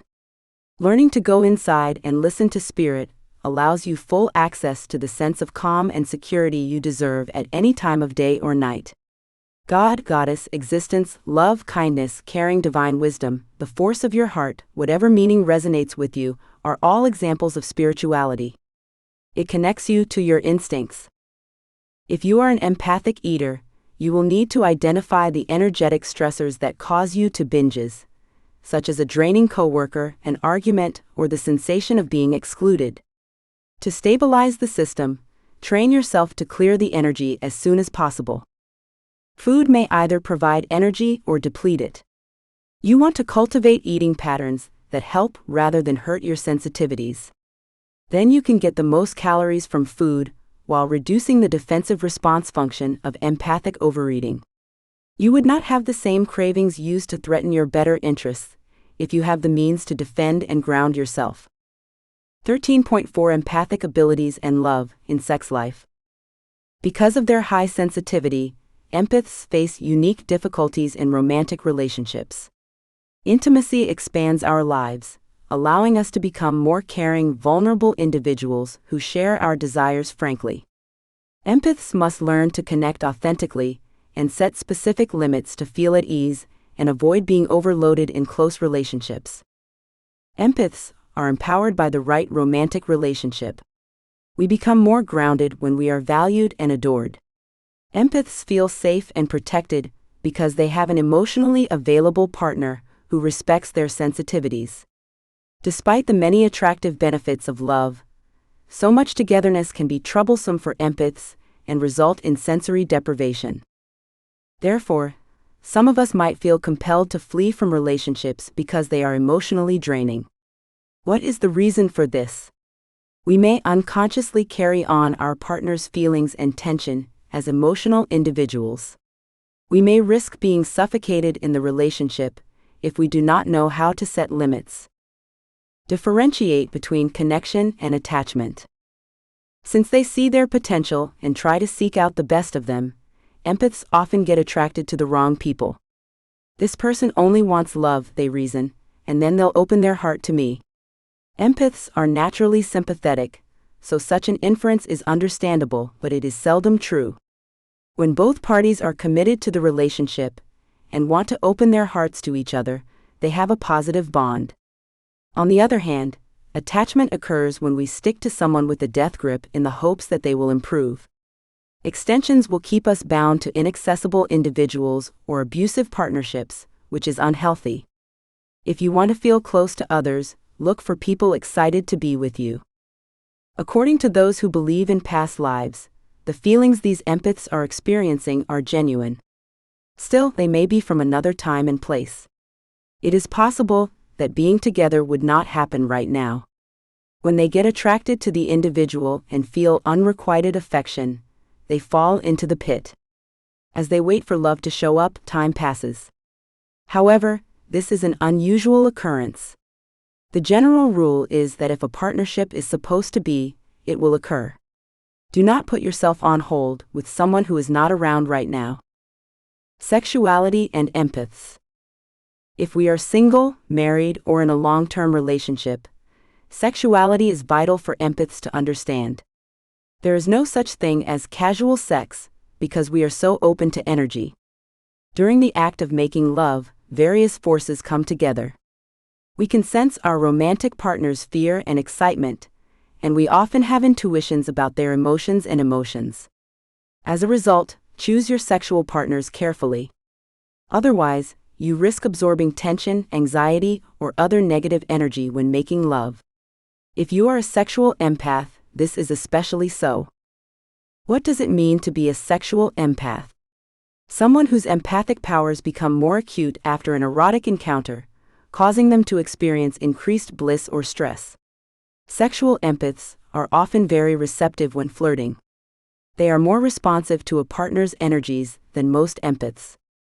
To feel their best, all empaths, especially sexual empaths, must share physical intimacy with the right individual, anyone who can reciprocate their love and respect. Once you have met a partner that is a strong match for you, combining your heart and sexual energy is the foundation for intimacy. Empaths depend on the vitality of nature. It is sublimely nurturing to your system as sexuality, soul, and compassion are merged in lovemaking. Learning to set boundaries for your mate, if anything in the interaction is wrong, is essential. For example, suppose your partner has had a difficult day and is irritable. In that case, it might not be the optimal time to be sexual, so an empath can absorb this irritability. Get an open and honest discussion on everything. When you are upset or stressed, your partner wants to consider that you may not like to be involved with them.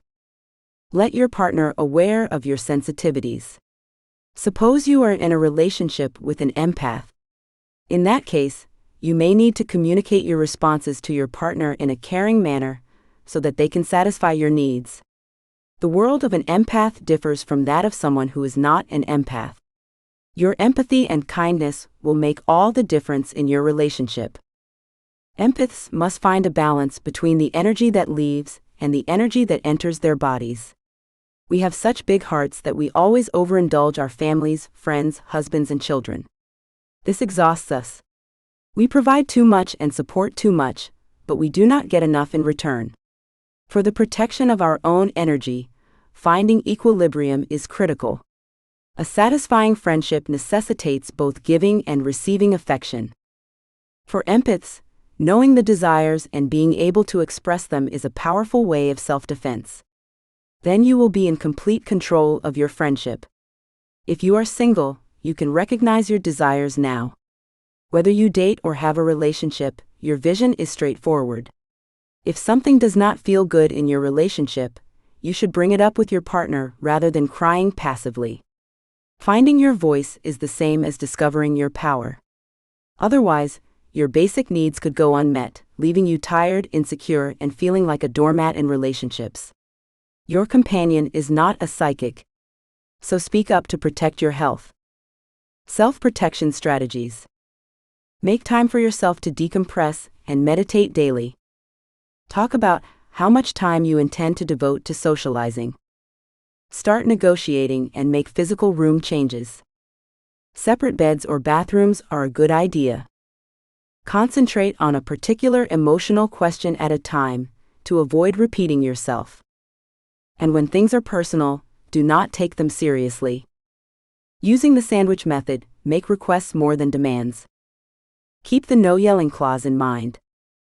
Do not aspire to appease someone or repair your mate. Modulate the sounds in your setting. Have a deal with yourself on whether you can take a bath. Allow your companion to see your inner child by being playful with them. Define and communicate the partnership requirements. For empaths, good relationships are possible and can improve our feelings of comfort, affection, and grounding. Marriage, or any other holy marriage, must be a great competition. This ensures that each partner is dedicated to the other and strives to improve their loyalty, generosity, zeal, and affection daily. Relationships are sacred experiences in which we can benefit from one another, exchange our souls, and look after one another. Tolerance and consideration are needed. Empaths excel in relationships that prioritize specific values and strive for authentic communication. 13.5 Empathic abilities and work life. Empaths, like most humans, need to be at ease with their workplace to be safe and happy. On the other hand, empaths may be less resistant to trauma than others, making it more difficult for them to bounce back without being tired or sick due to their work. Empaths are designers, inventors, visionaries, musicians, and individuals primarily concerned with their feelings. When navigating the workday, we see the big picture. We have a tendency to think beyond the box, which can limit us in organizational or conventional office environments. But when our skills are used, work can be rewarding, energizing, and enjoyable. Empaths excel in the right kind of workplace. A work that matches our personality will motivate us, place us in an innovative mindset and increase our stamina and passion. Knowing that we have made a small contribution to the common good still makes an empath's giving heart happy. On the other hand, the wrong task will suffocate us and set off a chain reaction of emotional and physical symptoms in response to stress and emotional exhaustion. Our sense of comfort is influenced by three main factors: the value we derive from our work, the energy of those around us, and the energy of the physical environment. Consider where you now concern about these conditions and how you could change the situation. Meaningful work. Empaths love doing productive work that aligns with their sensitivity levels. We want to think that we have had a positive impact on people's lives or the world. Gardening, running a catering company, and serving in the helping professions are examples of such jobs. Most significantly, the situation must feel intuitively correct in our bodies and not drain our energies. However, every work will have its share of exhausting days. The energy of the people around us, our coworkers, managers, and friends will make or ruin our job satisfaction. Noise, confrontation, and workplace politics have a lower tolerance for sensitive individuals. Workplace drama that might just bother someone else will sap empaths and make us nervous.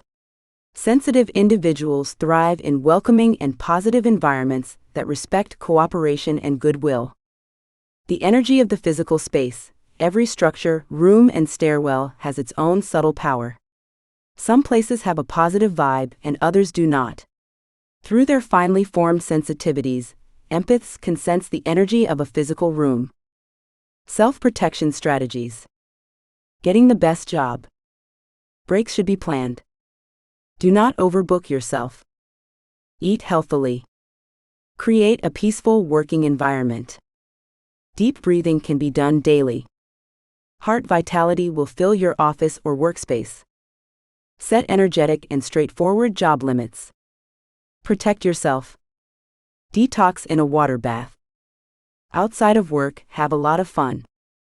The more you use these techniques, the more energized you will be, and the less likely you will get burned out.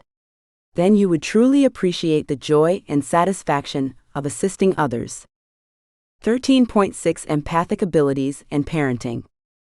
Being a parent is one of the most challenging life decisions someone can make, but empaths face additional challenges. The intense rise in sensory feedback and busyness will quickly overpower our responsive nervous systems. Despite this, all my empath patients and colleagues who are parents regularly report that the benefits of parenthood greatly outweigh the challenges. Their children are sometimes referred to as the light of their lives. Raising children is unquestionably a blessing for all parents. Children may have social attachment and a sense of belonging and wonder, tenderness, and enjoyment. Empathic fathers and mothers get a lot of pleasure and nurturing out of their roles. Parents have the potential to have a positive start for a young human being. Empaths are naturally generous and enjoy fulfilling this function. Their advice to their sons and daughters is a priceless commitment to their growth. Children are also essential mentors who help their parents develop by teaching tolerance, setting limits, and loving them. Because of their sensitivity, empathy, and capacity to support their children's sensitivities, empaths who practice self-care become exceptional caregivers. Intuition will assist you in making the right decision.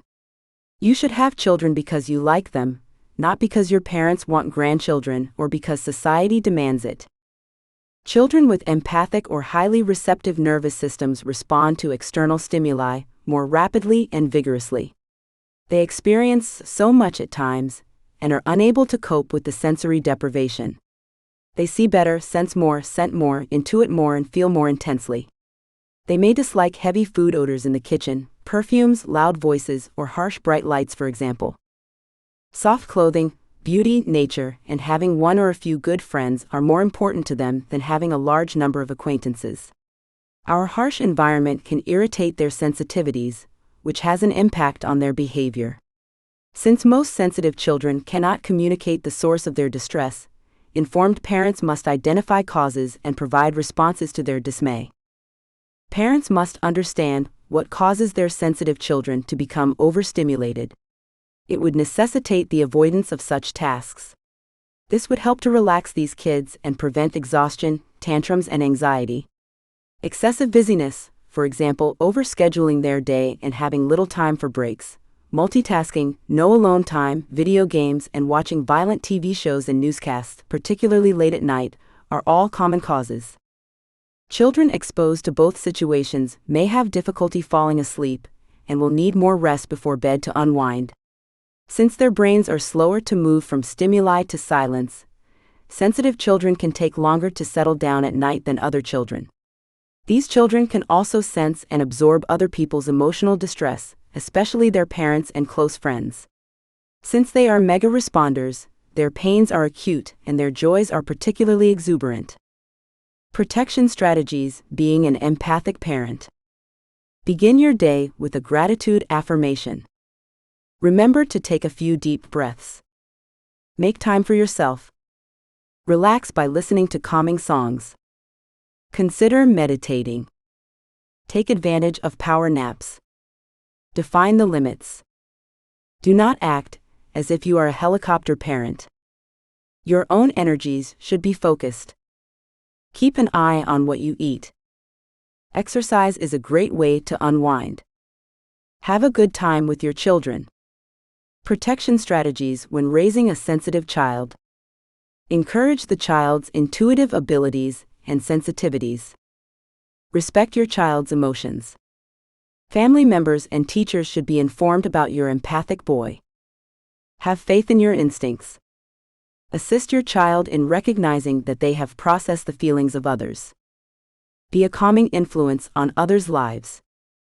Do not disagree with your kid in front of them or in a place where they can hear you. Teach your child to spend private imaginative time alone.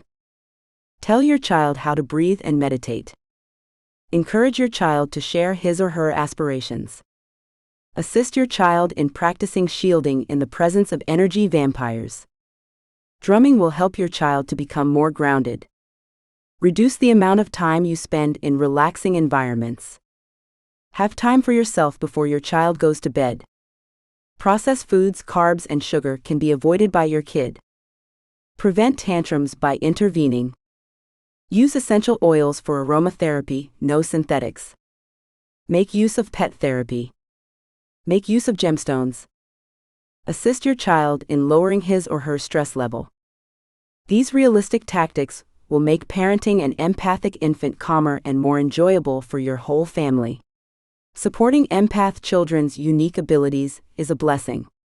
Their childhood and adult lives would be smoother and more rewarding if they learn to control their sensitivities early on. You are reminded that parenting is a spiritual duty from this viewpoint. 14 exercises to manage and defend your empathic abilities. When you need to quickly navigate a variety of solutions to defend yourself from fatigue and overwhelm, refer to the previous chapter's defense techniques, as well as the exercises below in this final chapter. Recognize whether you are feeling the first symptoms of sensory deprivation, or whether you are absorbing anxiety or tension from others, and practice self-care. You would be more relaxed and safe if you can reduce stimulation and focus on yourself as soon as possible. Shielding visualization. Shielding is a fast and effective way to defend yourself. It is used by many empaths to block out negative energies while allowing constructive energy to circulate freely. It can be seen daily. Put up your shield the moment you feel threatened by a person, a location, or a circumstance. Use it at a train station, a wedding, when you are up against an energy vampire, in a doctor's waiting room, or somewhere else you are feeling uneasy. Grounding and earthing visualization. Establish some quiet time alone while you are feeling overstimulated to reduce your stimulation level.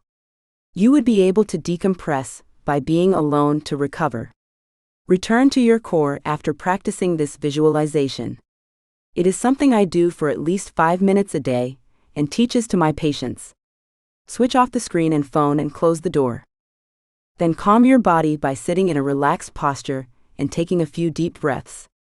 As the anxiety dissipates, you will begin to feel calm and at ease. There is little to do, nothing to be concerned about. Just take a deep breath and relax. Allow your thoughts to pass you by like clouds in the sky. Do not get too used to them. Concentrate solely on gently inhaling and exhaling. When you attach to a feeling of serenity, you can feel the tension leaving the body. Relieve adrenal fatigue. To successfully control your resources for the long term, you may need to make some simple lifestyle and dietary adjustments to overcome adrenal exhaustion. Refer to several other techniques I shared in the book, in addition to the following advice. Consume a diet rich in natural foods. Sugar, starch, and white flour can also be avoided.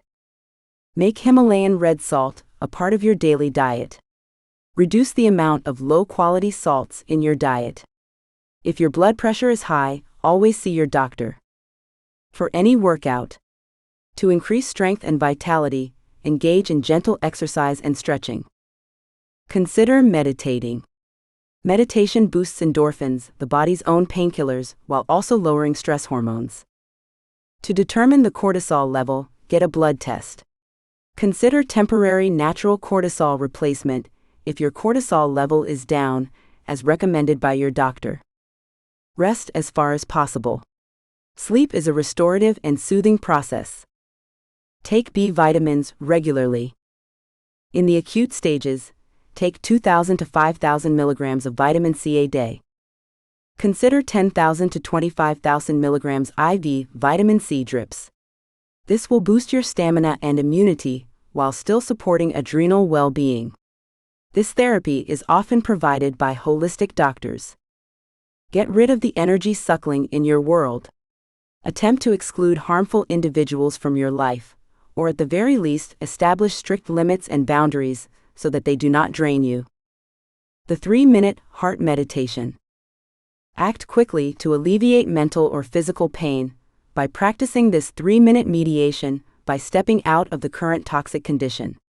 You can do this almost anywhere, at home, at work, at parties, in the shower, or on a park bench. Meditation for loving your empath body. Since the body is a temple that holds your spirit, treating it as a companion, a sacred space, and a receptacle for intuition is critical. Your body is not your adversary. The mediation that follows will assist you in thoroughly inhabiting your body so that you can be present and joyful. Prevent empathy overload and decompress. The following are some simple tips for dealing with unwanted resources. They are something I use in my daily life and teach to my patients and workshop attendees. The lavender essential oil should be inhaled. To relax, place a few drops halfway between your brows on your third eye. Spend time in the woods. Make good use of your time. Maintain a healthy balance between alone and social time. My sanity depends on my ability to control my time. This is an ability that all empaths can master, to not feel compelled to go out when exhausted and need to relax. Set strict boundaries for people who are energy vampires or poisonous. Keep in mind that the word no is a complete statement. You are not required to continue defending yourself. Self-compassion is a good thing to practice. When you may, be kind of yourself. Do not be too hard on yourself. I did the best I could. Say to yourself at the end of a long day. It is all right, honey. At least once a year, go on a personal vacation away from the city. This is set aside time for you to unwind and recalibrate your machine in nature or another relaxing environment. Open to a higher power. Avoid for a few minutes whether you will drink, consume too much, or partake in another addiction. Remember that shifting out of your addictive little self and into your divine strength is the key to resolving cravings and fear. To tap into the higher power, do the following workout. It will help you move from a feeling of overwhelming to a much greater state of consciousness, where you do not need to numb your sensitivities to feel well. Keep a meditation pillow. When you are overwhelmed and want to shield yourself from negativity, use the following technique to combat the urge to overeat. In front of your refrigerator, place a meditation pillow. This visual warning will prevent you from opening the refrigerator door when the temptation to overeat hits. It serves as a physical cue to meditate, to re-establish the grounding. Sit on the pillow and close your eyes instead of looking for snacks. Deep breathing will help you to become more energetically stable. Now remind yourself compassionately what caused the need to feed. In your head, try to figure out what is causing the problem. Take it easy on yourself. Imagine the force of love filling the body from head to toe if obsessive thoughts arise. Allow yourself to be satiated by the heavenly sense of love that is dissolving your doubts and insecurities. Love is wet, and it nourishes both the soul and the body. Keep your attention on the sensation of self-soothing. Tell yourself that you have nothing to fear. Meditation gives you the ability to balance your own energy. Take another deep breath and exhale fully, knowing that all is well. Define and express your relationship needs. For empaths, knowing the desires and being able to express them is a powerful way of self-defense. In a friendship, we will then be in our whole strength. If something does not feel good, rather than crying quietly, bring it up with the guy. Finding your voice is the same as discovering your power. You may get tired, insecure, and feel like a doormat in relationships where your basic needs are not fulfilled if you do not have them. The majority of people do not mind readers. Speak up to protect your health. Protect yourself from energy drainers. Be cautious of the various forms of energy drainers. Use the security techniques I discussed in Chapter 11 to keep yourself safe from them. Protect yourself from intuitive overload. Being an intuitive empath has the benefit of allowing you to explore worlds outside the linear one. The trick is to avoid being overwhelmed by too much knowledge. You would be more able to use your talents for the good of others if you field, center, and remain respectful about them. To control and defend your empathic ability, you can use any or all of the defense techniques mentioned in this section. 15 Key Takeaways. I believe you had a great time reading this book and learned what I have presented to you. In this section, psychic empath, and psychic abilities, I have shed light on the following aspects. I have introduced you to the numerous psychic types and their potential characteristics, such as mental intuitive or psychic knowing, emotional intuitive or psychic heart, physical intuitive or psychic body, and spiritual intuitive or psychic sight. Next, I discussed how you can distinguish and empower the gifts of emotional empaths. How do you feel being an emotional empath? What are the common types of empaths? How does someone become an empath? How you can empower your gift of emotional empathy, what it feels like accepting your empathy, and various protection strategies for being an empath. You can now manage your psychic influences after knowing the different psychic influences, especially personal psychic influences. Now you can practice psychic influence techniques and apply the principles of psychic influence and identify the psychic attraction as well. Taking control of negative energies is quite challenging once you have found your empathy. Therefore, I have defined various types of energy drainers and told you the method to avoid them. The narcissists, rioters, victims, drama queen or king, freak controls and criticisms, non-stop speakers and passive aggressionists are these drainers. To be aware that there is a massive influence of your empathic abilities in your life, I have projected the importance of psychic influence in this book for you. Lastly, I have compiled essential exercises to manage and defend your empathic abilities, such as shielding visualization, grounding and earthing visualization, relieving adrenal fatigue, the 3-minute heart meditation, meditating for loving your empath body, preventing empathy overload and decompress, opening to a higher power, keeping a meditation pillow, defining and expressing your relationship needs, protecting yourself from energy drainers, and protecting yourself from intuitive overload. Part 3. The Light Guide to Kundalini Awakening, Chakra Meditation and Third Eye Awakening, Experiencing Higher Consciousness and Your Inner Power. In the third part, the following chapters are covered. Techniques to awaken your third eye and its significance. Awakening your Kundalini and experiencing higher consciousness. Importance of practicing the Kundalini awakening. Significant techniques of Kundalini awakening. Best meditation techniques to heal your chakras. Influence of Kundalini, awakening practices on chakra healing. 16 techniques to awaken your third eye and its significance. The first thing we need to talk about in this chapter is the third eye. What is it, and why is it significant? 16.1 What is the third eye? The third eye is a mystical notion about an unseeable eye that offers a heightened and intuitive sense of vision. The first thing about your third eye you must know is that everyone has access to their own third eye, and with this comes to their psychic ability. One of the most extensive examples of getting to the third eye is that you have got anything right. You act on your third eye as you act on it. It is a kind of meaning created to be perfected and accessible to the spiritual world around you. It is a normal part of you, and it lets you see trends in your life. It transmits these patterns to other senses that allow you to identify them and deal with them. It makes you make secret links, which you usually would not see, and helps to answer your questions. Many energies surround you, including the aura, known as the spirit or strength of life. You can awaken your senses to these energies when you open your third eye. Not only humans have electricity, and everything around us, including plants and locations, is actually around us. You can actively control the energies surrounding you when your third eye is awakened, and this always leads to some form of empathy. This is where feelings from someone can be touched and felt. How to see through the third eye. From your third eye you can see activities, movement, energy exchange, and many more. This enables you to see the stream over some time, and you can trace it visually. This lets you see the energies playing inside us, shifting hands and shapes. It will be almost tangible, and you will come to communicate profoundly with it. You cannot see energy, but will search and detect the effects of moving energy.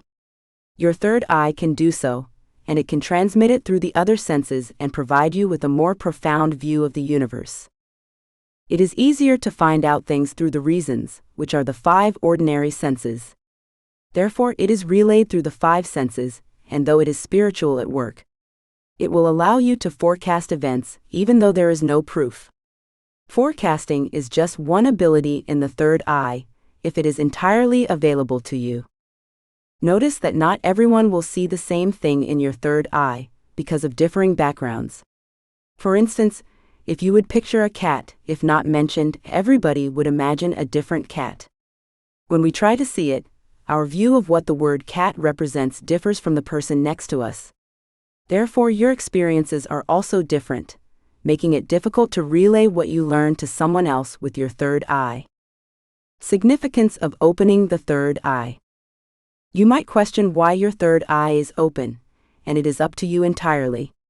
Many people seek to open their third eye to experience divine illumination, look at the spiritual world, be in more harmony with the actual world, and realize what our third eye is trying to communicate to us.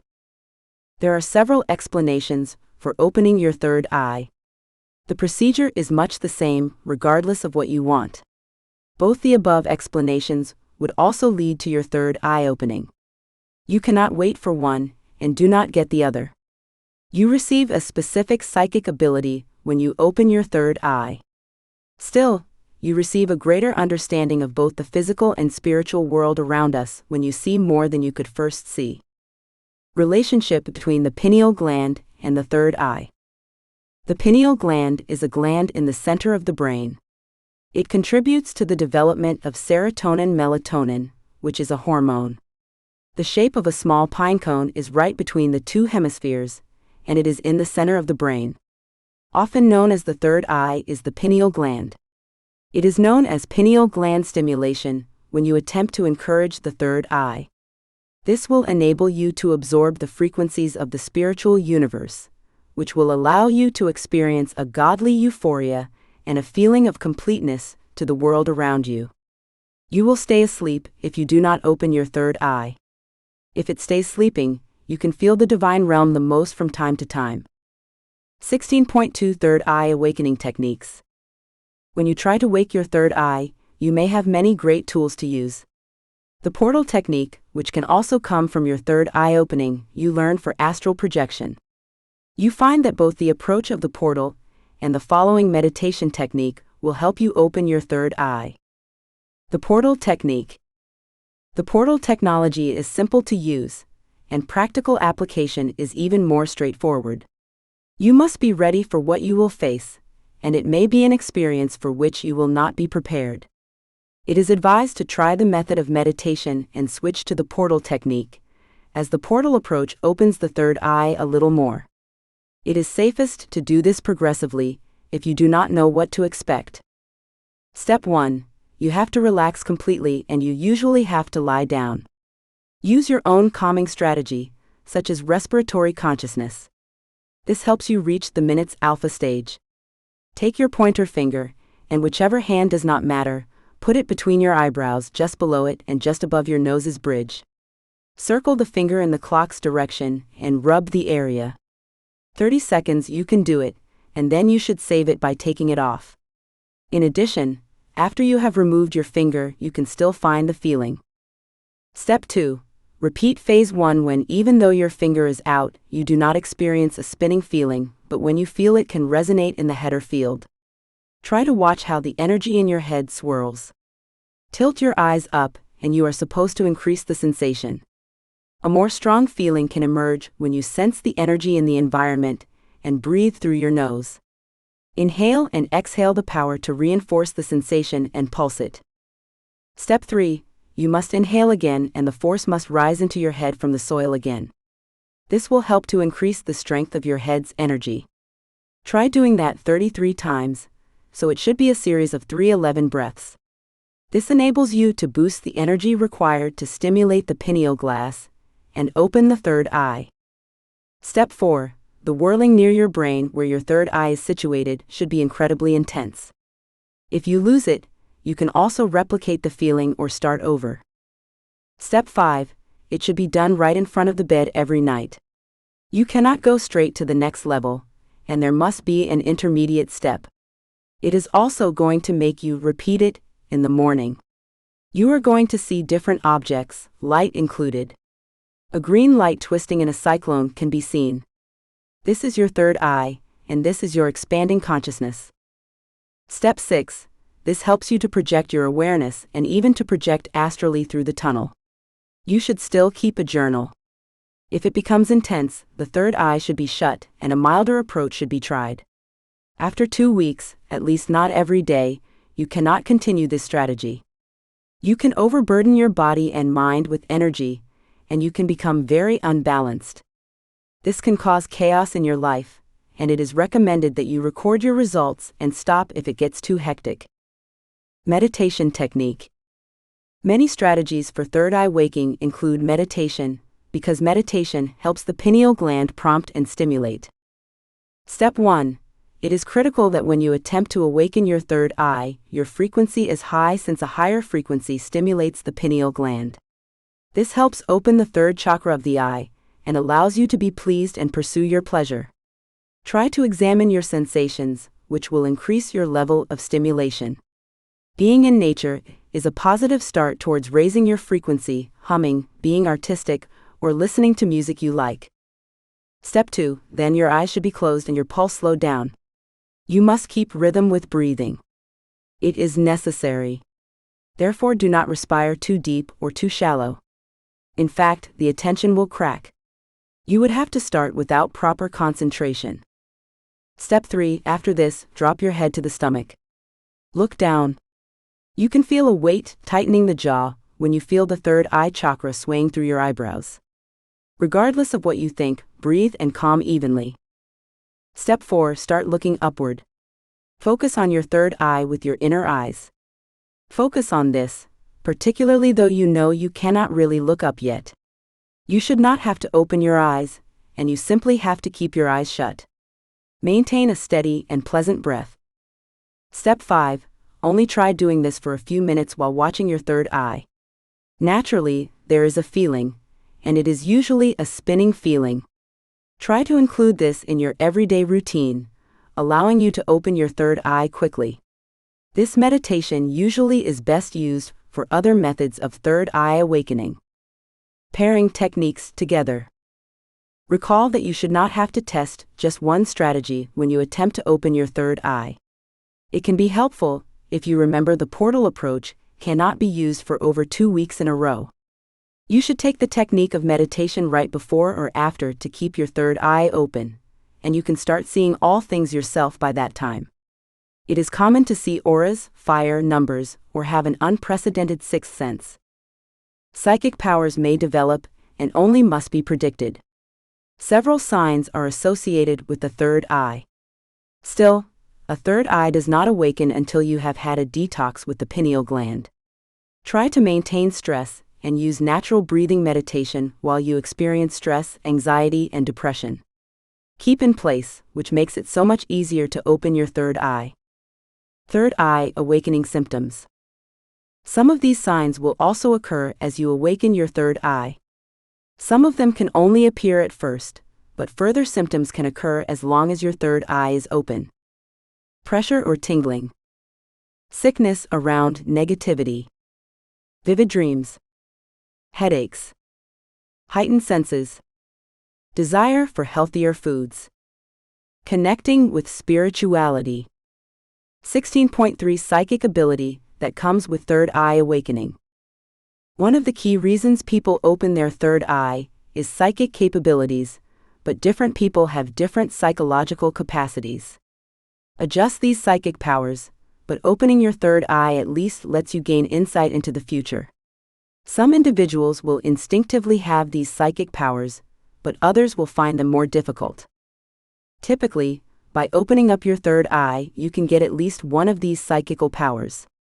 The more you stimulate your pineal gland and wake your third eye, the easier you can use those mental skills and increase the skills you have. These are among the many psychic powers you can attain by opening your third eye, but note that you may have to practice for many. Stimulating the pineal gland will help you gain entry to a supernatural world often called the astral plane. If it ever gets too challenging to manage, remember you shortly shut your third eye and make sure your own aura and general energies develop. Astral projection. Visions. Intuition. Seeing aura. Empathy. Channeling. Remember, the psychic potential varies from person to person, but remember, the force of your psychic capacity reflects more than your time. It mainly depends on the time you place it. Still, you are naturally often more attracted to it because you are more naturally inclined to such psychic capability than others. Practice is acceptable, but focus still on what comes first when expanding the sixth sense. Tips for a third eye awakening. You need to remember so many things about an awakening of the third eye. It is a long journey, and you need to devote yourself to truly understanding what you want to do. This will allow you to be more prepared for both the signs and skills of the third eye and a fully functioning pineal gland.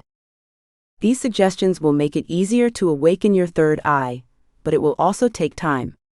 It might be better for some people, but it is never a safe idea to rely on your third eye to open easily. It really depends on how calcified your pineal gland is, as well as how much effort you put into detoxifying your pineal gland before you begin. Leave negative influences out. The quiet bits of help. Breathing exercises first. Cleanse regularly. Dangers to opening your third eye. There are risks associated with opening your third eye and activating your whole pineal gland. Most of the risks related to opening your third eye can be avoided by doing it slowly. Make sure you rush nothing, because rushing will cause you to injure yourself and your third eye chakra spot. Some of the most dangerous dangers of waking the third eye are its effects, such as vomiting and dizziness. Another risk is that you may not get along with people you once considered mates. Either you can say a little more about their moods, or you may not like the disappointment you feel in their auras. You may also blank it out when you feel so typical, if you are too connected to the sensation of the divine realm and astral dimension. This will make your spirit dim and make you feel you have almost lost your third eye. This will make you feel alone and abandoned. The only solution is to briefly close your third eye, to experience the celestial and astral planes again. Remember as this occurs, not to lose hope, and it could be resolved. After shifting your diet to a healthy one, the pineal gland is easy to detoxify. Recall trying to eliminate toxins or contaminants not intended to be there, which is why organic foods are usually the safest. Be sure the third eye waking phase is done as quickly as possible, so that you are unusually energized. You can still start the process again, so you need not get the experience swiftly done. Just keep up with the pace you feel the best. 17. Awakening your Kundalini and experiencing higher consciousness. 17.1 What is Kundalini? You should first familiarize yourself with your words before I enter the specifics of Kundalini and its awakening. You must know precisely what Kundalini is and why it is necessary to make sense in the later chapters of this book. You will need to learn also about your chakra's fundamentals and how chakra cure overlaps and influences Kundalini awakening activities. First, the Kundalini is the symbol for our physical energy movement. It means little one coiled, and it represents a serpent sleeping at the base of our backbone, somehow full of godlike fire. The serpent or snake sleeps in our bodies, lives there, and waits as a vehicle for Godhead. As it wakes, the snake wakes, uncoiling and floating as if it is in a peaceful pool in our bodies. Then the blockages are processed and removed from the body. Irritations and quirks of nature melt forever. It is a simpler and easier emotional expression. Things get smoother, and we are transcendent of the force of life streaming into us. On the one hand, Kundalini will always be concerned about how spiritual energies circulate our bodies with exemplary commitment and practice. Second, Kundalini is a world practice that concentrates on the awakening of the mind to reality. Kundalini consciousness, be it meditation, physical training, yoga, music, poetry, forgiveness, talk, great life, or otherwise, makes you learn to hear your own reality and canalize it better. It will provide you with insight in times of need, help you feel less lonely, help you find the way to your life, and so much more. You just have to contact yourself through a series of methods, and then free up your own inner ability. The rest is done by Kundalini. Third, the Kundalini is an icon created by ancient Indians to show what they feel about Godhead. Kundalini was for them about the promise inside of us. We are also a life force divinity within us that can be awoken by the right mix of consciousness, discipline, concentration, and commitment. Kundalini was a means to communicate with the gods of time, regardless of what it was called. In every culture, it was still a way of unlocking and using psychic ability and learning from godly examples. Kundalini had sought evidence of their gods in one way. Still, Kundalini taught them that a real god would never need dogma to be appreciated and strengthened in one's existence. Kundalini is close to us today because it shows us our divine potentials while rejecting the need for a worship cult. Kundalini is only there, and as it grows, it offers our connection to creation, to the spiritual, and to the whole of humankind. In addition, Kundalini is all about regeneration. Over time, the consciousness and awakening of Kundalini have been connected with healing efforts.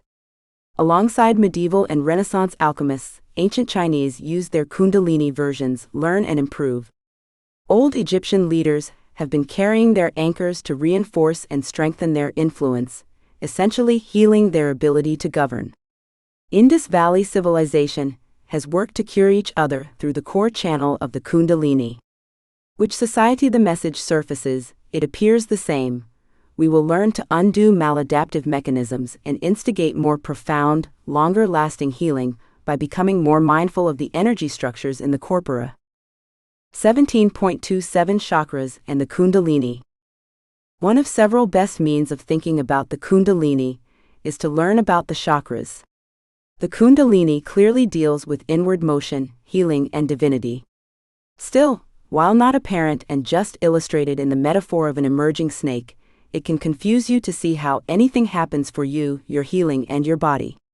Let us step back and begin with your interpretation here from scratch, and I think that in no time you can figure it out better.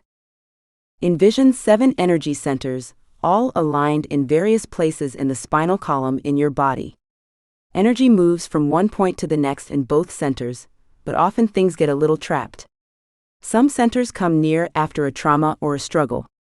In contrast, others can move the energy in the opposite direction, impacting for the worse the overall flow of this complicated structure.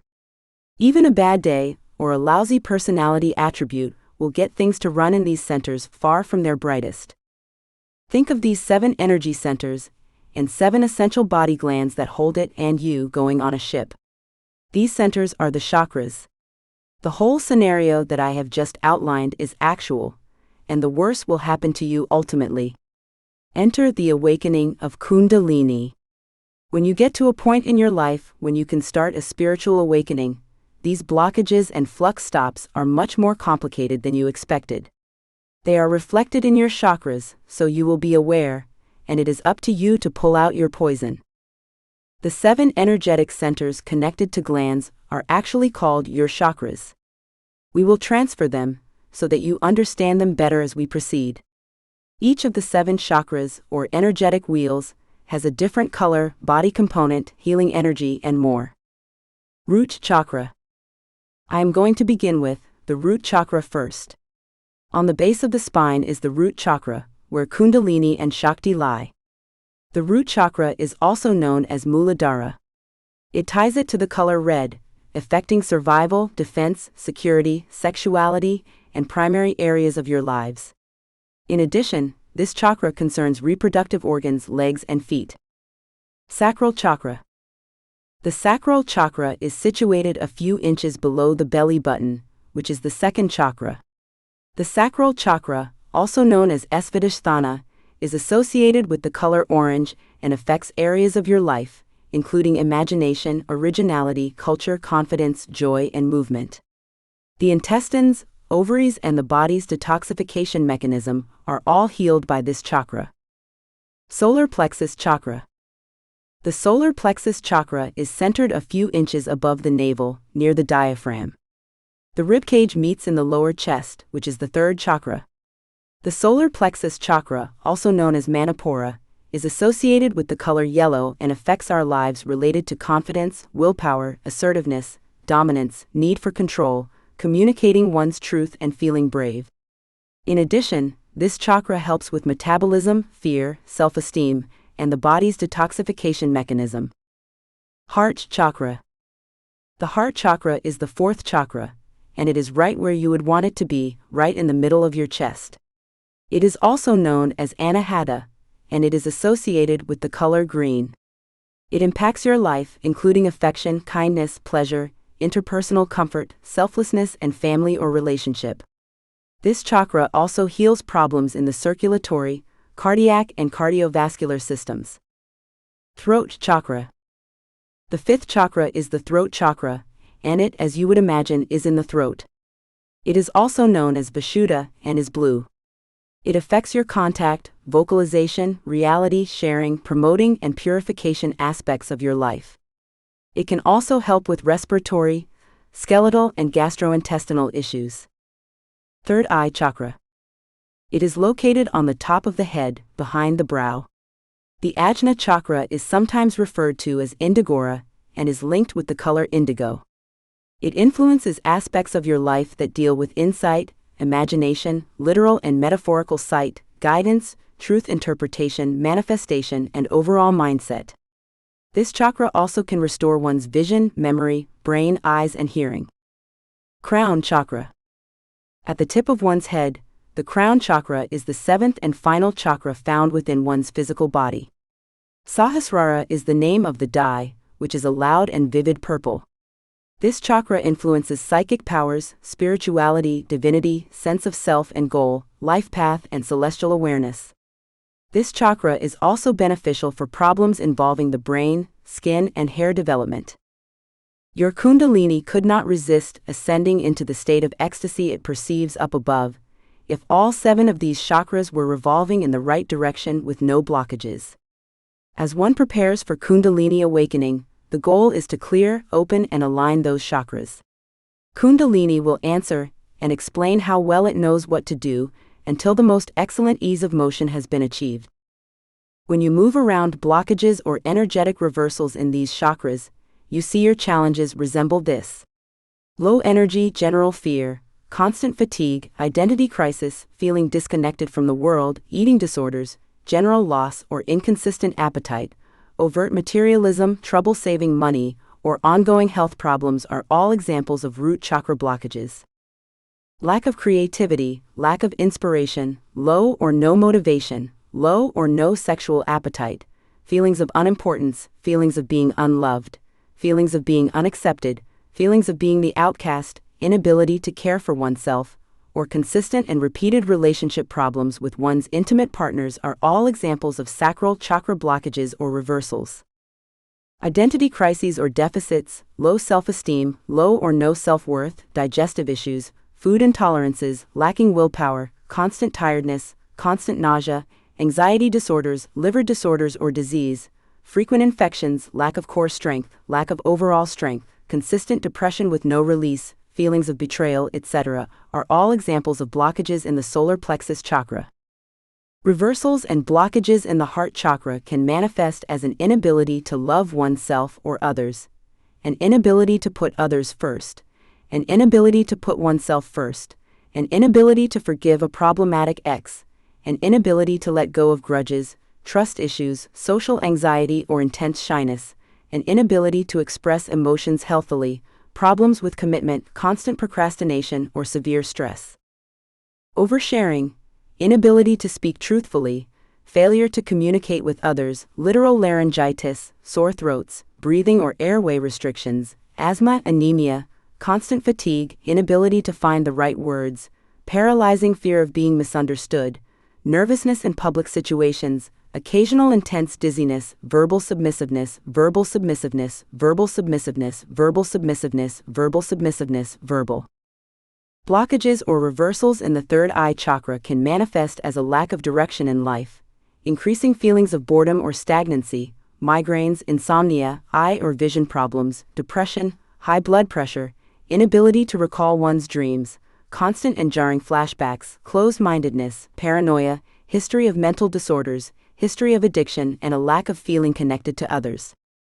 Feelings of greed, intense depression, a need for dominance over others, self-destructive behaviors, history of addiction, destructive behaviors, dissociations from the physical plane, inability to make even the most basic decisions, constant fatigue, horrible migraines, hair loss, anemia, cognitive fog, poor mental function, lack of intellect are all examples of blockages in the crown chakra.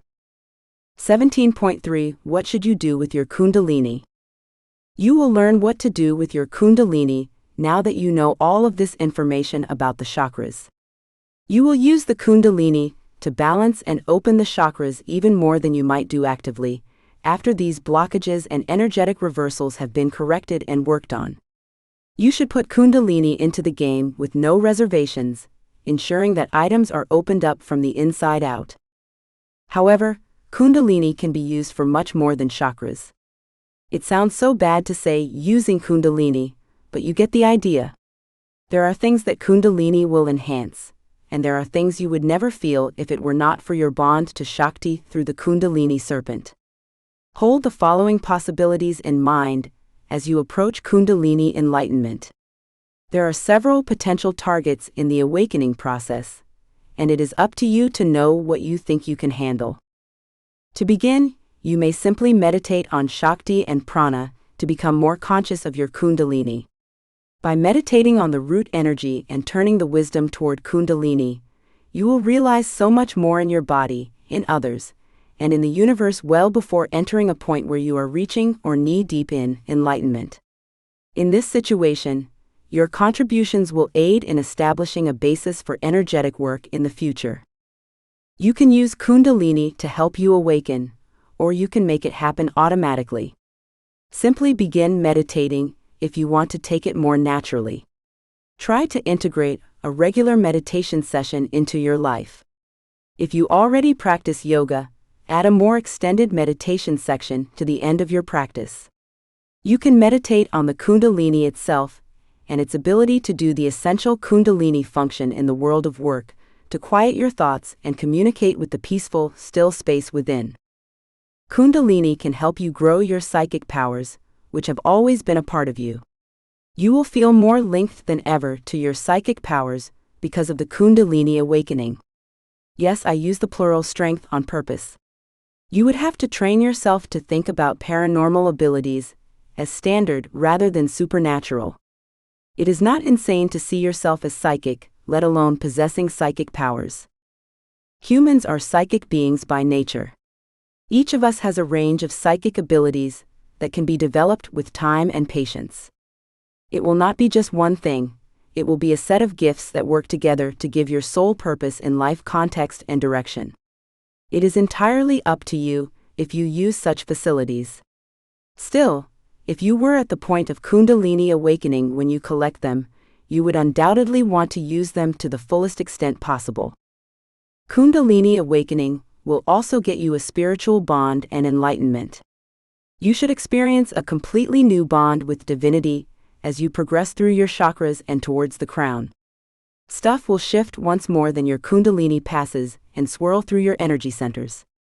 As you go in your awakening, you may notice unexplained bliss, personality changes, connections with spirit guides and guardians, the liberation of old fears, and more. But your intellect will not be boggled or left behind, it will be along for the ride. Keep in mind that you do not have to use Kundalini to achieve this goal. It will happen as a symptom of your awakening, regardless. With the strength of Shakti flowing naturally through you, you can also cure yourself and others. It is up to you whether you use this power for yourself or others, but remember that you will be blessed with healing abilities as your Kundalini awakening progresses. Your body will continue to rebuild itself spontaneously, and your cells will be replenished and healed in ways you never thought possible. While the transition to Kundalini enlightenment will be difficult, and there will be detoxification periods, you will feel happier than ever and ready to take on the universe once you get into the routine. You will enjoy a more simple life. You will feel more positive, courageous, noble, and motivated to carry out your soul mission in the world if your Kundalini is involved and committed. You will not manage the manifestation of inauthentic emotions, whether from yourself or others. As you align yourself with awakening, godliness, and divinity, you also align yourself with the accurate. You will continue to help the ones you care for, and you will want to help those you believe are in danger. You will be more aware of how the mechanism functions because of your increased awareness. You will be more meticulous and careful about how you invest your money. Overall, you will live a more complete, hectic life, but it will be so much more satisfying once you get there and let the memories flow. For the time being, you can steer Kundalini energies toward any target, including manifestation, regeneration, attraction, and so on. There is not a single thing that Kundalini enlightenment will not improve or adapt for the better when it comes down to it. You could center your attention, any dream or any target.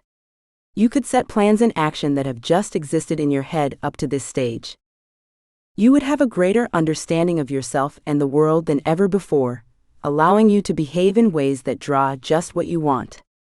Consider yourself a powerful magnet, attracting whatever you require, and that is what you can foresee. Prepare yourself for a thrilling ride. Awakening would be a mind-blowing moment for both of us. 18 Importance of practicing the Kundalini awakening. Kundalini's practice is not a philosophy or a compilation of values. Instead, it is a method for evoking energies within yourself and increasing the knowledge of your mind and body. Rather than a value system, the method is a means of clearing the world's clutter and gaining access to one's inner self. Rather than offering immediate relaxation, enlightenment, or uncoiling, advocates argue optimum results require perseverance and continuous practice. Kundalini practice is seen by yogis to cleanse your mind, just as taking a shower cleanses your physical body. It is a technique for recharging after a long day, managing tension at the moment, and/or combating exhaustion. It also helps to help you control your energies or chakras and relax your mind, so you can respond with intention rather than reacting to your thoughts and surroundings. When the Kundalini is awoken, it becomes the most powerful tool for self-improvement, allowing for long-term, meaningful transformation. When the floodgates open, Kundalini cannot be held back, there is no way to save it. That is why seeking advice, from an enlightened teacher is a brilliant idea. Kundalini awakening can frighten and daunting because it is so primitive and dominant. The feeling can be very blissful or very terrifying, intense, and feel terrible as the energy flows up your spine like a coiled snake. One thing is sure, once the Kundalini is awake, life as we know it will never be the same. When the energy flows up your spine, your unconscious emotions can be taken forth as conscious thoughts. This is one of the Kundalini awakening advantages that is sometimes overlooked. Whether you wish to live with it, nothing can be buried. It will be visible. Kundalini awakening cannot be attempted alone, without the help of a teacher who can direct you through this, because it's an intensely emotional experience.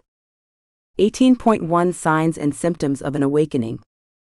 Kundalini's enlightenment will manifest itself in a variety of ways. When we have Kundalini symptoms, the energy is banging on our door, trying to get our focus and consciousness so we can make the changes our soul wants. We will then become who we were and live our highest calling. Among the signs are having an increased sense of intuition, a strong sense of mission and fate, the need to change one's life. Sleep disruptions, nausea, energy spikes, and trembling are examples of physical and emotional improvements. Whatever signs you are having, try not to be too caught up with whether they are Kundalini and why they are there. Enable the energies to flow into you instead, and try to cure any painful symptoms that arise therapeutically. The less you fight these emotions, the more they can move. How to know if Kundalini is safe? In the spiritual world, there is a lot of debate over whether Kundalini awakenings are healthy. Many people cannot practice Kundalini because they are afraid of experiencing such a powerful awakening. Everyone's perspective is unique and dependent on their personal encounters and present lifestyle. Others see it as a state of ecstatic flow, filled with feelings of passion and a belief that everything is linked. In other words, to those who see it this way, it is not unlike an adverse medication reaction or a full-blown psychotic break. As a result, artisans may have sleep patterns disturbed, their identities may change, or they may become depressed. People in the West fear the coiled snake within their spine, which may strike at any time. A friend experienced an awakening in her 20s, after studying with a meditation teacher. While she acknowledges that those who do not have a professional teacher as a mentor may be frightened by their first awakening, she still believes that this experience is a gift from the universe. Kundalini is held in high regard and respected in our society. She is, of course, working to awaken, expand, and connect you to your own non-judgmental energy. The experts say that it is not advisable to employ forceful pranayama or other methods to attain awareness. It is up to the body when it decides to start making new cells.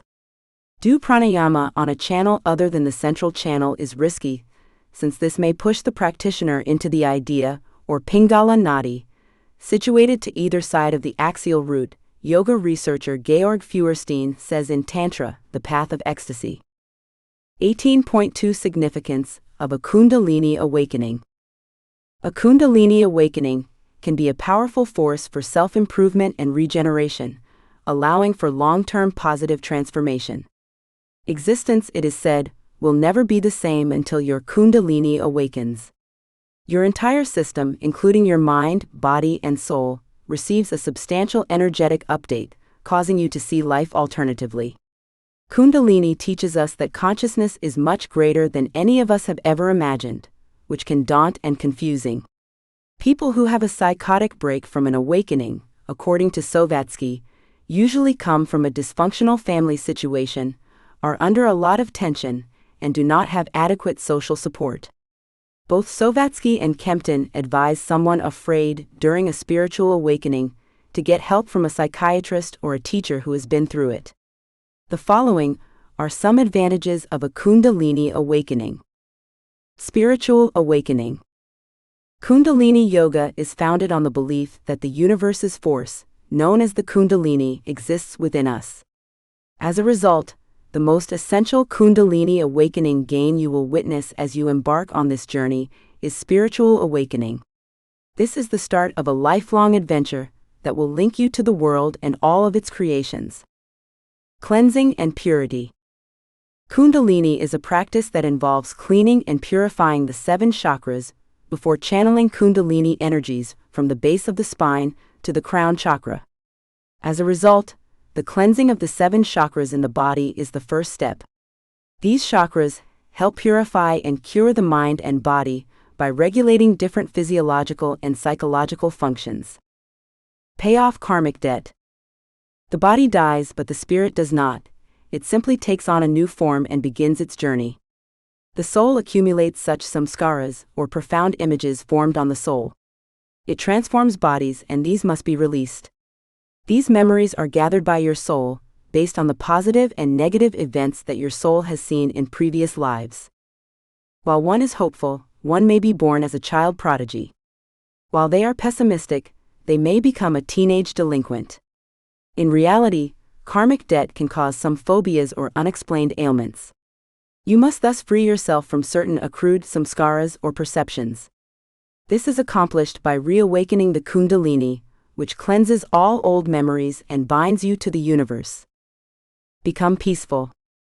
The sense of being at one with yourself and the world is one of the immediate Kundalini awakening effects.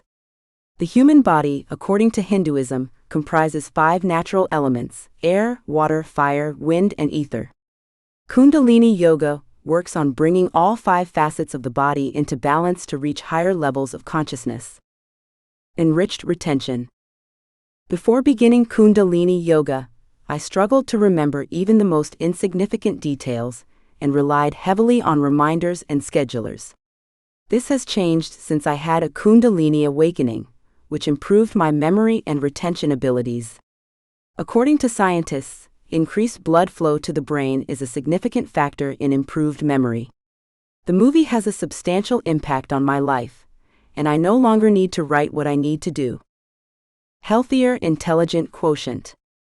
If you really wish to evaluate the effects of Kundalini Yoga, take an IQ test and record your results before practicing Kundalini Yoga. Do the same thing after your Kundalini has awakened, and you will be amazed at the difference. This is because the advantages of Kundalini awakening include better thinking abilities, sharper analytical capabilities, and clarity of mind. Become compassionate. When my Kundalini was awoken, I felt compelled to become a vegan, and I have met many people who felt the same way. This occurs because the Kundalini force binds us to the earth and its creations when activated. As a result, the moment this force is activated in your body, it automatically binds you to the world. It makes you more loving and accepting of other beings. Develop psychic powers. You may have learned of psychic abilities such as sixth sense, telepathy, or clairvoyance and hope to possess them. Psychics gain those supernatural powers from a variety of methods, including self-control, yoga, and others. Though the pathways to this energy can vary, the source remains the same, and Kundalini awakening is one way to communicate with this source. Go into the deep state of bliss. Deep relaxation is an incomparable Kundalini awakening value that cannot be expressed in terms. It is a state of pure happiness that you would want to stay in for the rest of your life. This is due to increased blood pressure and oxygen flow in the body, which is because of deep breathing exercises, according to science. All of this awakens your latent Kundalini spirit, which connects you to the rest of the world. As a result, you have full mental power and feel at peace with yourself and everything around you. Combat aging. Wrinkles, dead skin, and dark spots are signs of aging caused by oxidative stress, which causes cellular damage. Pollution, fatigue, a lack of nutrients, and insufficient oxygen all contribute to this. Therefore, if you have seen any of these aging symptoms, remember something. Repairing cell loss and combating the signs of aging are 2 of the main Kundalini awakening benefits. Get rid of restlessness. According to the proverb, patience is the highest virtue, which we all know, but few of us practice it. Most of us cannot sleep and are penetrated by the surrounding activities. You cannot resort to restlessness unless you are a high roller in the stock market or a regular Joe. You cannot make the best choices that can have a long-term impact on your life until you are relaxed. When your Kundalini awakens, you gain control of your emotions, making it much easier to deal with what is happening around you. Heal yourself and others. You become one with the forces of the cosmos when you interact with them. You develop the ability to heal others over time by channeling these energies into your body and through theirs. One of the significant Kundalini awakening advantages is the power to tap into and redirect the universe's forces, as you might have guessed. Many of the healers you have seen do the same thing. They bind to the root energy and relay it to the sufferer to cure them. Improved lung capacity.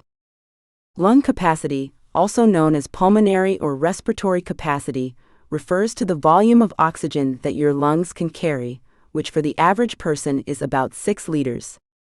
However, over time, this decreases and gradually manifests as heart health problems or insomnia.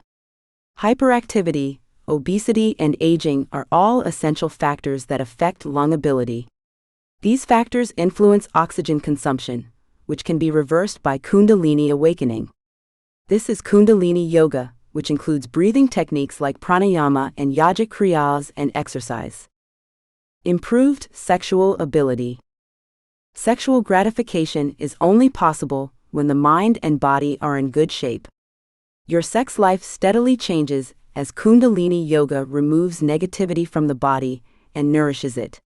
The mind and body are also relaxed because of the breathing exercises.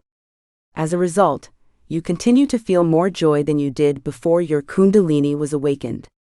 Improved potency, a balanced sexual appetite, and the ability to harness sexual energies more effectively are other Kundalini awakening effects. As a result, you see that it eventually turns your sex life into something more positive and satisfying. Charisma. Among the most noticeable Kundalini awakening advantages are becoming magnetic and drawing the best people and objects into your life. You find a suitable mate, make the right choices, and get to live a happier life. Humans and objects with identical energies are drawn to each other in the same way as atoms are. You attract all the good into your life as your Kundalini awakens, and you radiate positive light. Connection with divine. Kundalini yoga has been performed by ancient sages and monks to communicate with the world since time immemorial. According to Hinduism, the Almighty created the earth, and Kundalini awakening is one way to communicate with God. Most people experience Kundalini awakening effects within a week of practicing Kundalini yoga daily. The benefits will grow if you continue to cleanse the 7 chakras through kriyas, exercises, meditation, and chants. The advantages become more apparent as the Kundalini energy increases through these chakras. When this force is wholly awakened, you continue to experience all the Kundalini mentioned above enlightenment benefits. I enjoyed the rewards of Kundalini awakening thanks to my perseverance and unwavering resolve, but only after working tirelessly toward my dream. Well, suppose you can put in the initiative. In that case, the universe's energies will turn your life into a much more rewarding path. 19 Significant Techniques of Kundalini Awakening. Kundalini may be woken in various forms, according to the Tantras. These can be used individually or in combination. The first method cannot be used because it involves birth. Of course, most of us are too late to benefit from this process. Still, some of us may contribute to the production of children who have awoken Kundalini. 19.1 Awakening by birth. You can have an awakened Kundalini via a good birth, mainly if your parents were highly evolved. It is also possible to have an awoken Sushumna, Ida, or Pingala Nadi when you are born. This ensures that the higher faculties will be operational from the moment you are born. Whether an infant is born with only partial light, he is referred to as a saint. If he is born with complete illumination, he is referred to as an incarnation, totem, or Holy Spirit. If a person is born with an awakened Kundalini, his or her experiences are primarily regulated. They happen to him usually right from the start, so he never feels like something unusual is happening to him. An infant with an awakened Kundalini has crystal clear vision, superior reasoning skills, and divine philosophy. His life outlook is unique in that he is completely detached. His parents were just a development to him. Still, he does not embrace the usual social interaction he has with them. Even though he lives with them, he feels like a visitor. This type of child has matured behavior and does not respond emotionally to anything in life. As he grows, he becomes more conscious of his life's quest and intent. Many of us would like to have a yogi or an enlightened infant, but this is not a simple task. Even if the man and woman practice yoga both morning and night, no marriage or parent-child union will yield a yogi. A higher being can only be created in specific circumstances. One must first turn one's gross impulses into divine ambitions to usher a highly developed soul into this universe. It is challenging to persuade Westerners that an infant should be born in an enlightened state because of their religious attitudes. This method would likely create a new breed of supermen. Yoga activities will help you improve the efficiency of your genes. Why not awaken Kundalinis if genes will create musicians, scientists, inventors, and intelligent geniuses? You must first change your entire consciousness before you can improve the consistency of your sperm or ova. Neither medications nor diet can change your genes. Still, by altering your consciousness, you will change the elements of the body and, as a result, the consistency of your sperm and ova. Then you will have children with Kundalinis who have awoken. They will become the house's yogis and spiritual masters, ensuring that all is for you. Many of you who are about to reach married life should remember that the aim is to create a genius, not merely for fun or to produce offspring. People who marry for progeny all over the world should strive for higher quality offspring. 19.2 Mantra. The second way to awaken Kundalini is to practice mantras daily. This is a powerful, smooth, and risk-free technique, but it is also a sadhana that takes time and patience to master. You must first get an appropriate mantra from a guru who is knowledgeable in yoga and tantra and can lead you through your sadhana. When you repeat the refrain over and over, it builds in you a vision of greater power. It allows you to live in the middle of life's sensualities while being detached from them. When a pebble is thrown into a still pool, it creates circular ripples. The sound force gathers energy and induces waves in the subconscious ocean as you chant, as you say a mantra. The motto pervades every aspect of your brain. It purifies your entire physical, mental, and emotional body as you recite it millions and billions of times. In the conscious and psychic planes, the mantra must be repeated loudly and gently. Kundalini awakens methodically and systematically, as practiced at these 4 stages. You may also use the mantra by mentally chanting it in time with your breathing or belting it as kirtan. This gives Muladhara a lot of promise and causes him to awaken. The awakening by sound or music, nada yoga, is closely linked to mantra yoga. The sounds are bija mantras, and the music is composed of specific melodies that correspond to particular chakras. This is a very gentle and engrossing way to awaken. 19.3 Tapasya. Tapasya, or the practice of austerities, is the third way of awakening. Tapasya is a purification method that involves burning or setting fire to start a phase of removal in the mental and emotional bodies rather than the physical body. The mind, feelings, and entire identity are cleansed of all dirt, complexes, and behavioral behaviors that inflict pain and misery during this phase. Tapasya is a purification practice. It should not be mistaken to imply standing nude in freezing water or snow, or partaking in pointless fasts. The more you try to break a nasty habit, the worse it gets. When you leave it in the waking state, it manifests itself in nightmares, and when you miss seeing such dreams, it manifests itself in your actions or illness. At the conscious level, even at the psychic level, this habit must be broken. Tapasya is required to remove the samskara and vasana. Tapasya is a cognitive or psycho-emotional mechanism through which the aspirant attempts to start a metabolic process that will eliminate behaviors that cause fatigue and hinder the awakening of willpower. I need to do something, but I am not sure I can. Why does the aspirant's mind distinguish between agreement and implementation? What makes it so unique? Because of a lack of willpower, however, the limitation and the gap or obstacle between resolve and action can be overcome by routine and sustained tapasya practice. They will then take a final decision, and the situation is resolved. Tapasya is the source of this willpower. In the awakening of man's latent force, the psychology of austerity plays a critical role. It is not well understood by modern man, who has sadly adopted Freud's and his disciples' theory that man lives for the pleasure principle. Austerity psychology is well-founded and far from uncommon. When the senses are filled with objective pleasures, such as comforts and luxuries, the brain and nervous system weaken, causing consciousness and energy to regress. The method of austerity is one of the most influential and often explosive means of awakening in this case. 19.4 Awakening through herbs. The usage of particular herbs is the fourth form of awakening. This is known as aushadhi in Sanskrit, and it should not be confused with drugs like alcohol or LSD. Aushadhi is the fastest and robust form of enlightenment. Still, it is not for everybody, and only a tiny percentage of the population is aware of it. Some herbs can change the essence of the body and its components, bringing about partial or complete enlightenment. Still, they can never be used without the supervision of a guru or trained guide.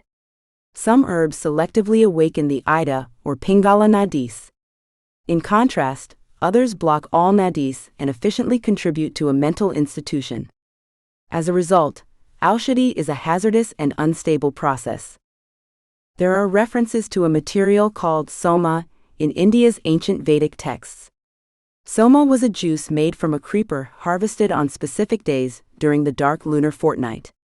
It was buried underground in an earthen pitcher before the full moon.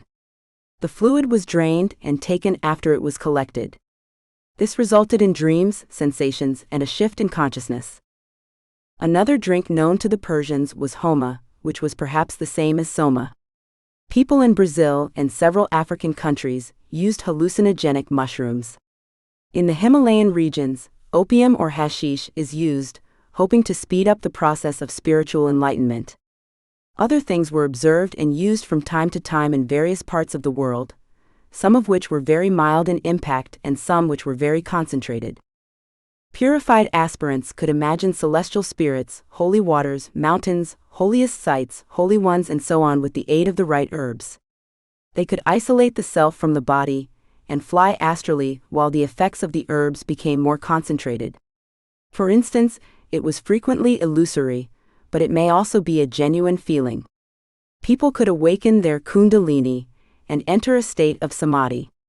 The sexual impulse was totally removed in this area of awakening. As a result, many aspirants favored this approach and have spent decades attempting to find the right herbs. The body becomes still and silent as aushadhi awakens, the metabolism slows and the temperature decreases. As a result, the nerve reflexes behave differently, and the aushadhi awakening is almost always lasting. The aushadhi method of awakening is no longer used because it was abused by ordinary people who were not educated. As a result, the herb's information was withheld, and they are now a tightly guarded secret. Everyone wants to experience Kundalini awakening, but few have the discipline and spiritual, cognitive, physical, and mental training needed to prevent brain and tissue damage. While no one is currently teaching the aushadhi method of enlightenment, its wisdom has been passed down through the guru-disciple tradition from generation to generation. Perhaps science will once again be exposed when man's existence evolves. We discover more vigorous intellectual, physical, and emotional reactions. 19.5 Raja Yoga. The fifth approach for bringing about enlightenment is through Raja Yoga and the cultivation of a balanced mind. Person awareness and superconsciousness are fully fused in this state. It happens through a series of reflection, prayer, and communion, culminating in an experience of unity with the ultimate or supreme. Both Raja Yoga activities, accompanied by Hatha Yoga, produce long-lasting effects. Still, they can also lead to a state of depression in which you do not want to do something. For most people, the Raja Yoga approach is complicated because it causes time, persistence, concentration, and perseverance. One of the most essential qualities for modern man to achieve is mental concentration. It will not be done until the mind has been stabilized, karmas have been deactivated, and feelings have been purified by karma and bhakti yogas. The mind's natural state is busy, which poses a severe threat to modern people when focusing on the mind causes a break. As a result, most of us can just concentrate to a certain extent. Because of the aspirant's awakening through Raja Yoga, he or she undergoes changes. He will overcome starvation and all other addictions or behaviors he may have. The pleasures of life are no longer enticing, appetite and sexual desire fade, and detachment emerge naturally. Raja Yoga leads to a gradual shift in consciousness. 19.6 Pranayama. Pranayama is the sixth method of Kundalini awakening. The awakening of Kundalini occurs like an explosion when a properly prepared aspirant practices pranayama in a peaceful, cold, and quiet climate, ideally at a high altitude, with a diet only adequate to sustain life. In reality, Kundalini awakens so quickly that it automatically ascends to Sahasrara. Pranayama is an effective technique of making yogic fire to heat and awaken the Kundalini. It is more than just a breathing practice or a way to enhance prana in the body. This will not happen if it is done without adequate planning. The produced heat will not be guided to the ceremonial centers. To lock the prana in and drive it up to the frontal brain, Jalandhar, Uddiyana, and Mula Bandhas are used. The mind is immediately defeated when pranayama is done correctly. The consequences of pranayama are more challenging to control. It causes the body to overheat, awakens some of the brain's centers, and may inhibit the production of sperm and testosterone. Pranayama will also decrease the internal body temperature, slow down the respiration rate, and change the brain waves. You will not handle these improvements until you have first practiced the Shat karmas and cleaned your body to a degree. The direct approach and the indirect method are also practical approaches to awaken Kundalini. The natural form is known as pranayama. The interactions it generates are explosive, and the outcomes are achieved rapidly. The imagination expands quickly and undergoes a gradual metamorphosis.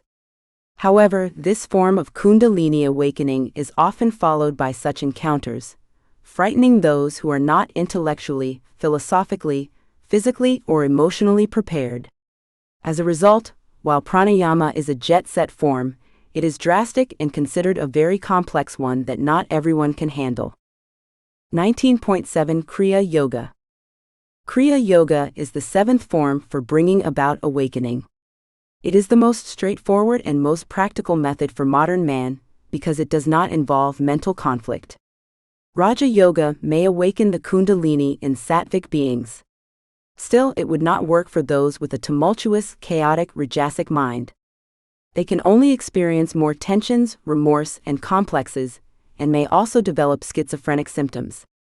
Kriya Yoga is by far the easiest and most powerful method for such individuals.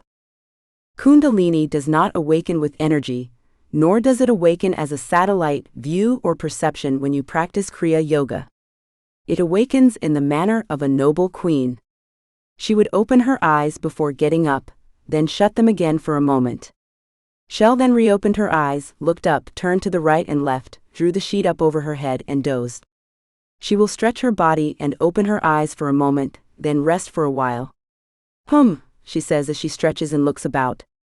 This is how Kriya Yoga awakening works. You feel grand and you do not think so, right? At some. You may pay too much attention to the details of life, or you may believe that all is pointless. You eat a lot of food sometimes, and you do not eat for days at a time. You have sleepless nights and you do nothing but relax at all times. Any of these symptoms of waking and reversion, awakening and reversion, reversion and awakening, reversion and awakening, reversion and awakening, reversion and awakening, reversion and awakening, reversion, and Kriya Yoga does not result in an instantaneous awakening. It can, however, trigger illusions and other moderate controllable experiences. 19.8 Tantric Initiation. This eighth form of Kundalini awakening by Tantric initiation is a closely guarded secret. And those who have transcended their desires and comprehend the two natural laws of Shiva and Shakti are qualified for this initiation. It is not intended for people who have uncontrollable impulses or a strong need for physical touch. This is the fastest way to awaken Kundalini under the guidance of a guru. There are no unusual thoughts or perceptions. There is no neurosis, everything seems natural, but you are being awakened without your awareness. Your consciousness grows because of the transformation, but you are unaware of it. Awakening and arrival at Sahasrara are the same things in this scheme. It just takes 3 seconds. Who is qualified for this path?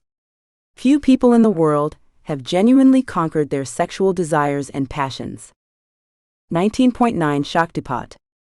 The Guru performs the 9th method of awakening. Shaktipat is the name for it.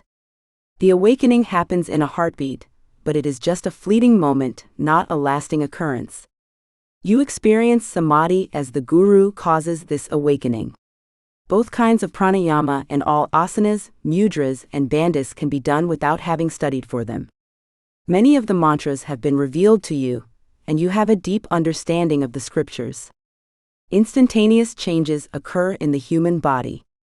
The skin becomes very smooth, the eyes shine, and the body emits a distinct scent that is neither pleasant nor unpleasant. This Shaktipat may be performed either in person or from afar. Depending on the method the Guru has learned, it can be conveyed by touch, a handkerchief, a mala, a flower, a seed, or something edible. It may also be sent by text, telegram, or phone call. Who is qualified for this awakening is difficult to tell. Even if you have been a renunciate for 50 years, you will not get it. You could be an average person who leads a non-spiritual life and eats many junk food, but the Guru could grant you Shaktipat. Shaktipat eligibility is determined by the stage of development you have achieved, not by your social or immediate actions. Shaktipat becomes powerful beyond a particular stage of evolution, but this evolution is not intellectual, mental, social, or theological. It is a metaphysical development that has nothing to do with how you work, consume, act, or think, but we do these things not because of our evolution, but because of how we were raised and taught. 19.10 Self-surrender. We have gone through the 9 well-known ways to awaken Kundalini, but there is a 10th option: do not strive for awakening. Allow it to happen if it will. I am not responsible for the awakening, nature takes care of it. I welcome whatever comes my way. This is considered as the road of self-surrender. Suppose you believe strongly enough that your Kundalini will awaken. In that case, 20,000 years will pass in the blink of an eye, and your Kundalini will awaken immediately. 19.11 Effects of various awakening techniques. Scientific studies have shown a variety of results when Kundalini is awakened. Many that have had their Kundalini awoken since birth does not experience any internal changes. They resemble wooden bricks. Many awakened Kundalini by pranayama have many electrical charges throughout their spinal column and bodies, and they could become schizophrenic quickly. Karma yoga and bhakti yoga are relatively healthy and gentle methods of enlightenment. Still, tantric practices are more scientific than non-tantric methods because tantra does not allow for energy suppression or dispersion. There is antagonism in non-tantric forms. One mind desires it and the other mind says no. You block your emotions, you want to enjoy yourself, but you still say to yourself, no, this is terrible. I am not slamming non-tantric approaches. They are gentle approaches that would not cause you any problems. They are like beer in that if you drink a little, nothing happens. If you drink 4 to 10 cups, nothing happens. Tantric procedures are like LSD, a powerful hallucinogenic drug. A small dose knocks you dry. Whether something is incorrect, it is erroneous. If something is correct, it is accurate. 20 Best Meditation Techniques to Heal Your Chakras. In this chapter, I will show you how to heal each of your 7 chakras individually, as well as how to heal your multiple chakras at the end. I will go through some tried and accurate methods that have helped me connect with each of the chakras. These simple techniques will assist you in getting started on your healing journey. 20.1 Meditations for the Root Chakra. The root chakra is all about being rooted, confident in knowing that your fundamental needs are fulfilled, and feeling positive connections to your families and tribal consciousness. The meditations that follow will assist you in connecting with anything you might keep in that chakra. Most notably, they can assist you in establishing contact with the spirit vortex inside you, so you can tap into its knowledge. Here's an easy, tried, and correct way to communicate with the root chakra through meditation and visualization. Taking 3 long breaths while sitting or lying comfortably. Imagine the air energizing the perineum, the region between the genitals and the anus, every time you inhale. Release everything you are storing in that field anytime you exhale. This may include fears, discomfort, or even assumptions about how you might feel when practicing meditation. Meditating on each chakra while keeping my hands over my heart helps me relate to the chakra I am focusing on more quickly. One hand should be placed over the heart chakra, while the other is placed over the pubic bone. Placing your hands at the lower aspect of the hips is another hand position. By softly tapping at the top of the pubic bone or both sides of your lower hips, or gently massaging the region in a small circular motion with the first 2 fingers, you may wake up the bond with the root chakra. Continue to guide your breath to your root chakra with each subsequent breath, inhaling and exhaling through the nose. Imagine a red bubble of light pulsing and expanding in that region. Many who associate more strongly with male energy should spin the sphere clockwise.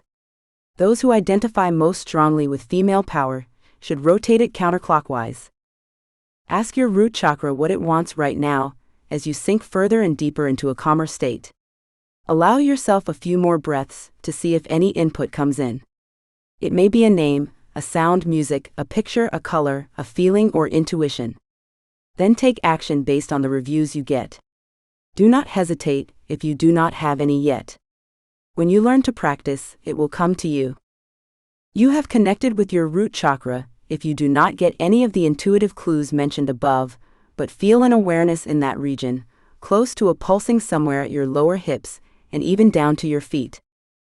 Taking 3 long breaths at the end of your meditation, focusing the force of your inhale onto the soles of your feet to ground yourself. Open your eyes slowly. When practicing this meditation visualization, be careful with yourself because this technique needs time to develop. You are working yourself too hard if you experience pain in your lower back or thighs. It is time to take a rest and come back when you are feeling more refreshed. Often, keep in mind that even experienced meditation practitioners experience the monkey mind, which occurs when other emotions invade your mind and interrupt you for a moment. Just use this as an opportunity to observe the thinking without judging, let it move, and kindly return to the core. 20.2 Meditations for the Sacral Plexus Chakra. The sacral plexus chakra is about finding positive ways to communicate with thoughts, artistic speech, sexuality, and abundance. The meditations that follow will assist you in connecting with whatever you might store in this chakra, as well as establishing a bond with this energy vortex inside you, so that you can tap into the insight it contains. Here's an easy, tried, and correct way to communicate with your sacral plexus chakra through meditation and visualization. Take 3 long, steady breaths while sitting or lying comfortably. Imagine the air energizing the region 2 inches below your navel each time you inhale. Release whatever you are keeping in that region with each exhale, fears, discomfort, or even hopes of how you might feel when doing this meditation. Holding your hands over your heart when meditating on each chakra can assist you in connecting more quickly to the chakra you are focusing on. One hand should be placed over the heart chakra, and the other should be placed over the sacral plexus chakra. By softly tapping 2 inches below the navel or gently massaging the region with the first 2 fingers in a small circular motion, you may wake up the bond with this chakra. Continue to guide your breath to your sacral plexus chakra with each subsequent breath, inhaling and exhaling through the nose. Imagine an orange bubble of light pulsing and expanding in that region. Many who associate most strongly with male energy should spin the sphere counterclockwise. Those who identify most strongly with female power should turn it clockwise. Ask your sacral plexus chakra what it wants right now, as you sink further and deeper into a calmer state. Allow yourself a few more breaths to see if any input comes in. It may be a name, a sound, music, a picture, a color, a feeling, or intuition. Then take action based on the reviews you get. Do not hesitate if you do not have any yet. When you learn to practice, it will come to you. You have connected with your sacral plexus chakra if you do not get any of the intuitive clues mentioned above, but feel an awareness in that region, like a pulsing or a gentle opening and expansion. Taking 3 long breaths at the end of your meditation, focusing the force of your inhale onto the soles of your feet to ground yourself. Open your eyes slowly. When practicing this meditation visualization, be careful with yourself because this technique needs time to develop. You are working yourself too hard if you notice a bellyache developing in your lower abdomen. It is time to take a rest and come back when you are feeling more refreshed. Often, keep in mind that even experienced meditation practitioners experience the monkey mind, which occurs when other emotions invade your mind and interrupt you for a moment. Just use this as an opportunity to observe the thinking without judging, let it move, and kindly return to the core. 20.3 Meditations for the Solar Plexus Chakra. Standing in your strength, connecting with your inner warrior fire, and developing self-esteem are all aspects of the solar plexus chakra. The meditation postures that follow will help you communicate with whatever you might store in this chakra and start an interaction with this energy vortex inside you so that you can tap into the insight it contains. Here's an easy, tried, and correct way to communicate with your solar plexus chakra through meditation and visualization. Taking 3 long breaths, either safely seated or lying down. Imagine the breath energizing the area above your navel each time you take a breath in. Release whatever you are keeping in that region with each exhale, fears, discomfort, or even hopes about how you might feel when doing this meditation. Personally, meditating on each chakra while keeping my hands over my heart makes me relate more easily to the chakra I am focusing on. One hand should be placed over your heart chakra, and the other should be placed over your solar plexus chakra. By softly tapping 2 inches above the navel or gently massaging the region in a small circular motion with the first 2 fingers, you may wake up the bond with this chakra. Continue to guide your breath to your solar plexus chakra with each subsequent breath, inhaling and exhaling through the nose. Imagine a yellow bubble of light pulsing and expanding in that region. Many who associate more strongly with male energy should spin the sphere clockwise. Those who identify most strongly with female power should rotate it counterclockwise. Ask your solar plexus chakra what it wants right now as you sink deeper and deeper into a calmer state. Allow yourself a few more breaths to see if any input comes in. It may be a name, a sound, a piece of music, a picture, a color, a feeling, or intuition. Then take action based on the reviews you get. Do not hesitate if you do not have any yet.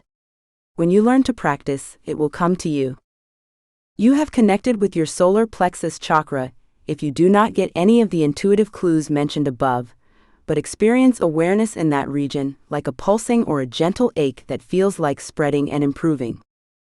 Taking 3 long breaths at the end of your meditation, focusing the force of your inhale onto the soles of your feet to ground yourself.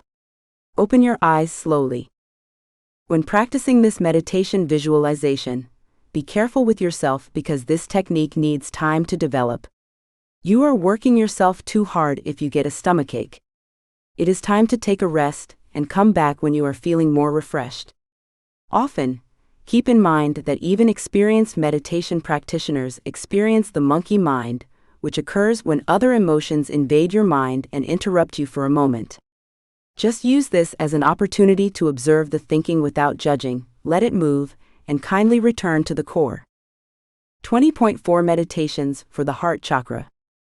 Being close to oneself and nurturing joy, self-love, and kindness are critical aspects of the heart chakra. The meditations that follow will assist you in connecting with whatever you might carry in this chakra, They can assist you in establishing contact with this energy vortex inside you to tap into the insight it contains. Here are simple meditation and visualization to help you communicate with your heart chakra. Taking 3 long breaths while sitting or lying comfortably. Imagine the air energizing the middle of your chest each time you inhale. Release whatever you are keeping in that region with each exhale: fears, discomfort, or even assumptions of how you might feel when doing this meditation. Holding your hands over your heart while meditating on each chakra will help you relate to the chakra you are focusing on more quickly, especially the heart chakra. By softly tapping the middle of your chest or gently massaging the region with your first 2 fingers in a small circular motion, you may wake up the bond with this chakra. Continue to guide your breath to your heart chakra with each subsequent breath, inhaling and exhaling through the nose. Imagine a green bubble of light pulsing and expanding in that region. Many who associate most strongly with male energy should spin the sphere counterclockwise. Those who identify most strongly with female power should turn it clockwise. Ask your heart chakra what it wants right now as you sink further and deeper into a calmer state. Allow yourself a few more breaths to see if any input comes in. It may be a word, a sound, music, a picture, a color, a feeling, or intuition. Then take action based on the reviews you get. Do not hesitate if you do not hear right away. When you learn to practice, it will come to you. Suppose you do not get any of the intuitive hints mentioned above. In that case, you might feel a consciousness in that region, similar to a chest widening or a sensation that the energy in the middle of your chest is rising slightly upward. If that is the case, you are in touch with your heart chakra. Taking 3 long breaths at the end of your meditation, focusing the force of your inhales onto the soles of your feet to ground yourself. Open your eyes slowly. Be gentle with yourself as you do this meditation visualization. You are driving yourself too hard if the heart rate rises uncomfortably high. It is time to take a rest and come back when you are feeling more refreshed. Often, keep in mind that even experienced meditation practitioners experience the monkey mind, which occurs when other emotions invade your mind and interrupt you for a moment. Just use this as an opportunity to observe the thinking without judging, let it move, and kindly return to the core. 20.5 Meditations for the Throat Chakra. Speaking of your reality, successfully addressing your desires and voicing yourself are aspects of the throat chakra. The meditations that follow will assist you in connecting with whatever you might carry in this chakra and initiate interaction with this energy vortex inside you so that you can tap into the insight it contains. Here's an easy, tried, and correct way to communicate with your throat chakra through meditation and visualization. Take 3 long, steady breaths while sitting or lying down comfortably. Imagine the breath energizing the notch at the front of your throat each time you take a breath in. Release whatever you are keeping in that region with each exhale: fears, discomfort, or even hopes about how you might feel when doing this meditation. Meditating on each chakra while keeping my hands over my heart helps me relate to the chakra I am focusing on more quickly. One hand should be placed on your heart chakra and the other on your throat. By softly tapping the bone in front of the notch in the front of your throat, or gently massaging the region in a small circular motion with your first 2 fingers, you may wake up the bond with this chakra. Continue to guide your breath to your throat chakra with each subsequent breath, inhaling and exhaling through the nose. Imagine a bright blue bubble of light pulsing and rising bigger in that place. Many who associate more strongly with male energy should spin the sphere clockwise. Those who identify most strongly with female power should rotate it counterclockwise. Ask your throat chakra what it wants right now as you sink further and deeper into a calmer state. Allow yourself a few more breaths to see if any input comes in. It may be a name, a sound, a piece of music, a picture, a color, a feeling, or intuition. Then take action based on the reviews you get. Do not hesitate if you do not hear right away. When you learn to practice, it will come to you. You are engaging with your throat chakra if, instead of the intuitive clues mentioned above, you sense an awareness close to an opening, expanding, or expansion in your throat region. Taking 3 long breaths at the end of your meditation, focusing the force of your inhale onto the soles of your feet to ground yourself. Open your eyes slowly. When practicing this meditation visualization, be careful with yourself because this technique needs time to develop. If you find your neck is hurting, you are working yourself too hard. It is time to take a rest and come back when you are feeling more refreshed. Often, keep in mind that even experienced meditation practitioners experience the monkey mind, which occurs when other emotions invade your mind and interrupt you for a moment. Just use this as an opportunity to observe the thinking without judging, let it move, and kindly return to the core. 20.6 Meditations for the Third Eye Chakra. It is all about trusting your instincts and inner vision for the third eye chakra. The meditations that follow will assist you in connecting with whatever you might carry in this chakra and starting interaction with this energy vortex inside you so that you can tap into the insight it contains. Drink non-fluorinated water to strengthen your bond with your third eye chakra. The pineal gland, which is connected to the third eye, is calcified by fluoride.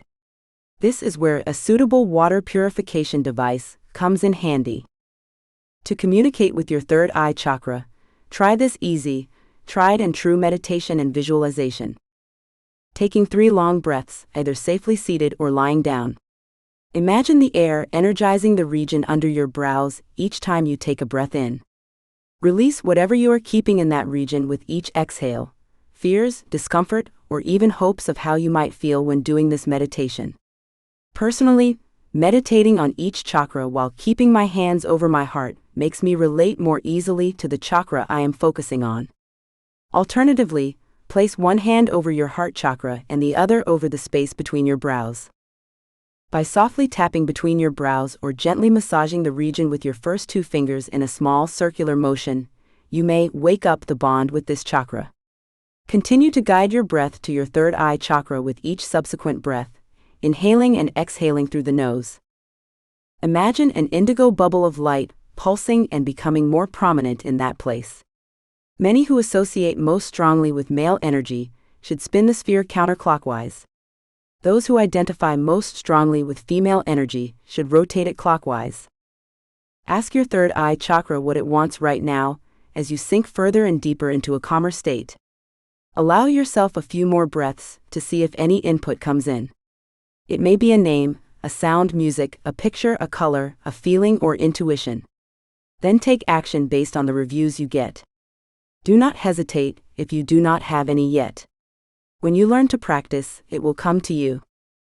You are communicating with your third eye chakra if, instead of having one of the intuitive hints mentioned above, you sense an awareness equivalent to a pulsing or a gentle ache that feels like a thumb is pressing against the region of your brain. Taking 3 long breaths at the end of your meditation, focusing the force of your inhale onto the soles of your feet to ground yourself. Open your eyes slowly. When practicing this meditation visualization, be careful with yourself because this technique needs time to develop. If you create a frontal headache resulting from your efforts, you are working yourself too hard. It is time to take a rest and come back when you are feeling more refreshed. Often, keep in mind that even experienced meditation practitioners experience the monkey mind, which occurs when other emotions invade your mind and interrupt you for a moment. Just use this as an opportunity to observe the thinking without judging, let it move, and kindly return to the core. 20.7 Meditations for the Crown Chakra. The crown chakra is all about strengthening our bond to the divine and our inner divine. The meditations that follow will assist you in connecting with whatever you might carry in this chakra. Overall, these methods will assist you in establishing a bond with this energy vortex inside you, so that you can tap into the wisdom it contains.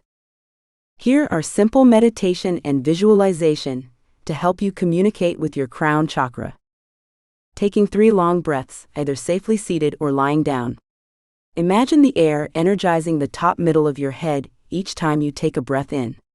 Release whatever you are keeping in that region with each exhale, fears, discomfort, or even hopes of how you might feel when doing this meditation.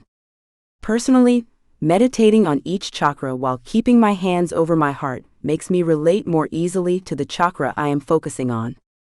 Place one hand over your heart chakra and the other over the top of your head as another choice. By softly tapping at the top of the middle of the head or gently massaging the region in a small circular motion with the first two fingers, you may wake up the bond with this chakra. Continue to guide your breath to your crown chakra with each subsequent breath, inhaling and exhaling through the nose. Imagine a purple, or white or gold, bubble of light pulsing and becoming more extensive in that region. Many who associate more strongly with male energy should spin the sphere clockwise. Those who identify most strongly with female energy should rotate it counterclockwise. Ask your crown chakra what it wants right now as you sink further and deeper into a calmer state. Allow yourself a few more breaths to see if any input comes in. It may be a name, a sound, music, a picture, a color, a feeling, or intuition. Then take action based on the reviews you get. Do not hesitate if you do not have any yet. When you learn to practice, it will come to you. You have connected with your crown chakra if you do not get any of the intuitive hints mentioned above, but feel a consciousness like a pulsing or a gentle ache that feels like communicating with space directly above your head or shooting far higher above you. Taking 3 long breaths at the end of your meditation, focusing the force of your inhale onto the soles of your feet to ground yourself. Open your eyes slowly. When practicing this meditation visualization, be careful with yourself because this technique needs time to develop. You are working yourself too hard if you get a vertex headache, which is a headache that starts at the top of your head. It is time to take a rest and come back when you are feeling more refreshed. Often, keep in mind that even experienced meditation practitioners experience the monkey mind, which occurs when other emotions invade your mind and interrupt you for a moment. Just use this as an opportunity to observe the thinking without judging, let it move, and kindly return to the core. 20.8 Meditation for healing multiple chakras. Since everything is linked, our chakra structures are as well. For example, an imbalance in one chakra may have a cascading effect on the others.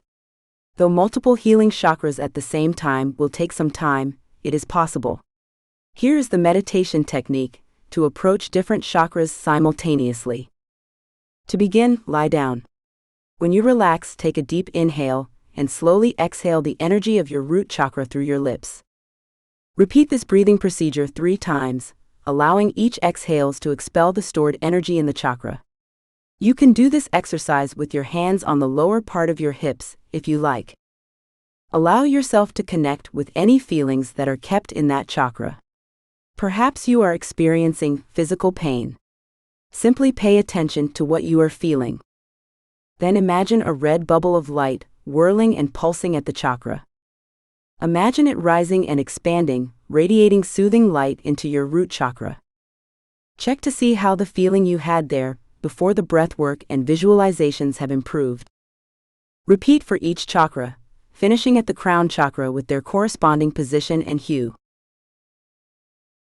21 Influence of Kundalini Awakening Practices on Chakra Healing.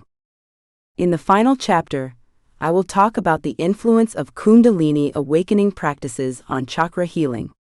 As I have already mentioned in previous chapters, the chakras are known as the energy wheel.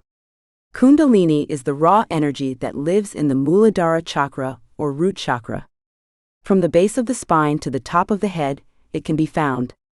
The 7 chakras are constantly in motion, controlling the body's overall functioning. When your chakras become blocked or inactive, they will disrupt the energy flow along your spinal column, causing a chakra imbalance. Physical illness, hallucinations, fevers, breathing disorders, mental instability, and constant stress are all symptoms of Kundalini syndrome. Since Kundalini syndrome is linked to opposing forces, the only way to avoid it is to practice energy healing. Healing Kundalini syndrome. Getting enough sleep is essential for body and spirit healing. To ground yourself, relax, and spend quality time outside. Bringing the chakra system back into order. Breathing regulation. Yoga and meditation. Pros and cons of a Kundalini awakening. Pros. Kundalini awakening will help you realize your true self as an everlasting being. You could experience bliss and deep love. You may have a calm mind. Any challenge can be overcome with a clean sense, one free of residual structures and all else that keeps us from growing, from being who we believe we are. You achieve spiritual enlightenment, which is a sense of oneness with all that exists, and the realization that we are perpetual makers of all that exists. You may have more compassion and imagination. Cons. Kundalini energy may be raised by mistake and/or without being prepared. Most of us have rather congested chakras, and we should be cautious about attempting to awaken our Kundalini. You may accidentally lift your Kundalini, but it will not raise your consciousness. Kundalini awakenings are unique to each person. Some people describe them as feeling like a bad drug trip or insanity. Unpleasant physical effects, such as muscle spasms and feeling sticky, may occur in a body with blocked chakras. Your spiritual path has been profoundly set in motion once your Kundalini force has been awoken. It is all part of the process of dissolving the self, letting go of the addiction to the physical plane, and attracting like-minded individuals. The unpleasant symptoms of the Kundalini rising fade away as you assist the spiritual awakening. The more you fight the process, the more you face opposition in other areas of your life. Because of the state of non-attachment, letting go of identification with the ego and surrendering to the higher self provides bliss and ease during the path and a continual stream of development. Suppose we stick to the Kundalini after the initial increase in consciousness instead of transforming the personality. In that case, they become static and caught up in the illusion of identifying with the soul. 22 Key Takeaways. I hope you have been enjoying this book thus far. I will summarize everything you have studied thus far in this book. To sum up the discussion, I have introduced you to the practical techniques to awaken your third eye and its significance by defining the third eye, how you can see through the third eye and its importance. You are now able to understand the relationship between the third eye and the pineal gland. You have learned third eye awakening techniques and symptoms. Now you can better understand the psychic ability that comes with third eye awakening. I have also given you some valuable tips for a third eye awakening and warned you regarding the dangers of opening your third eye. Awakening your Kundalini and experiencing higher consciousness is another crucial concept I have explored by defining Kundalini and its relationship with the 7 chakras. I have also explained what you should do with your Kundalini. Afterward, you have learned the importance of practicing the Kundalini awakening and its signs and symptoms. I have told you about the safety and significance of the Kundalini awakening as well. Moreover, you are now familiar with the powerful techniques of Kundalini awakening, and how awakening by birth is different from awakening it intentionally. I have also reviewed mantra and tapasya for your better understanding. You can also awaken your Kundalini through herbs, Raja Yoga, Pranayama, Kriya Yoga, Tantric initiation, Shaktipat, and self-surrender. You are now well acquainted with the effects of various awakening techniques too. Furthermore, I formulated the best meditation techniques to heal your 7 chakras separately and collectively. Lastly, I elaborated on the influence of Kundalini awakening practices on chakra healing, healing Kundalini syndrome, and the pros and cons of a Kundalini awakening. Empath and Psychic Abilities Bible, the enlightening guide to the third eye awakening in highly sensitive people, managing psychic gift and mind power through intuition and meditation. Copyright 2023-2024. Teresa Clearter. Part 1. Psychic Development and Empath, deeply explore your inner psychic powers. 1. Exploring your inner psychic powers. Before we go any further, you need to know whether you are indeed psychic or not. In this first section, I will allow you to explore the different mental skills to decide whether this is true for you. We will look at how to recognize and open your inner psychic powers to help you decide on your goals, improve your connections, and develop a career that you enjoy. It is not as difficult as you would believe in exploring and harnessing those forces. I want to teach you how to use your psychic power to demonstrate your destiny with your best talents, and birth skills. In yourself, you have the wisdom that awaits you. As your guide on your journey from the other side, I will be with you every step of the way as you explore your inner psychic forces. Psychic powers can take various forms and can be used for the minds of all kinds of individuals. I believe you should ask yourself, do I have mental abilities? It can sometimes be challenging to interpret these unique skills, mainly if you have never considered them before. The first place you can start is to speak to a genuine psychic and read yourself. You can also quickly and conveniently discover your latent psychic abilities with the help of many psychics available to give you a reading. The next move in your quest is to look at the various forms of psychic capacity and see yourself in all facets of the ability. It can be an exhausting task to sort the lexicon of skill and do all the work to just look at your ability to tap. I have done this work for you and compiled an extensive, easy-to-skip list of skills and what they involve. 1.1 Inner Psychic Abilities. You could have had psychic flashes without even understanding what they were. To engage with your psychic self, 3 things are necessary: an open heart, an open mind, and the ability to be a bridge between this world and the other. I would suggest that you consider a few things to see with your intuitive skills signs of awakening. Here are some conditions, the phenomena, and the sensations you may have experienced in your everyday life. But you may not have been paying any attention to them because they seemed insignificant. Have you ever felt the energy atmosphere in a space? Have your friends asked you to solve their problems because you can dig into the root of the problem deeper? You often sound like a person's intolerance, such as untrustworthiness, only to dismiss it and later prove yourself. Often you have dreams that have been realized for yourself or for others. Let me say one thing here. I have seen dreams come true accurately several times in my life for others, and I am always well aware of the dreaming capacity that works for me. You should think about past lives and retrieve those moments from your mind. Have you requested support and noticed synchronizations or indications which seem to give you a message? Often you can sense a twist in your heart, an unexplained longing that says your life can be better than what you are experiencing now. Often you sense a loved one's presence in the spirit around you and see signs near. You dream about an unexpected individual, and then the phone rings as they call you. You feel strongly linked to nature and to the elements. If you have experienced any of these phenomena, you are awakening to your intuitive abilities. You can escape the Earth's limits and space, and see beyond this world's veil into the spirit realms when exposed to your innate intuitive skills. You can see the future and the past with this power, communicate with spirits and loved ones. You can explore the greatest mysteries. What does being psychic mean? Let me begin by defining the inner psychic abilities.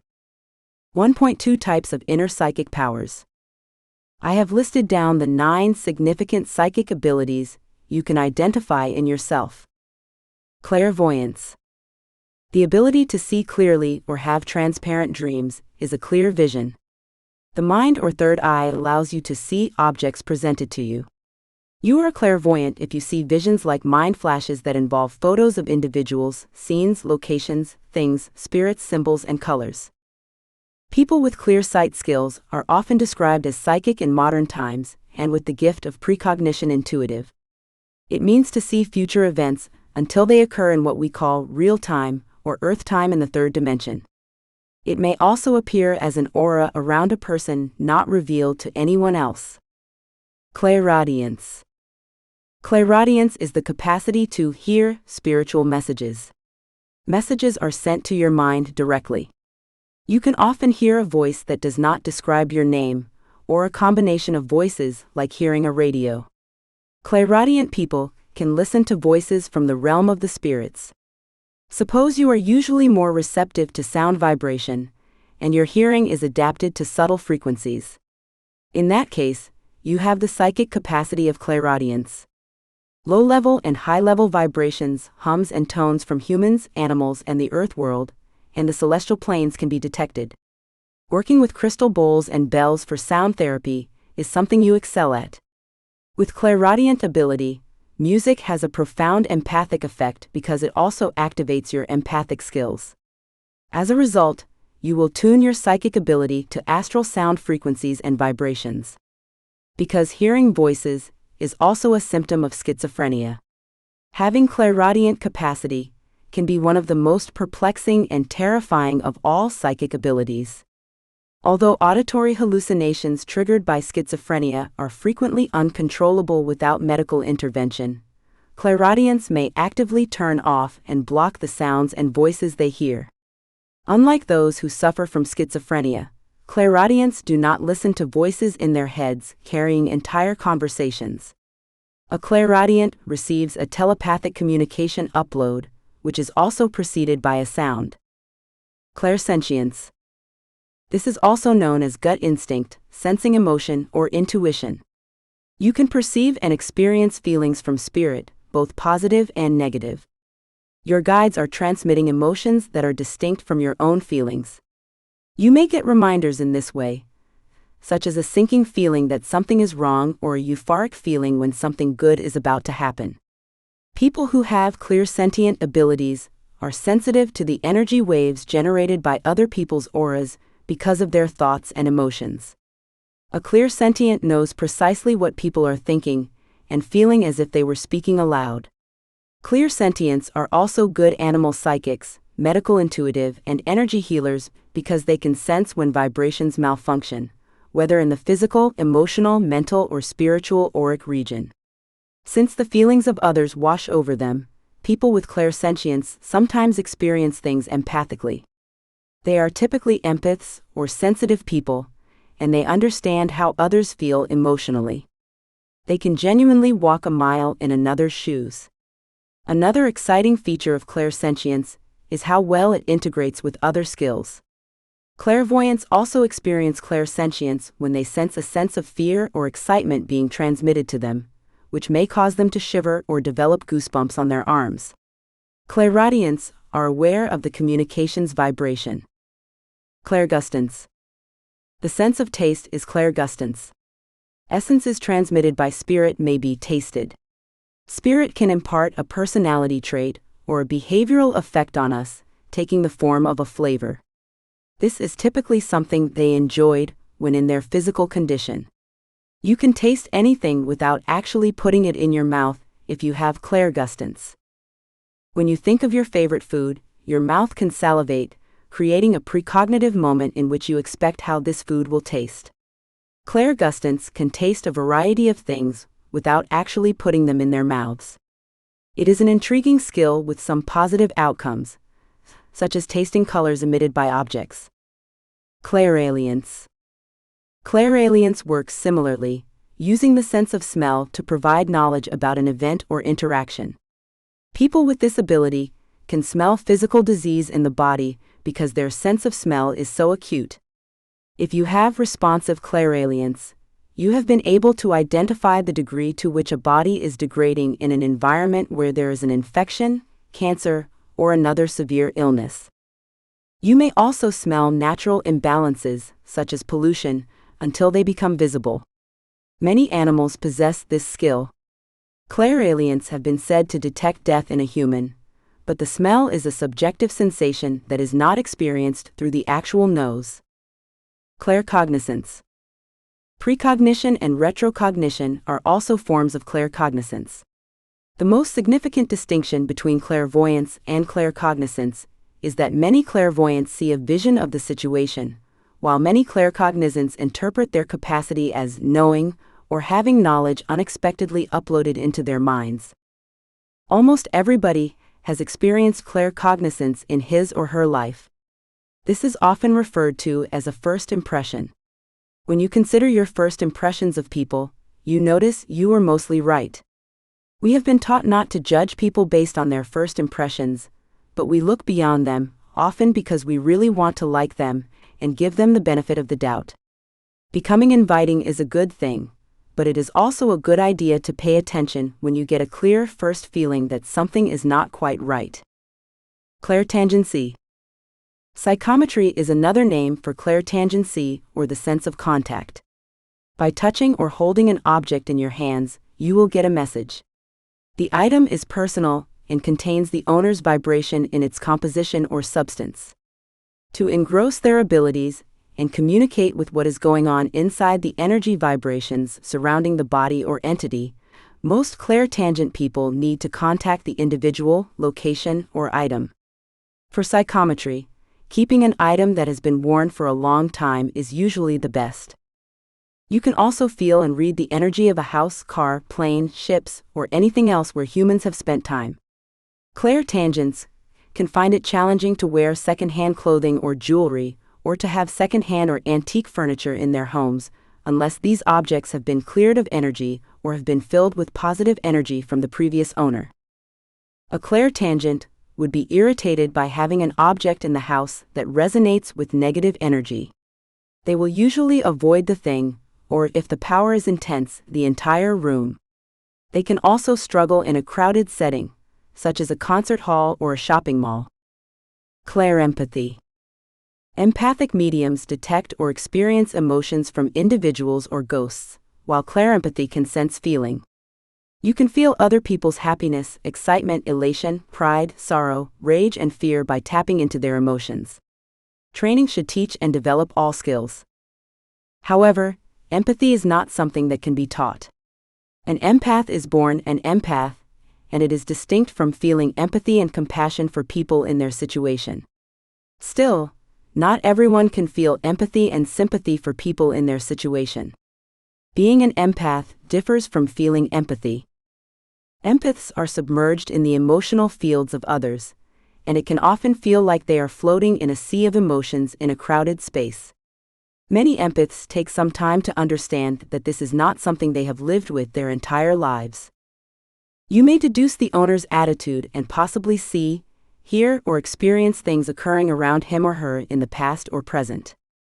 Psychics typically have one or more of these abilities, which can be used individually or in combination. The most common is clairsentience, which almost everyone has used at some stage in their lives.